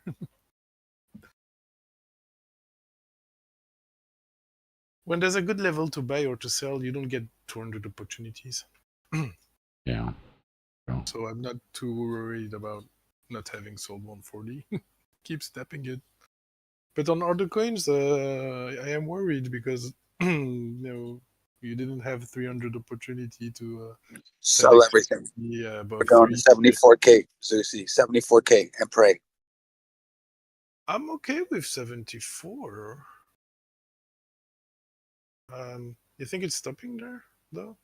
Because the CME gap stuff. I mean, I really hope it holds, but it's just a CME gap. Dbloc found a fib level too, right? Like we're in the middle of impulse up. It's the middle of the vector. Okay, but we need to build support here, and I guess we're working on that during the weekend. But this is just weekend price action. You can just completely ignore it. Although a few interesting things are happening this weekend. Someone really didn't want to make it a bullish weekend. The market overall wants to make it a bullish recovery weekend. We've only had bullish market structure this weekend. Higher low, higher high. Again, we just did a higher high, no? Oh no, we didn't. Well, it's just a matter of time.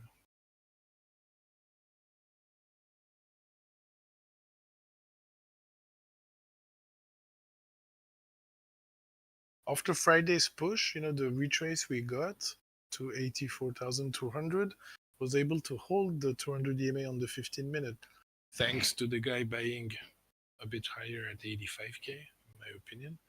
Without that volume on spot, you would probably have gone for 82,000. 82k, and who knows what could have happened. You might have broken 82 too and put a low all together, but that's probably just delayed for later, maybe much later. I think best case scenario is we go up and we come back here in 3 months, but more probable scenario is we just come back down to your 74. Well, let's say first 82, then 78, then 74, right? More like next week, or the week after. Or... Careful on your alts here. Dom's moving. With this bullish momentum, well, maybe it's going to take a while before we come back down.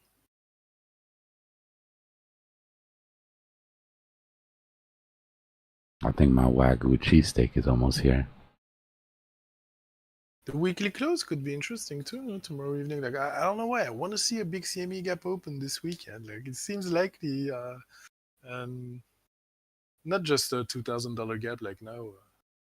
Something big. Yeah, y'all go a little crazy with the politics, man. I hate to break anybody's heart, but these people don't love you on either side.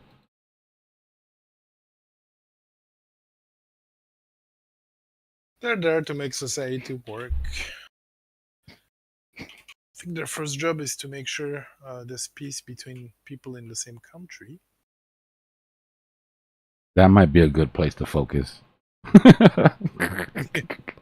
That might be a decent place to focus some energies. Well, I saw that movie Civil War. I'm like, what's happening after Trump in 4 years? The timing of that movie was unfortunate. Well, it's sponsored by Democrats, right? Yeah, this was an unfortunate time for that movie to come out. Like, read the room, guys. Jesus.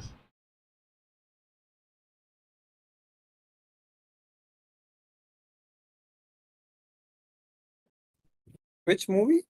Did I miss something? That Civil War movie that came out like right before the elections. Oh, okay. I still haven't seen it. Actually, it looks decent, but I haven't watched it.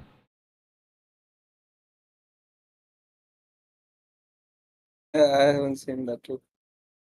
So here we got CME. We see the little bit of that we left on CME gap, right? Not a lot, just a sliver. More importantly, we have that nice wick that brought us back up into our value area low. So holding this uptrend, holding the value area low would be decent.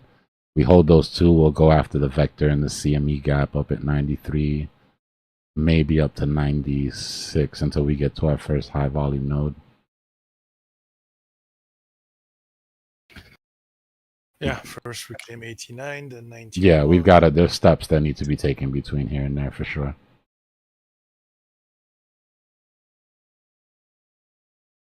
Lazy trader just tries to catch it in one move, huh?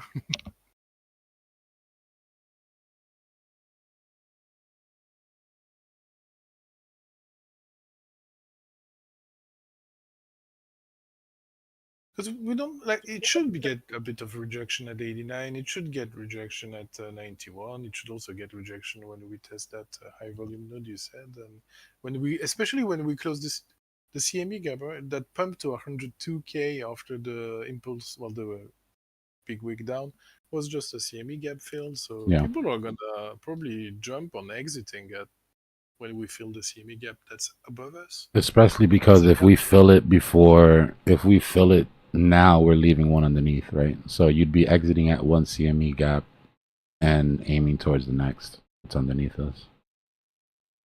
I think the speed of the recovery is gonna determine a bit if we're just gonna get rejected. Like the slower it's gonna go up, the better the chances of not getting a huge rejection Yeah. once you fill the 95k gap. Right? Although it lost so much ground that now people we want to see it go up quickly. Right? But this could take months. I mean weeks. Let's say, no, it can't take months. Things are very volatile right now. With Trump saying all he's saying.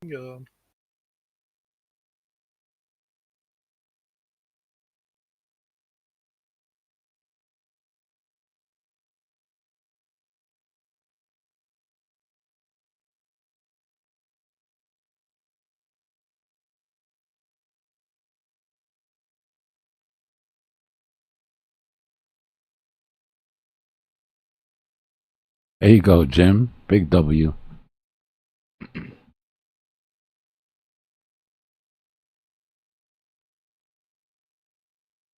Man, Jim said, damn, that's me? Oh, shit.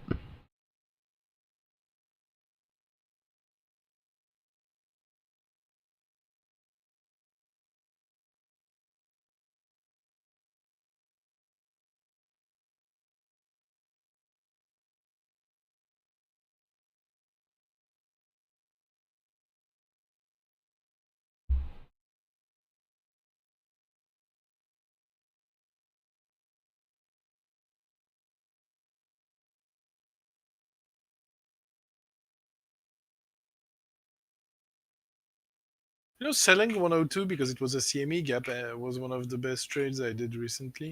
So buying, the opposite trade, which is buying this gap, I'd really like to see it end up as being also one of the best trades of 2025, right? Yeah, nice end to the story. Yeah, it would be pretty symmetrical, right? Mm-hmm. One gap to another. But, well, yeah. The confidence level isn't that high, honestly. Not as much as selling 102. Because there was a big difference. We had a double top above us, right? Like we had a diamond. We had there were, I don't know how to say it, but it wasn't a hard sell. But because of the big wick down, also quick recovery, up to that wasn't a hard sell. Then,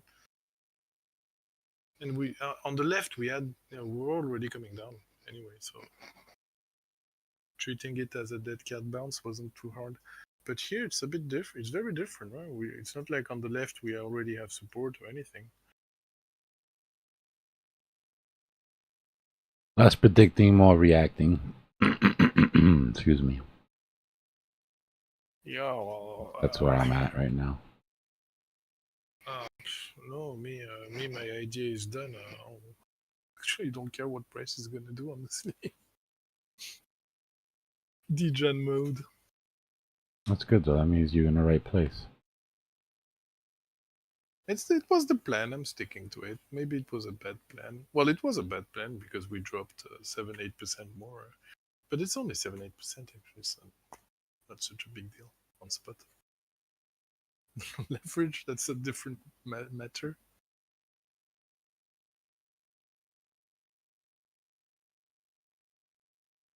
But hey, price is now above my 85k buy.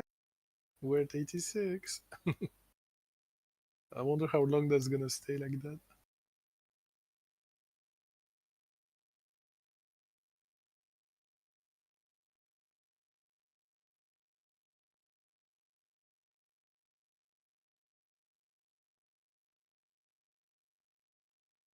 I don't have any plans of buying 77 or 76 or even 74.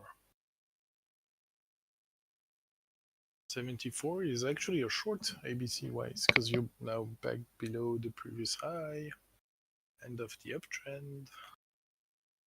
Last time we couldn't stay above 74, we went to 48, 49.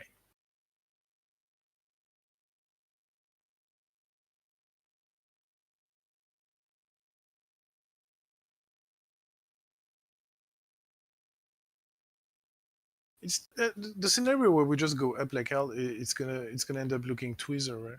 On the monthly, like it's the only it's the only a bit scary, hard to trade scenario where you will like there is a possibility you don't get a double bottom to trade at 78, right? Doesn't seem that likely though, but it's the only scary scenario, I guess. A bit like a blow off top. Maybe we just got a blow off bottom.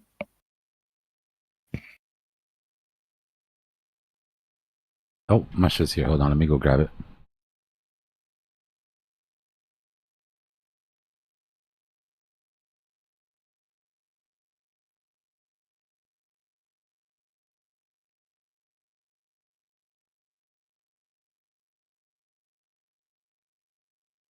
Looks like an inverted head and shoulder with a tiny right shoulder. That reminds me, they all failed during this downtrend. But that does remind of what happened during the uptrend, where we had a tendency of putting very little right shoulders. And this kind of measures moves to 89, yeah. Or even above, actually.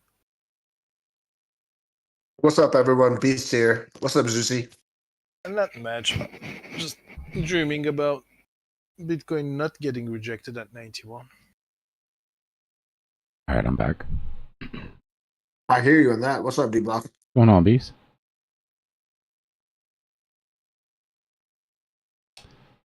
Yosemite. Yeah, I mean, 5% of the entire portfolio is a lot, right? I don't mind putting 5% of the funds that I plan to have in that one position.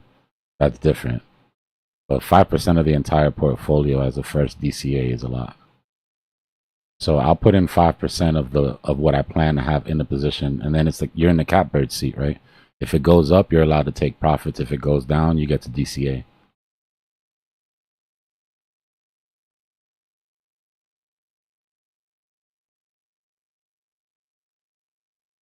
Yeah, it's the difference between a risk you're taking and your exposure, right? Like, for example, me, I'm only taking, let's say, 0.5% risk on every trade I take.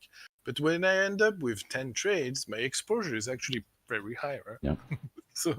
so yeah, 5%. We'll do that all the time. People will take 5-10% of their portfolio, put it into a leverage account, and bubble it up to 150, 200% of their entire portfolio and not put anything back in the spot. Yes. And they don't consider that their risk has greatly increased. Yeah. All right, guys, I'm going to go eat this food. What we're looking for now, just in the next hour, 45 minutes, it'll take me to eat. We're looking at declining volume, right? So we're volume divergent here. Price going up, volume going down. We got to stay above this green uptrend to avoid this sweep. I do think that we can go sweep high before we even test that uptrend. But if we don't, if we come down and break that, then chances are that we are gonna we're gonna mitigate this divergence.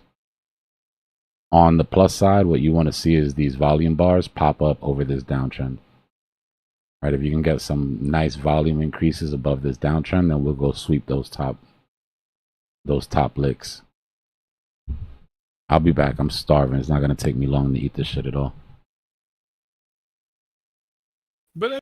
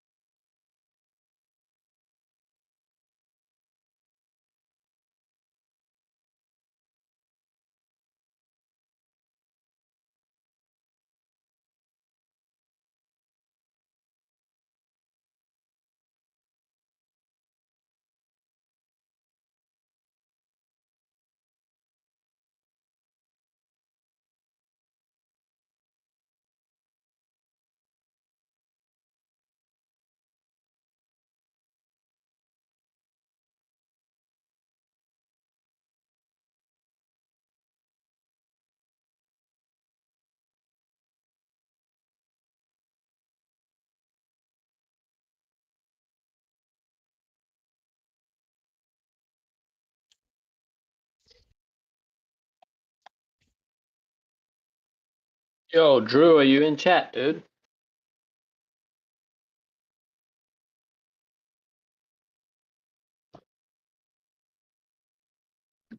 What's up? What's up? What's up, man? That head and shoulders that you pointed out earlier, it's kind of looks like it may be completing. Yeah. The inverse head and shoulders? Yeah, the inverse one. Uh-oh, I hope not, because I sold my position. I better take it Oh. out.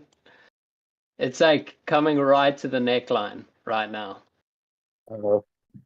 Glad you told me, because I got to get back in front of the screen. I'm just running around a little bit. I'll be back, though. Tweet.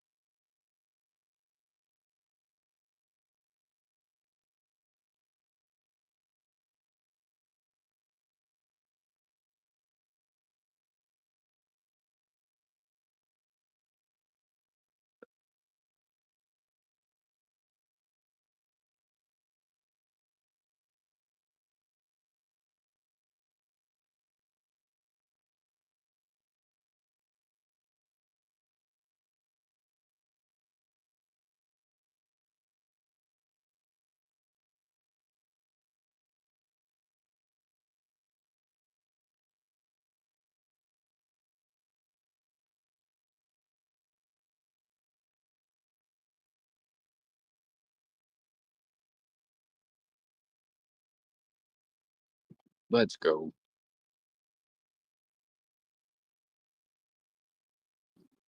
Up. Okay, I'm back in position. Let's go. There he is. Yo. Oh yeah. Just in case I had to jump back in here in case we break this out. You know I love me a nice breakout trade. Yes, sir.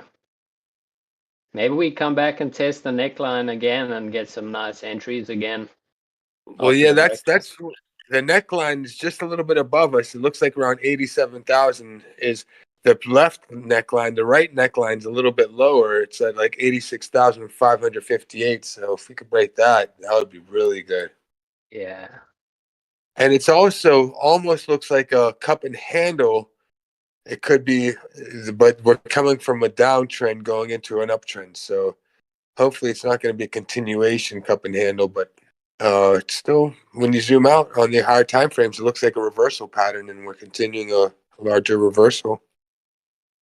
Yeah, I mean, it's been good because, yeah, we had that like V-shaped recovery, obviously, and kind of looks like a little bull flag. Then you got the breakout of the bull flag and came back and retested basically that bull flag. And then, but if this is an inverse head and shoulder or a cup and handle, it's got quite a big target on it. It's like, I got a 94,900 target measured move.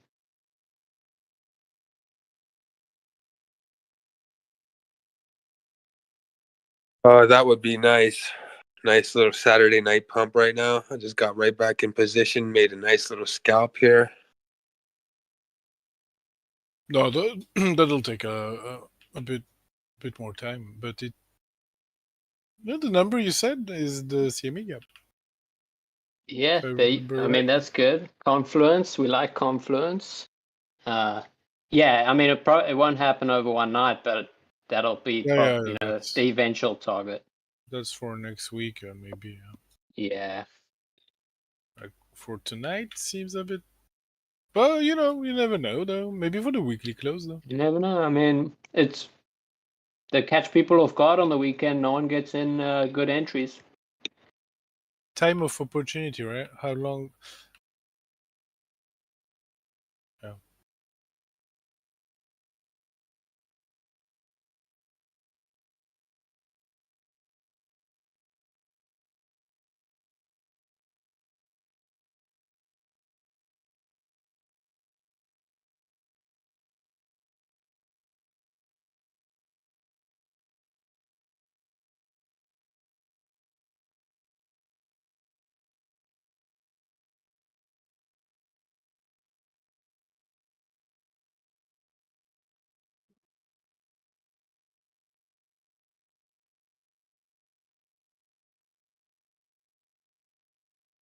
Big buys coming in. Big buys coming in. Let's go. Let's go. Rockets, rockets, rockets. Wake up, America. Wake up, France. Wake up, everyone.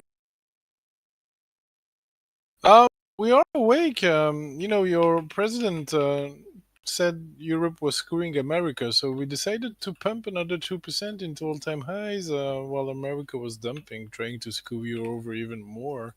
Well, thank you for saving us. No, the truth is that I think this is the push before Before the dump. yeah, Yeah. where you're gonna see Hey, America fine. recover while Europe just goes down for a while. Yeah. That's okay as long as we push a little bit.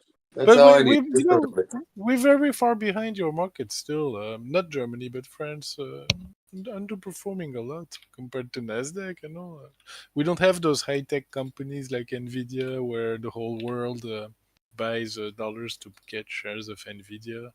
Doesn't matter if you live in China or in France or in whatever country you live in. You buy dollars to buy Nvidia, which I don't, by the way. Yeah. Waiting for Nvidia to do a big fat red year.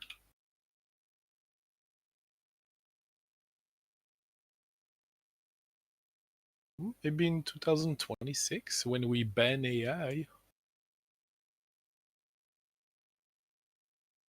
What do you mean? Because AI is going to ban us? Yeah, if it goes too far in a military conflict, maybe there'll be a ban on AI the same way we banned nukes, right? We did a ban on nuclear weapons testing. Maybe we'll ban AI. I don't know, but we'll have to no figure out. rules in war. There's gonna need to be something bearish for Nvidia to go down a bit. No? Can't just go always up for years and years and years. No? I mean, it can. I know it can, but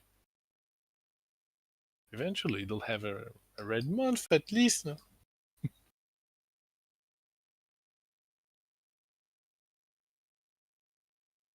Man, this Bitcoin's not looking bad. I think it's going to try to make that move. On the 2 hour or 1 hour, a bullish move. Of course, we're going to see resistance at 87, but 89 is, we'd confirm a reversal basically if we get just a little bit over 89, just a little bit under 90,000, we'd say Yeah. confirmed. Yeah, that's a big level that we need to reclaim. We'll probably see a lot of resistance there. Well, if we get there while the markets are closed, then all what's going to be important is to hold there when they reopen Monday, Tuesday, Wednesday. Leave a gap here for to come back in maybe in a while, right? It took Bitcoin 3 months to fill 5th of November, or December, January, February, even 4 months, almost 3.5 months, right? We were wondering when that gap opened how long it would stay there. Well, the good answer was 3 months and a week or two. We left a gap at 94. How long is it gonna stay there? Maybe 3 months is the answer. I don't know. I have no clue what's the answer. But XRP God Candle. XRP, yeah.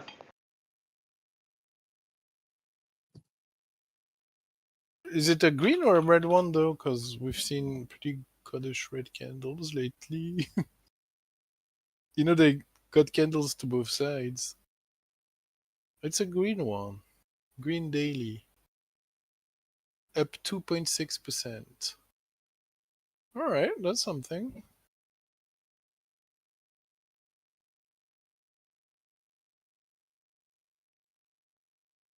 ETH is down 1%. Huh?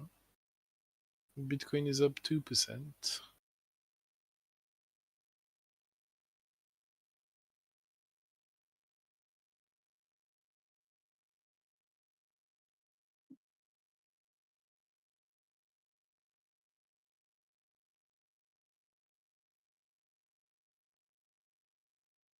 I think HBAR was one of the quickest recoveries. Huh?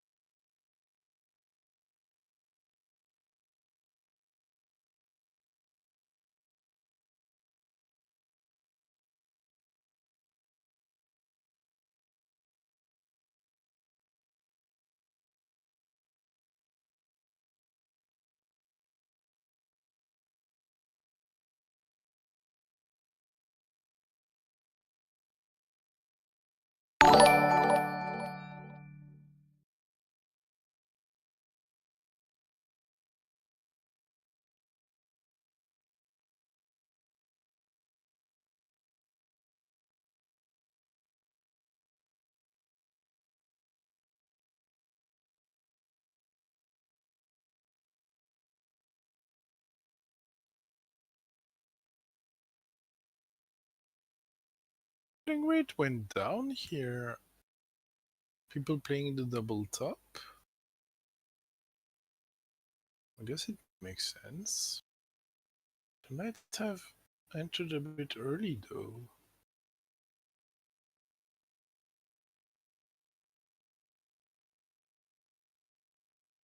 Yeah.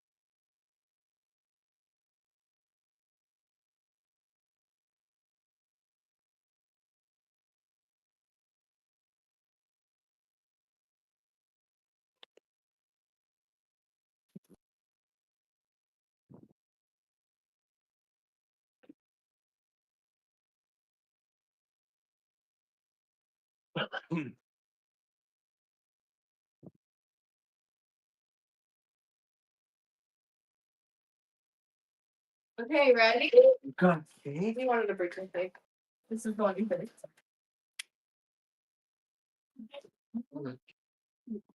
Okay, ready? Happy birthday to you. Happy birthday to you. Happy birthday. Go, man.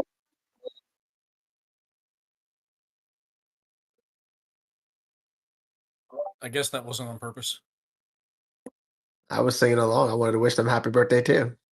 Me too. I was in the mood.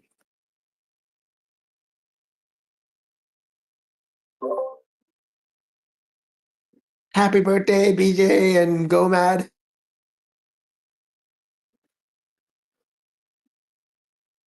Howdy do? Hi, Beast. What's up? What's up? What's up? Just enjoying the day. How about you? I can't complain. Can't complain. You had a birthday going on? No, I don't have a birthday. That was Nick. That was me. My bad. My bad. Oh, my bad. Well, fuck. Happy birthday, Nick. It's well, my kid turned 3, so he's on this birthday kick, and he turned 3 on Valentine's Day, but he's still on a birthday kick. So, Yeah, when he wants a they birthday, want when he to wants next, sing every day. yeah. So when he wants a birthday cake, he just we just ordered a little Walmart delivery and got him a cake. So he's all happy right now. Let's just Wow. celebrate all month, right? Hey, he's 3, and you just do whatever you got to do for your little man. You know what I mean? And girls. Yes, you do. Well, it was fun hearing it. Anyway, makes us smile. Yeah, appreciate y'all. Yeah, so I was like, I wonder if I'm on mute because I was getting ready to talk and then I forgot. There I go again, you know? Well, happy birthday to your little one, man. And many more. I appreciate that big time. All right, Bitcoin, hang in there.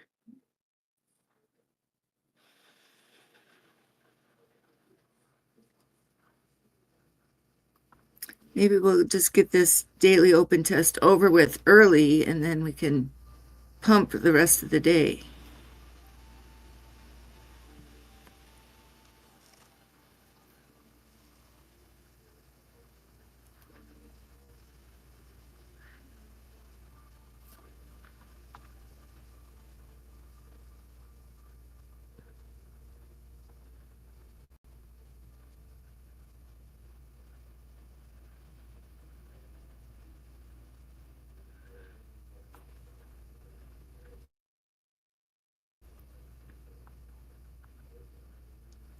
That would be a nice change, right?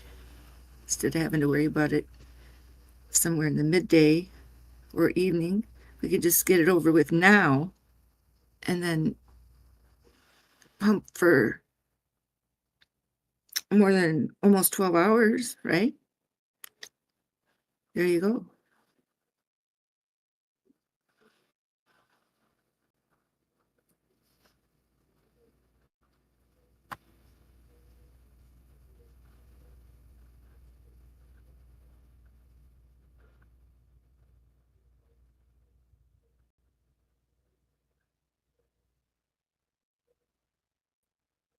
Come under this pivot point here, just at this little spot.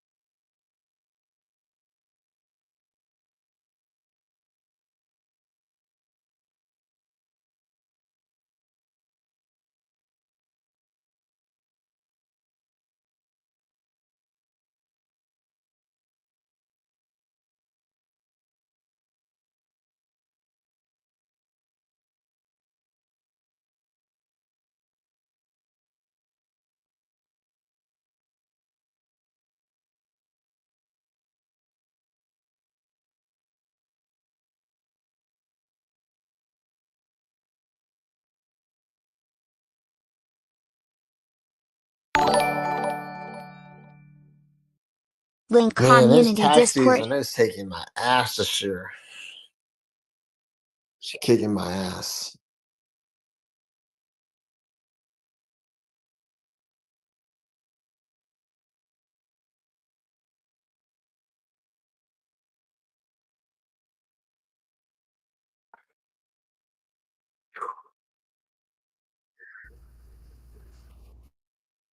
Did you say your taxes?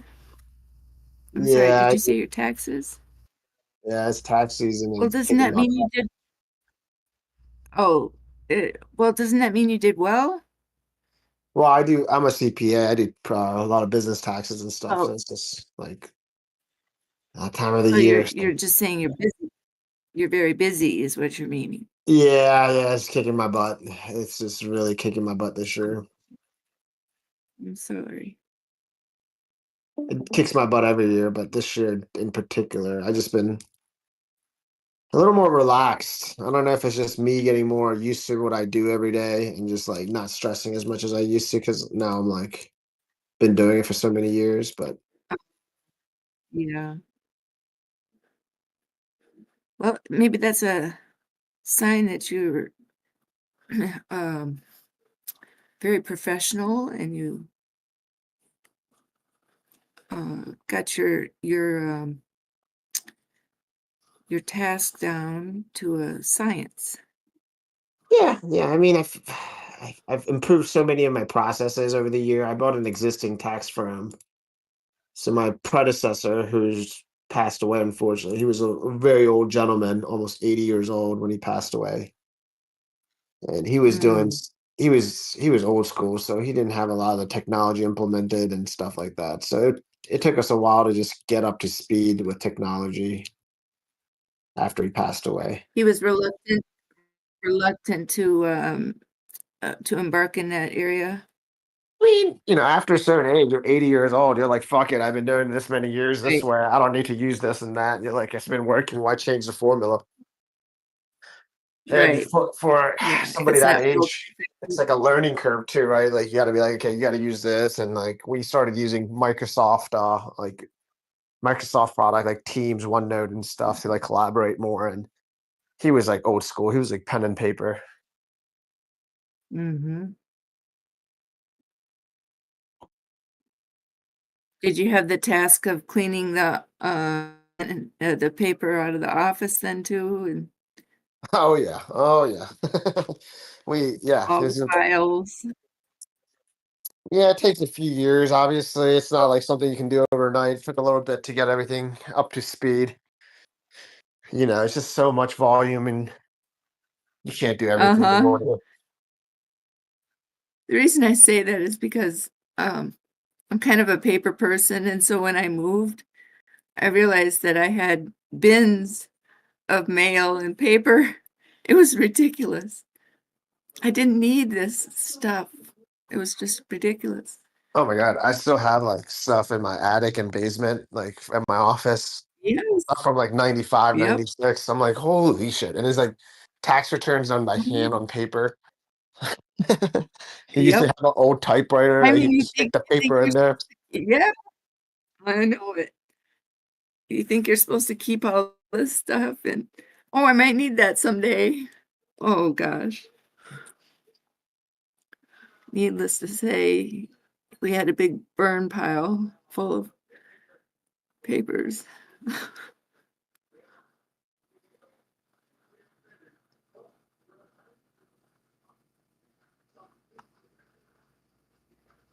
Yeah, I got like 20,000 pounds Well, of paper probably in my office. I need to have a bonfire and just start chucking stuff because yeah. it's gonna cost me more to get a shredding company to come here. It's like 6,000, 7,000 for them to shred all these papers. It's like Oh, yeah, $5 to have a bonfire. it's easy to have a bonfire, yeah, that's what we did. Yeah, you just got to get a 6-pack of beer.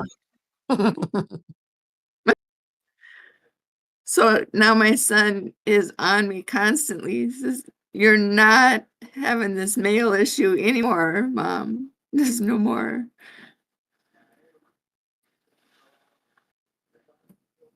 Old habits are kind of hard to break.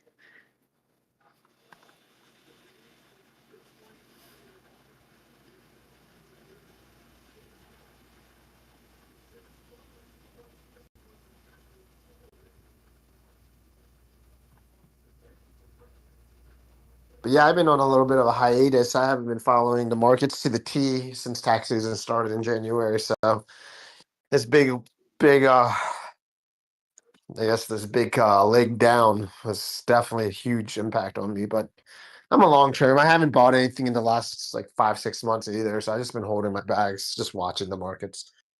But I wish I got out in January.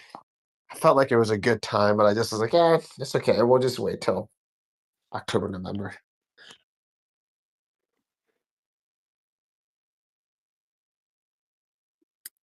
Yeah, so you would have been able to get back in, you mean, to reposition? Is that? Yeah, that's what I would have wanted to do. Like Yeah. just get out. Like I have some stuff. Mhm. Like my cost basis on Solana is like $60. Got a ton of that. And my cost Mhm. basis on like Bitcoin is like 35,000. So I got a little bit of that. Just Mhm. I wish I sold and got back in on the dip. It was a nice little pullback. Yep. Yeah, it was. I had a feeling That would something have was been going to good. happen too, but it's all right. I'm not kicking myself. It's fine. I'm not upset because it's not like the bull run's over. I'd be pissed if the bull run ended and No. I didn't get out or I didn't do what I wanted to do, I guess.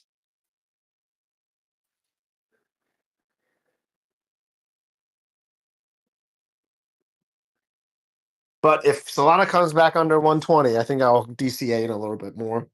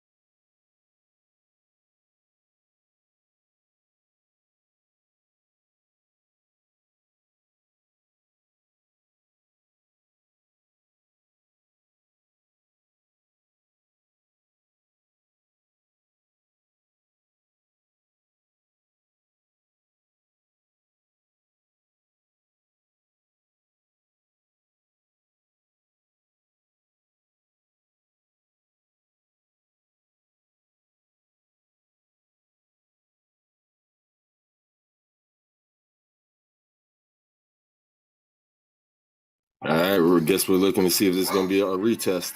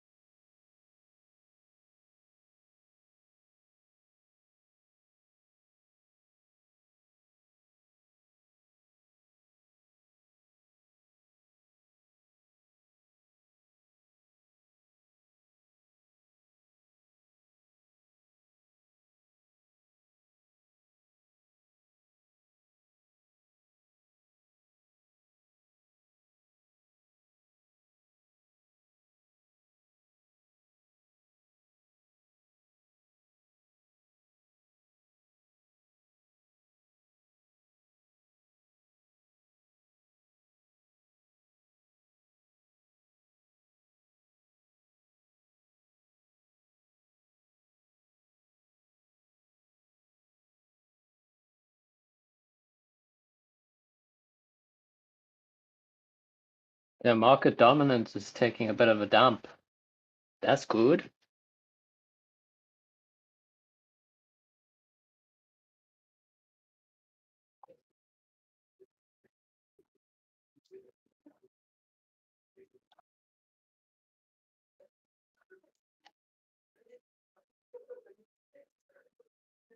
Somebody recently asked me if crypto investors are, even though they're holding, they're hoping for the price to come down. I said yes. We're always hoping for price to come down because we think eventually it's going to go up.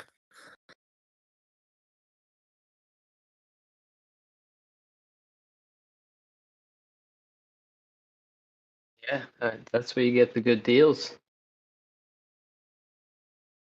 Get those bargain basement bounty. Is there any other assets out there that their investors are hoping that asset tanks?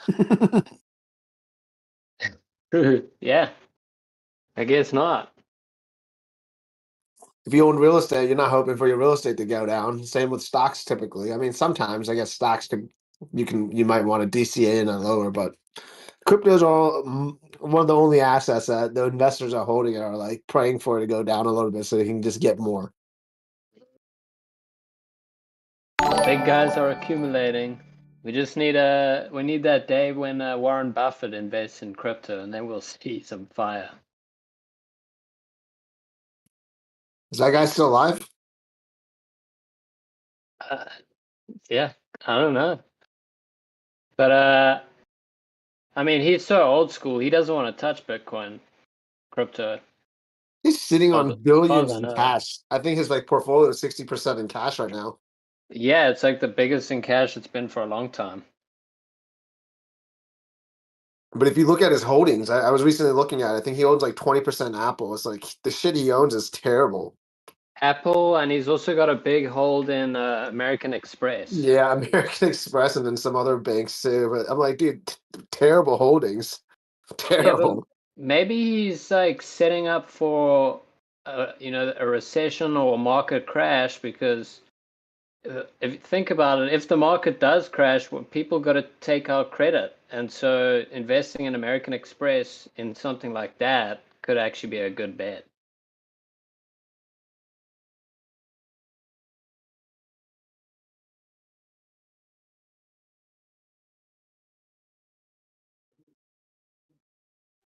Warren Buffett, I think, is 100% in cash right now, if I'm not mistaken. No, he's holding some equities. I just recently actually sent my friends. I'll tell you exactly what he's holding in equities. Give me 1 second. I was under the impression that he was mostly cashed out, though. He's 24. Yeah, he's in a lot of cash. He's got a shit ton of cash. I'll tell you how much cash he has on. What does he know about Apple that he's just holding Apple? All right, he's got 352 billion in cash on his portfolio right now. 352 billion. Okay. Oh, so sorry, 325 billion. He's holding 24.6% in Apple. And then his second largest holding is a 15.8% American Express. Then it's like Bank of America at 10.7. And then everything is like smaller. Chevron Corp at 6.2. He's still got Coca-Cola at 9.2%. Moody's Corp at 4.3. I don't even know what this is. Occidental Petroleum Corp at 4.3%. And then he's got Kraft Heinz Ketchup at 3.2. You know, big boys. And then what's his cash position? Do you know? 325 billion. And then what's the ratio? Ooh, good question. I have to do a little quick math. Hold on 1 second. So he's got 298 billion in equities and then 325 billion in cash.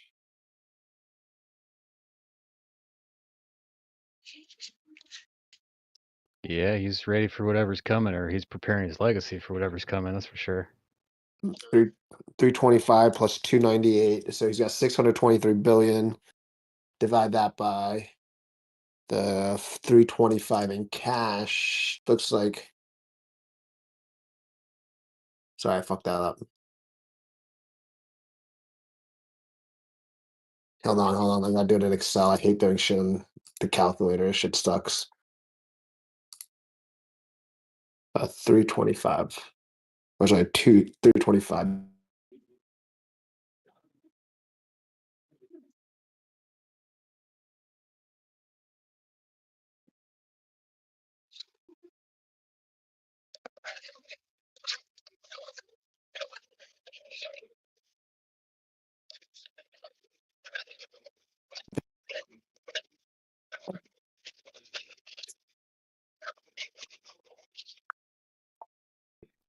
BTC.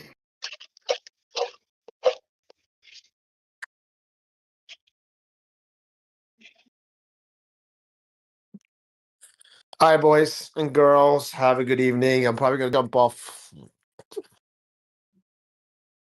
Take care, brother. All right, bro. Yeah, have a good weekend, guys. Peace. Catch up with y'all soon. Bye.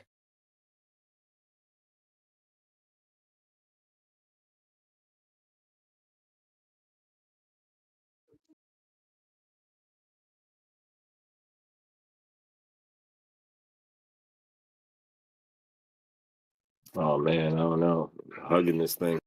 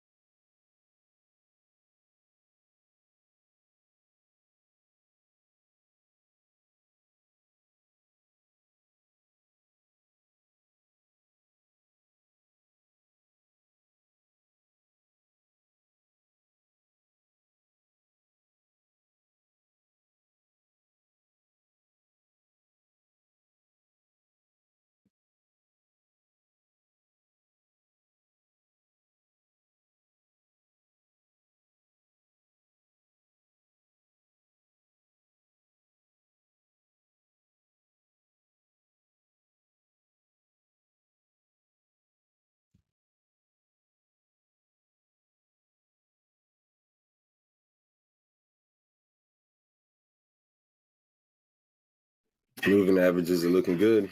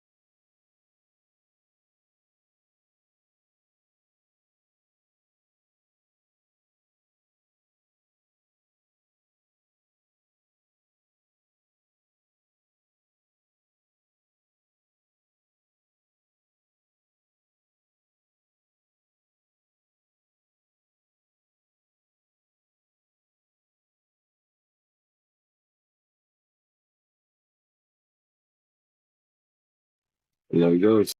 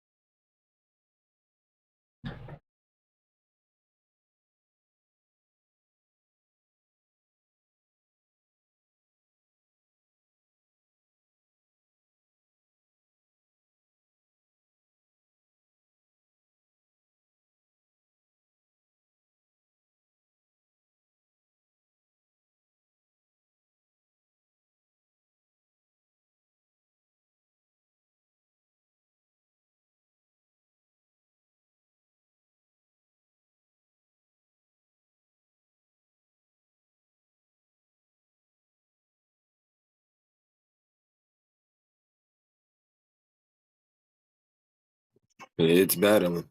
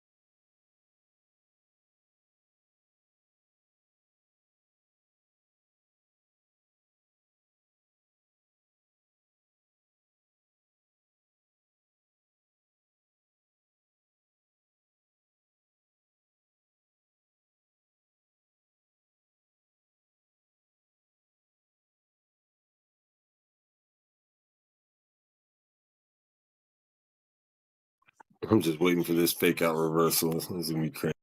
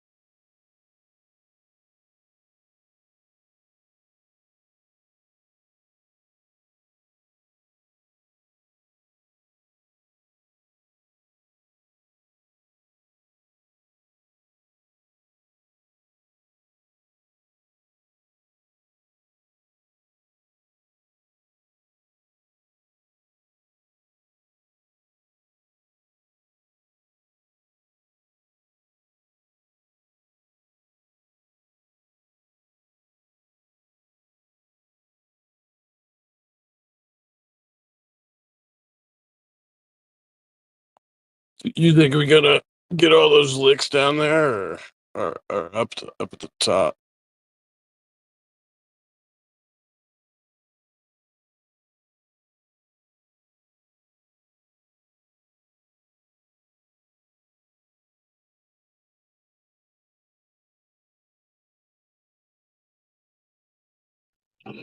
What I'm seeing, it looks like it's going down, but that's when they like to pump it.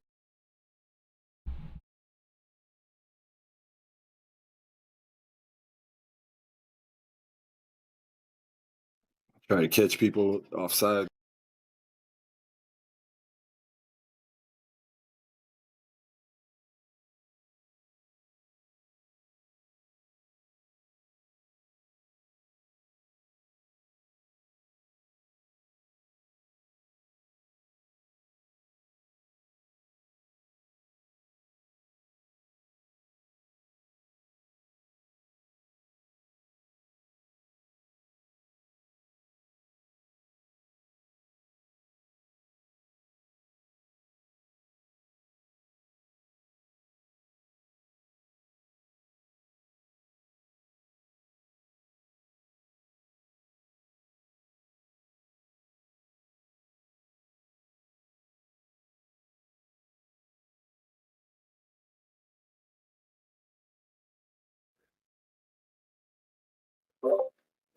You see this bottom on the 5-minute?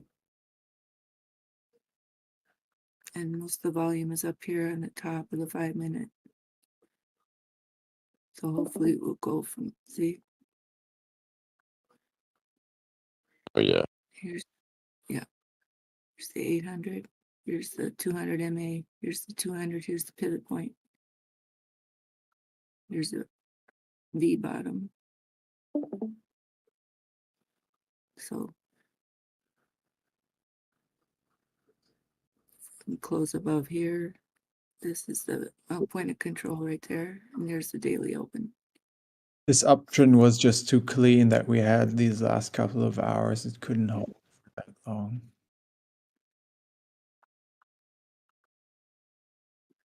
Yeah, so if we fail here and fall out at this point, and then yes. So we have to close over this 50 and then close over 86.3 and then solidify this move up top, which would be over this top right here. So this is a key spot right here, but this was a nice bottom here at 85,671. So hopefully we won't, droop and fall into the pivot. So the pivot is at 85,521.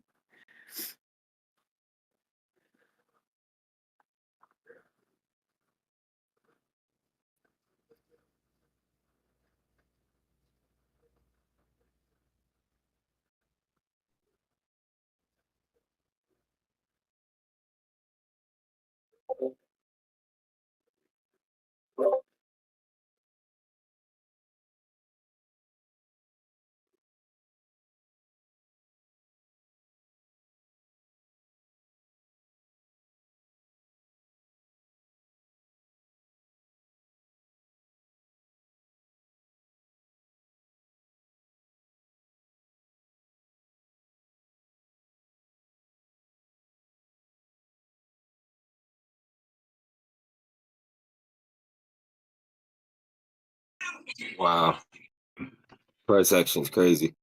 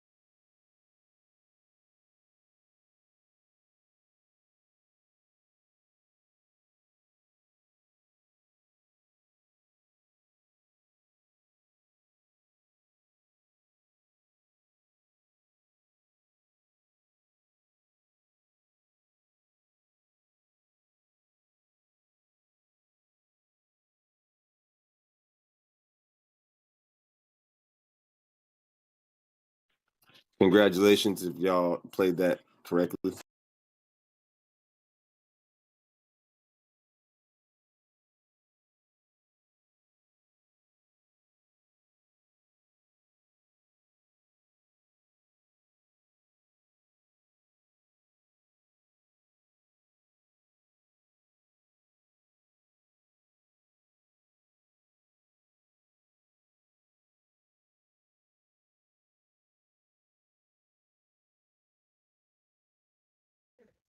Yeah, we pushed that up to that trend line on Dbloc's chart. Now we just need a candle to close above that. That'll be good. Oh, I know. I'm like counting it down. Hopefully, we can pull away from it so it looks more decisive after the retest.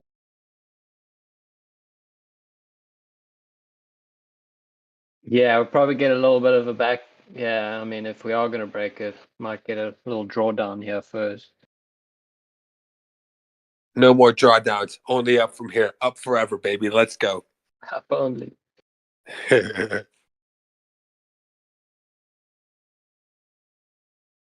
watching the dominance as well because we could be making a W bottom on dominance. But it has been dropping quite rapidly, so yeah. Yeah, some of the alts are getting nicer moves.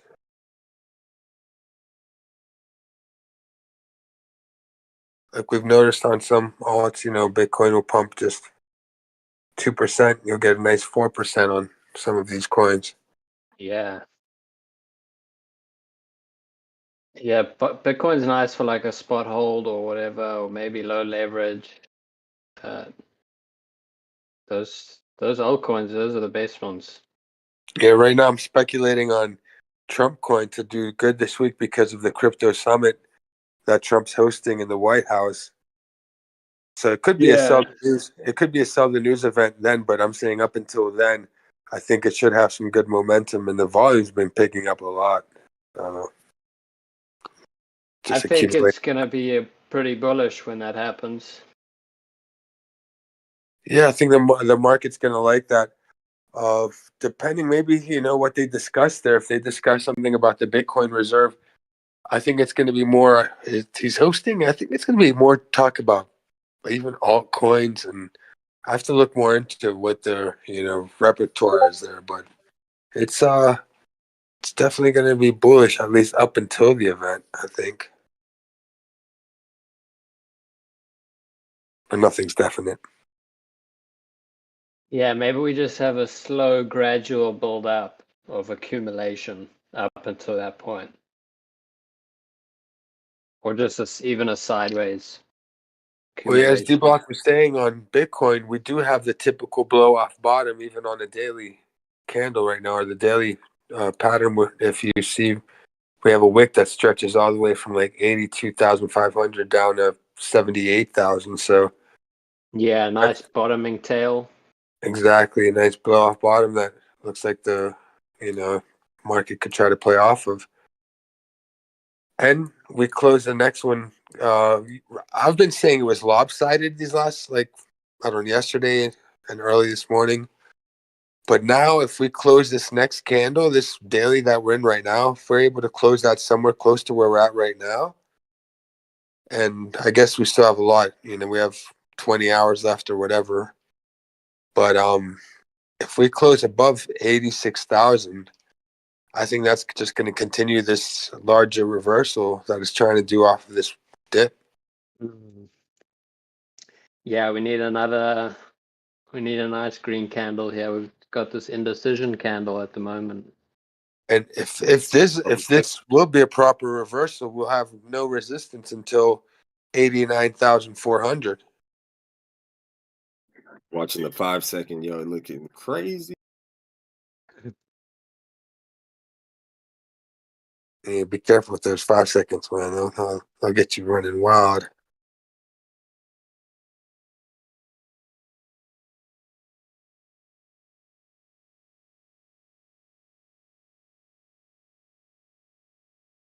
But yeah, I've been scalping the hell out of this Trump coin. Just It's has a lot of volume. I'm surprised it's been in the top 10 in volume in these last since it's got listed. Every day, 24-hour volume has been in the top 10.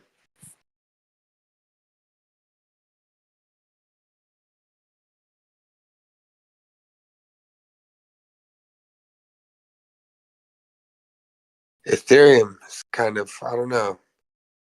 I was hoping Ethereum was going to do good. But now this next week is going to, I think, decide its fate for the next spring bull run, if we're supposed to have a spring bull run.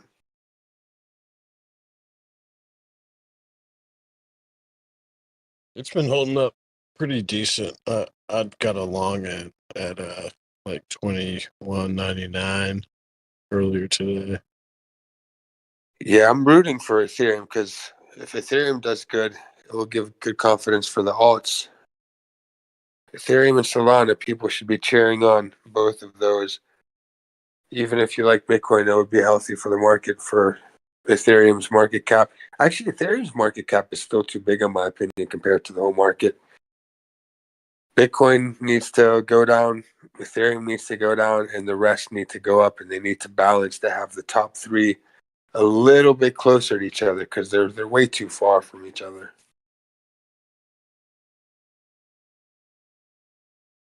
I think naturally that's going to happen. So, if we think that all things like to settle is like natural, the physics of things like the Fibonacci sequence and everything, there's going to have to be a settlement of everything. Like the number one place can't be so far with number two. So I think naturally they're going to have to get closer to each other. And does that mean that Bitcoin's going to go down and Ethereum's going to go up? I don't know. Maybe they both go down and just one goes down quicker or vice versa. But it's, it's got to balance out slowly. I think the top three are going to be much closer to each other in the next 5 years than they are right now.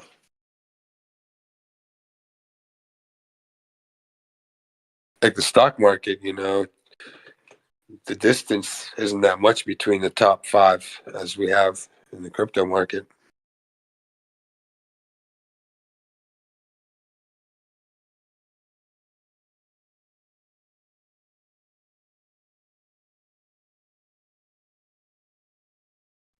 You guys have Oh, any man. juicy low cap picks? The what? You guys have any like juicy low cap picks, stuff you think that is high confidence?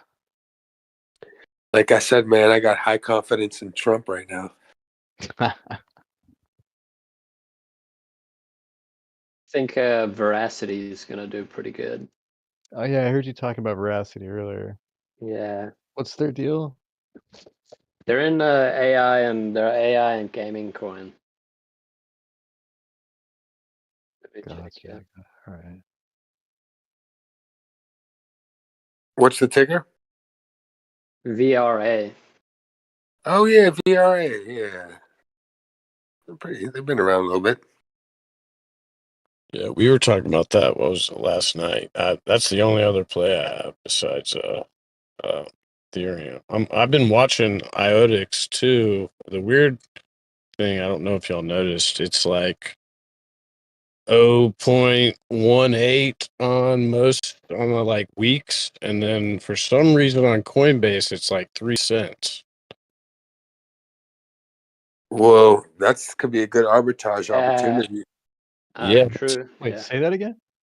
It's well, I mean, at least on what I'm seeing on weeks, IOTIX, that's IOTX, it is 0.18. I mean, like the one I'm charting is, and then on Coinbase right now, or at least last night when I looked, it was 3 cents. I switched some other coins into it.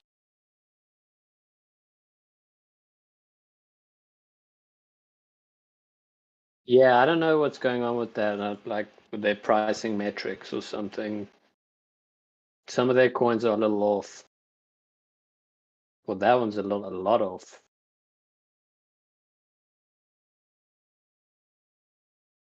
So you could just buy it at 18 on a different exchange and then sell it for 30 on Coinbase, and then you'd make the difference. I think so. Exactly. I got burned with this arbitrage thing a few months back. I think one of those scam things that they stole. Yeah, you have to. There's arbitrage. It's tough to do. I mean, there's bots that you can set up to do it, like Crypto Hopper does arbitrage trading, but you have to have the API connected on all the exchanges at the same time. But there's been times people have made money. I remember one time with SHIB, but they locked it up on Coinbase's end, but there was still big price differentiation from a lot of platforms when SHIB was pumping back in the day, and people made a lot of money just moving the SHIB around from one exchange to another and just selling the difference because the price was so different. It's like, okay, if you have SHIB here and like on the next exchange is 20% extra, all you have to do if you're quick enough, and usually it's as long as you do the transfer within 3 minutes, you'll still have time to do it. You have an automatic 20% gain right there. So there's bots that do that for you. But yeah, there's so many scams out there, that's for sure. It's better to do it by yourself. Drew, when you did that, wasn't it like missing a zero on Coinbase? Well, no, I was already in position. Luckily, I had dry powder on Coinbase, and Dbloc was stuck. He couldn't do it because Coinbase was blocking people, and there was no one was able to take advantage of arbitrage from Coinbase. But other exchanges like I remember Uplift or Upload, whatever, it was like some other exchange. There was big differentiation in that. But yeah, Coinbase blocked all the transfers of SHIB when that happened. But I was able to ride that up twice because it pumped when it first got listed on Coinbase, then it dumped, and I predicted the dump, and then I just rode it right back up again, and it like repeated the same exact pump that it had on the listing, basically just a few weeks after the initial pump. That saved my ass because I got wrecked before that from Brain Trust.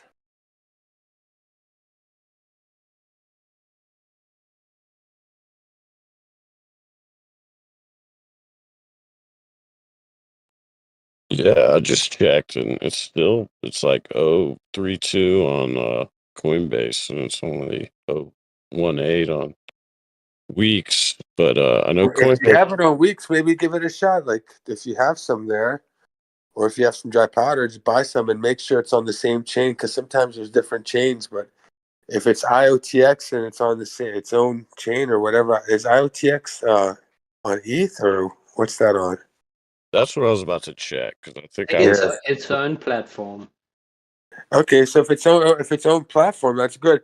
Maybe just do a test run and just just do a few bucks, buy it and try to send it to your Coinbase and see if you could sell it there. And if it works with just a few bucks, it's going to work with more.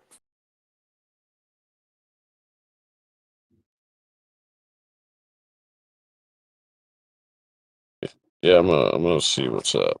I know they don't have on Coinbase. It's only a USD pair, but I mean that shouldn't. It's fine if they have a USD pair as long as you can transfer your IOTX from weeks. You just go and send it to your deposit in your Coinbase, and you go to Coinbase and sell it as USD, and you should have the differentiation there. That's arbitrage. If you can be quick enough before usually these things don't hang around too long. I'm surprised it's still so different. Within an hour, usually the price balances out.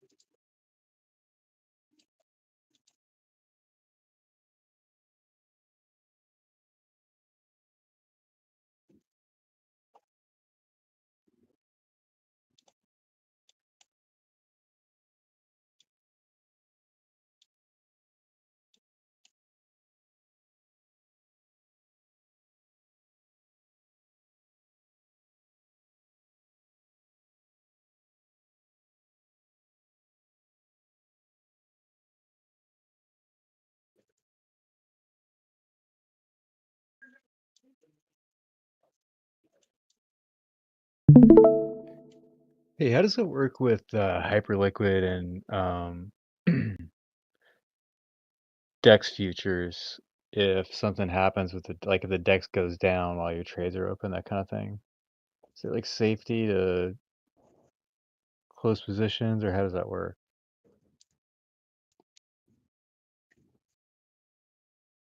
Does anybody know? I'm not too sure. They have a ledger of whatever last action was implemented before the DEX went down, so they just kind of reset whatever once the DEX is running. Right. I haven't seen like Uniswap. I've never seen Uniswap go down or anything like that. But that's what would happen, I guess. What sucks, I mean, if that happens, you can detach your wallet or reattach your wallet to some other site. So if you have an active trade, probably those would get automatically canceled. Like if you have an active stop loss or active sell, who knows?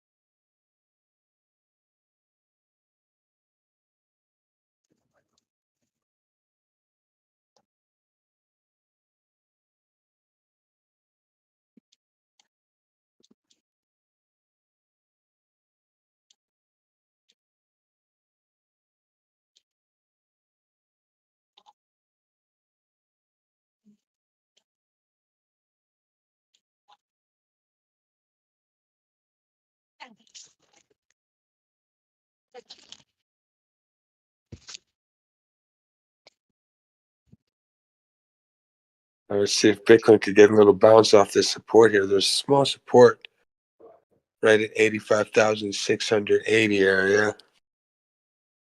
If it doesn't hold, there's one more, and this is on the local. There's one more support at 85,600. 611 on my chart. That's Binance USDT. If that doesn't hold, that 85,611, I might have to take a dump. But it looks like we're trying to get some buys right now here. We might do a little turnaround right at 85,700. I would love to take a dump. Yeah, if it does go under there, I'm probably gonna dump my position if we can't hold this support right here. But if we hold it, I'm holding.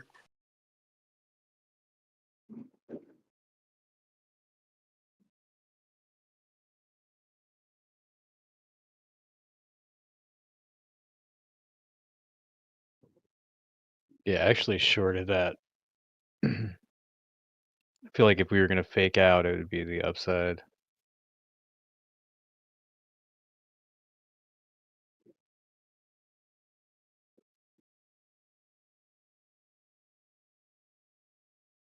Right? I mean, that's a lot of emotions in a couple of days. It's a big some big numbers and a lot of velocity, not a lot of time, and then we expended a lot of energy recovering. Am I right? I mean, that's just the way I look at it. I'm like, I it's mean, not hard to. I to mean, I me, the need more odd, money. You know what I mean? to me, the Market obvious area. play was like that Bitcoin was going to go to 74 to retest that previous resistance we had a few months ago. So like, yeah, around 74K, but now for it to turn around like midway in between, just like in no man's land, I think that could psych out the market, and that's something I guess the market makers would want to do, like right there halfway in between the vector gap, turn it around. So if we do get a turnaround here, that wouldn't surprise me. I mean, I was talking to Zeus earlier, and I was like, yeah, what if we dip right there, turn around halfway between, and zip right back up to 88K? We're not that far. We hit 86,000 something earlier, so I think the 88 target's pretty reasonable, 88, 89. But like I said, if this little area, especially 85,000 psychological support doesn't hold, this thing could take a dookie. Mm-hmm. Yeah, I agree. There's another guy I watch as well, and he's saying that we haven't created the right shoulder for the inverse and head and shoulder yet. So this looks like it is, but that's actually still part of the whole head, this right part that we just made. So I still look at as a cup, and now it's making a handle, and I think it's preparing for the move upwards. What are your thoughts? What time frame are you on?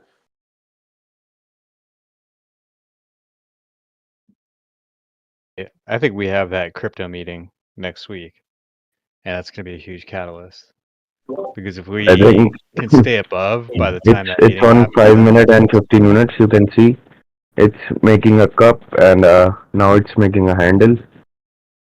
Let's see.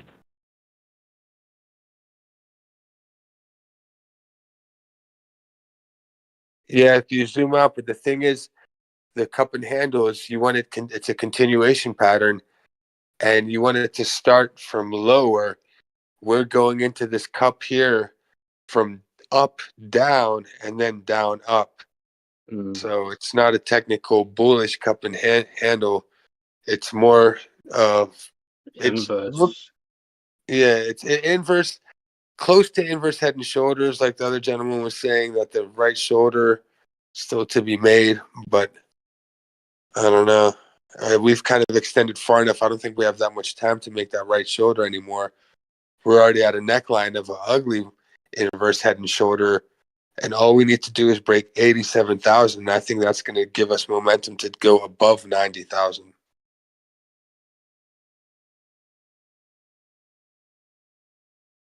Yeah, I mean, as soon as we break that neckline, I think, we'll start moving. We'll get some big moves.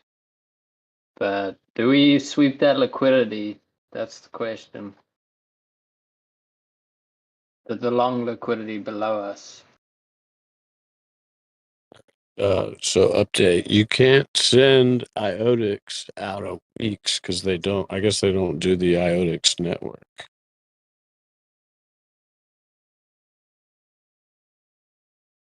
That sucks. But you can trade it on weeks, but you can't send it. Yeah, you can't withdraw or deposit. I think that's just not one of the networks. It doesn't have that option. Tokens that? IOTICs. IOTX is the ticker. IOTX. I've been on for a while, hasn't it? Yeah, but he said he found some big arbitrage opportunity on Coinbase. It's at like 3 cents, and on Weeks it's at 1.8 or something like that. 0.18, yeah. 0.18. But you can't send it out of weeks, so that sucks. you have to get a different exchange, I guess. It's on Kraken, but I don't know if they've got the futures on Kraken. I don't know about spot. You could send it out. Would be great. see which roll.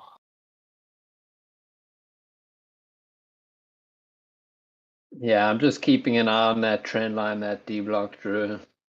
We can't get above that thing. Looks like we're gonna take some longs. Take out some longs. Oh, maybe I should sell my position then. Yeah, I mean, we're at a very critical area where we are now. So if we start breaking down, then that little bear flag at the top where we are might play out. Yeah, like I said, I'm not selling unless we break the support. But if we break the Hey. support, I'm selling. You know what I usually notice on weeks sometimes too? Like it takes a while before it catches up to other exchanges, so it might be a good time. I don't know. It's happened to me a few times. Looking at the price and it's down, and then it'll shoot up in like one candle back to the price it's supposed to be at. Yeah, it doesn't help that they're not on Trading View yet either. I'm gonna short Stellar XLM where it is now. Because if Bitcoin drops, I think it's gonna come down.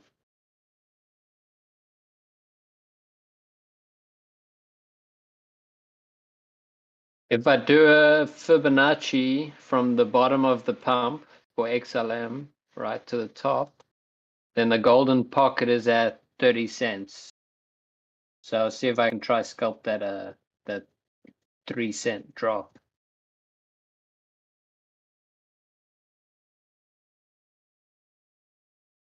Yeah, it must be just Coinbase because like CoinMarketCap and everything has it at the same price as weeks. All right, I just sold my position. I'm not holding that right now. I think this support on Bitcoin is going to hold. So I just sold my Trump. I don't think it's going to hold here. Nah, it's looking pretty weak, huh? Yeah, I let go of my long and left the short. Uniswap, it's at Same here.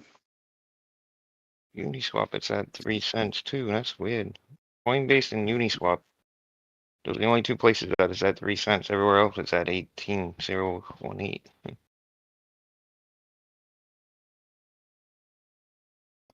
I don't know, man. I'm a bit salty from that fake out right there. You must be able to send it out from some of these exchanges. Just think about it like this. The longer we consolidate in this little range we're in, the bigger we're going to pump when it comes. Yeah, baby. Yeah. Take this short, and then after that, I'm gonna wait on the sidelines for more confirmation. A lot of talk about what Bitcoin lately and strategic reserves and BlackRock. Yeah, I think we're gonna might be done going down. Who knows? Yeah, they're starting to slowly leak out all the bullish news. Yeah.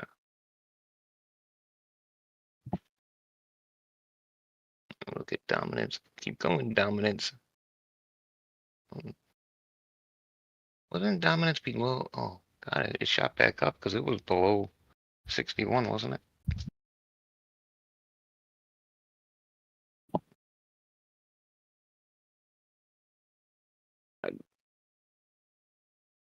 A lot of alts just been doing nothing since yesterday.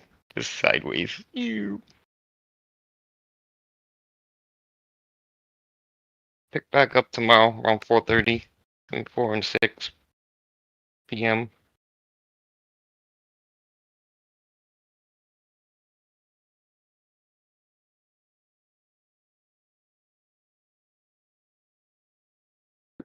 All right, let's see if they let it go down the toilet. Yeah. I see bearish divergence on the 5-minute for XLM as well. To 20. What's going down to 20? Doge? I think this can also be a fake breakout. Oh, I know, right? Oh, you mean like then we're going a lot lower? Like a dead cat bounce?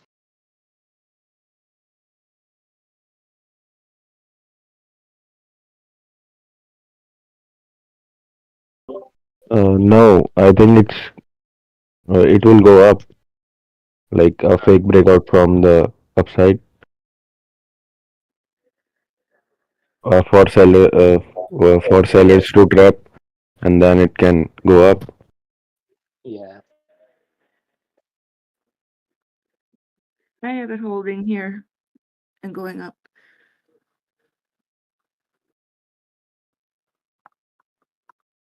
$602 is some support, but even right here it can hold.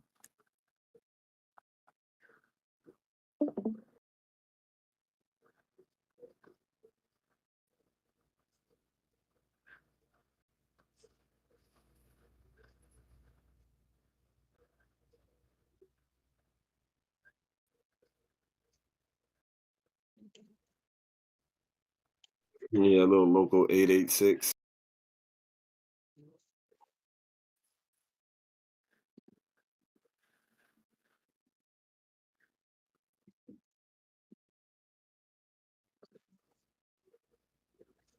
Well, I was just thinking about what Dbloc was saying about how it's easier for them to liquidate people. They'll liquidate what's cheaper for them, the market makers, and retail is selling right now mostly, probably. So for them to liquidate these fresh longs up to like 80, between 82 and 84 shouldn't be a problem. Should be cheap for them. That's true.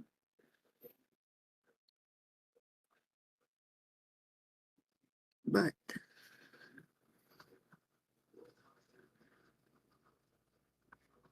I mean, we're still above the 1 hour 20 SMA as well. You know, that's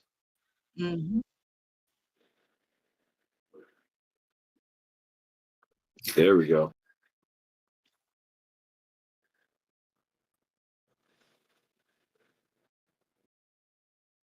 Drop it, drop it, drop it. Sometimes it feels good to put the tether BTC pair up. That way it looks green.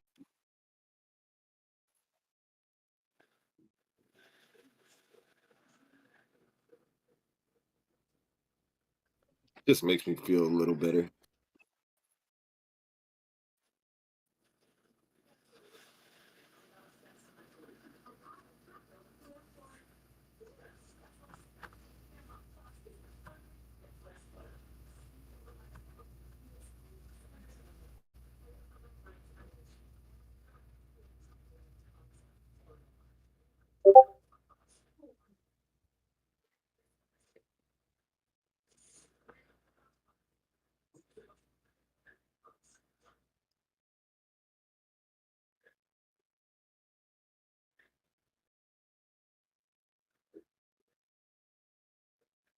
there could be a potential head and shoulder on the 1 hour.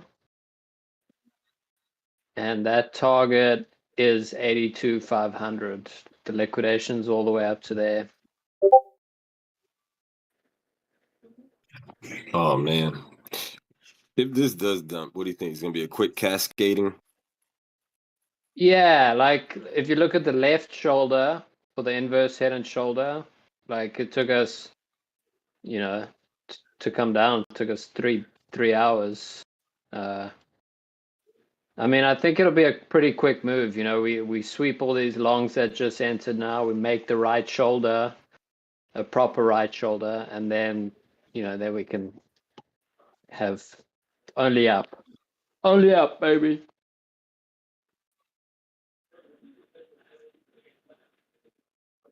But I mean, we have to see a few things for that to play out. Like if we lose the 1 hour 20 SMA, that'll be the first, you know, that'll be a good signal that it's coming down. And the 30-minute 200. If we lose the 30-minute 200, then I'm pretty sure 82, 500 is within reason. We first have to come underneath 84.7 and then 84.350. Dominates is going down on this drop, actually. Like ETH is barely taking a hit, it looks like.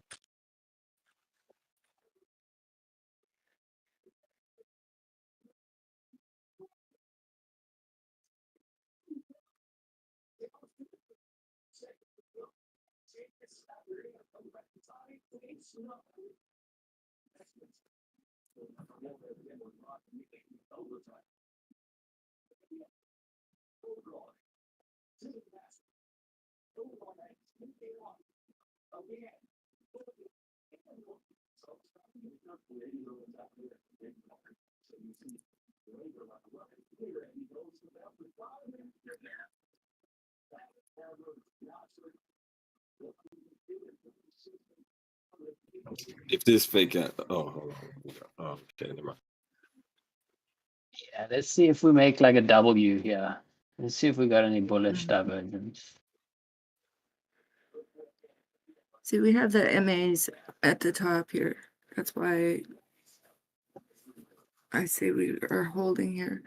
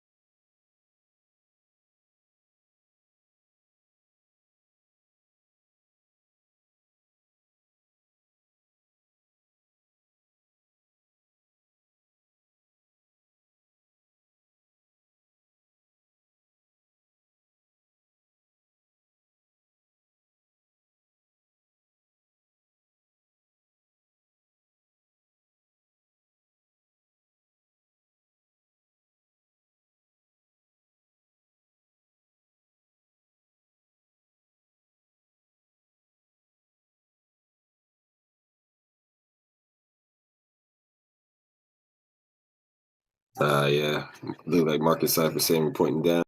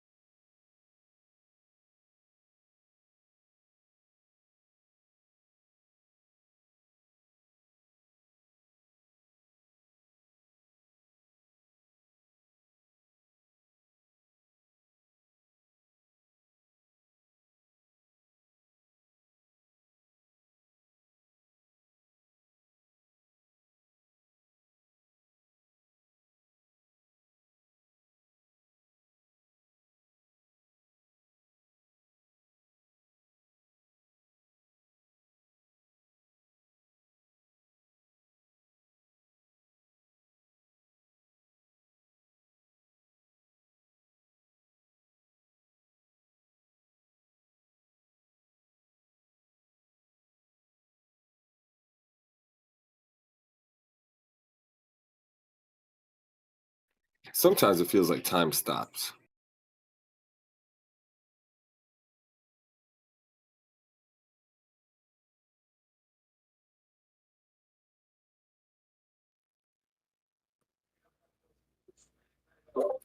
Right, except for when you're in a position and you go to the restroom or the bathroom and then you come back and you've only been gone for like what, a minute? I've And it literally felt like you were gone for 3 days. I've literally changed the channel and saw so much price action and violence. And it's gone. Exactly. Yep. Yeah. And then other days you're sitting there watching grass grow, right? Oh boy. All right, we kind of broke structure a little bit here, so let's see.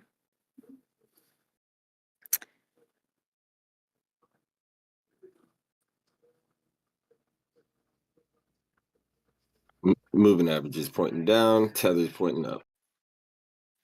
ETH just had a crazy con.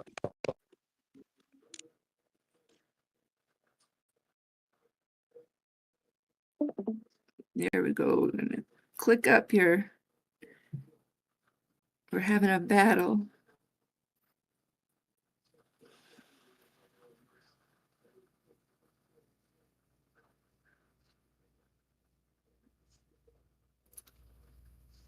So the pivot point is down below our price action.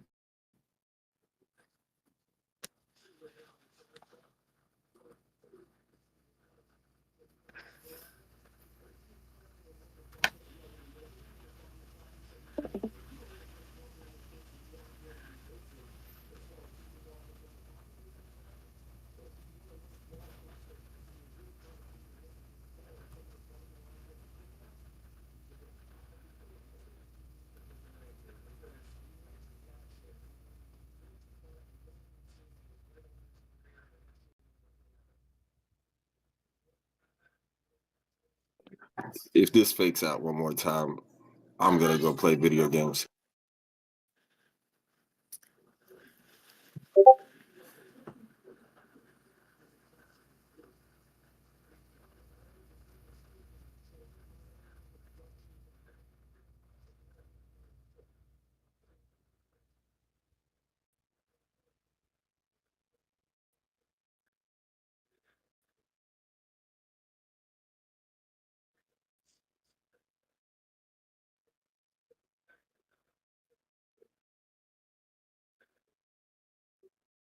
We'll need to come below 85,559. Does that make a, or 57 actually, to make a lower low than on our local. Might even be 49 here. Let's see. Here you go again. Yeah. And let's see.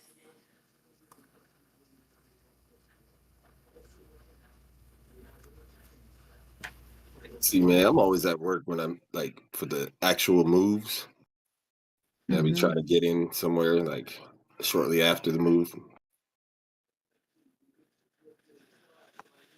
Like this market is just not, it's not built for trying to get in, you know, on a move. No. You got to plan the move and look for the levels, act on the levels, and then let it ride. Like you can't like wing nothing. No, you can't be winging it. Not really.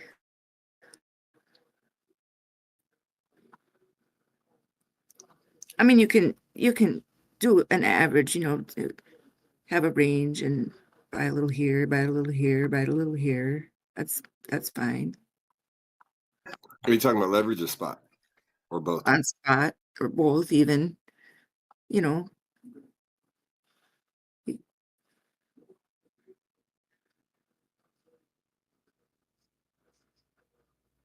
That's like we talked about before, BJ. The smaller positions are always more manageable, especially in the beginning. Yep.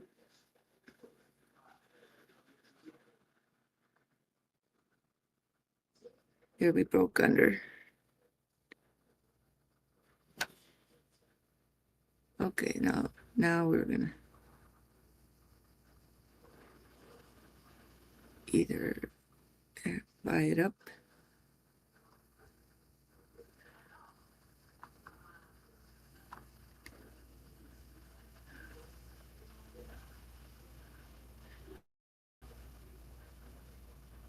Yeah. Or we're gonna flash down.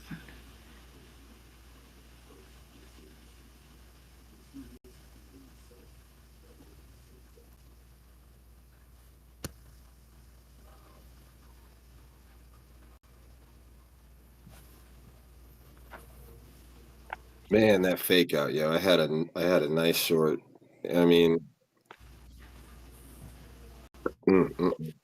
Another thing I've done sometimes, like on a leverage thing, is to take a short, here, and wait for that to start losing steam, and use that as a gauge for when you can get into a long. yeah, I like that. That's kind of what I'm doing right now. I got a small short. Yeah, now I'm just sitting. And then you can even then hedge that short and watch them, have an equal, and then just add to the one side and use that as your, like, so you're not stressed. You can kind of just, if you think that it's upside, start with the short so that it protects your long as you try to move up in case it slaps back down. So that I've done that before, and I feel much better a lot of times getting in. Yeah, as long as I do too, as long as I start off slow.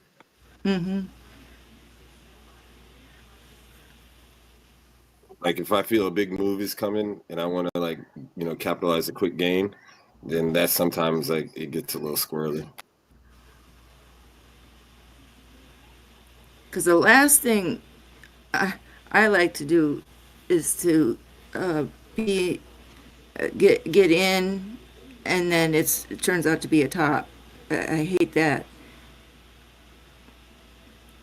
And then if you're trying to protect it and you got a hedge then your hedge is wrong side up, that's no good. Yeah, like here we go. You never can recover. Yeah, here we go. So see that this never came exactly below, did it? No. See, they come ever so close.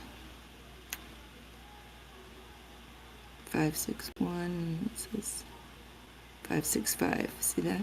There's so tiny a difference. 562. They got 531.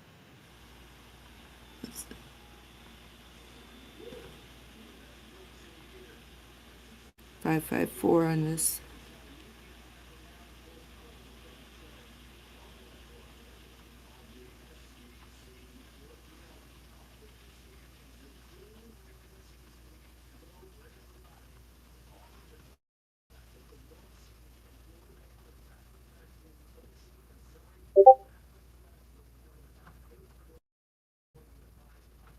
Look at that.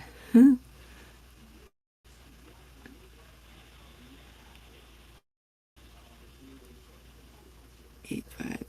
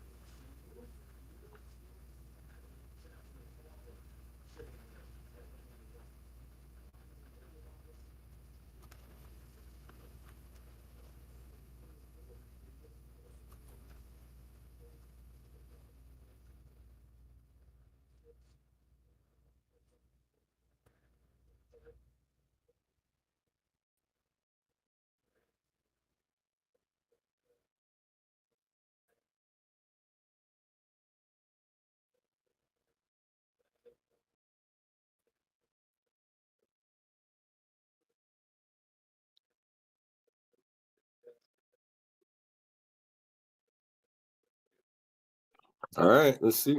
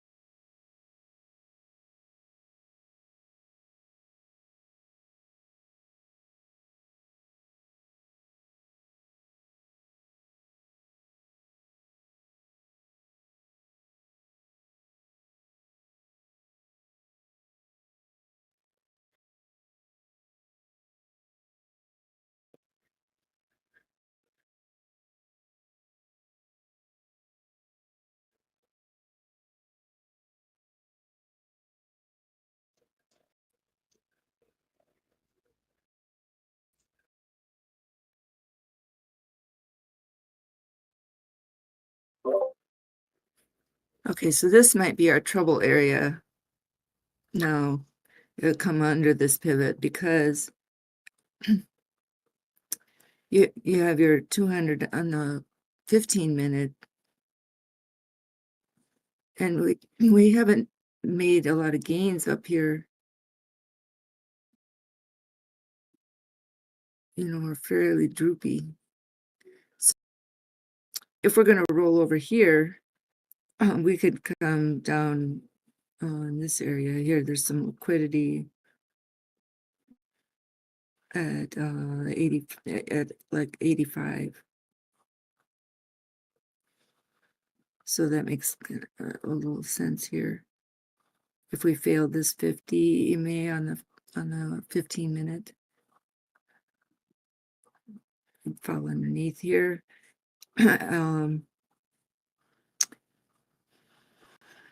So that would break 85,200, and we would test this 200 EMA at 84,970 and possibly fall through at this point, unless we break above the daily open here at 86, at least 86.1.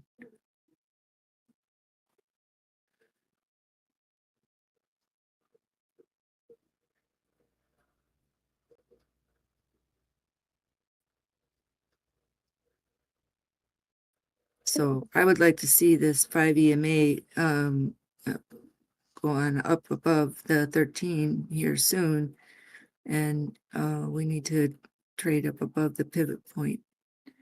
All right, excuse me, the point of control, which is basically above the daily open there. So 86,070 is what we need now. Otherwise, I think we're gonna find these numbers here around 85.2.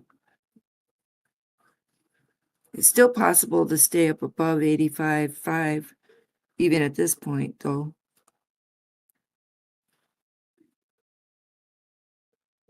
And hold this number 85.6.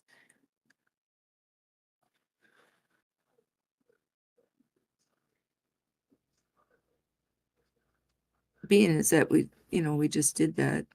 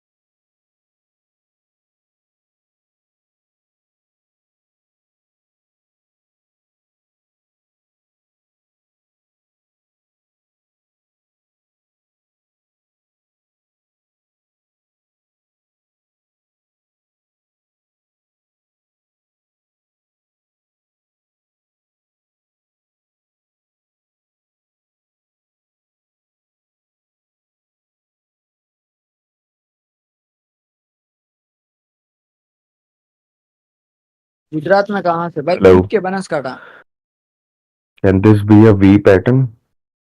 भाई, बनासकाठा से हूँ, बनासकाठा गुजरात में।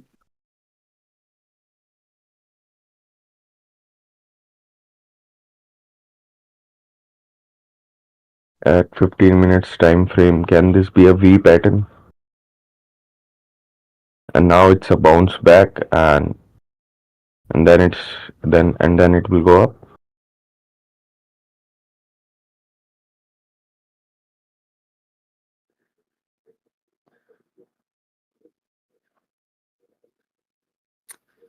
Okay, so you're asking on the.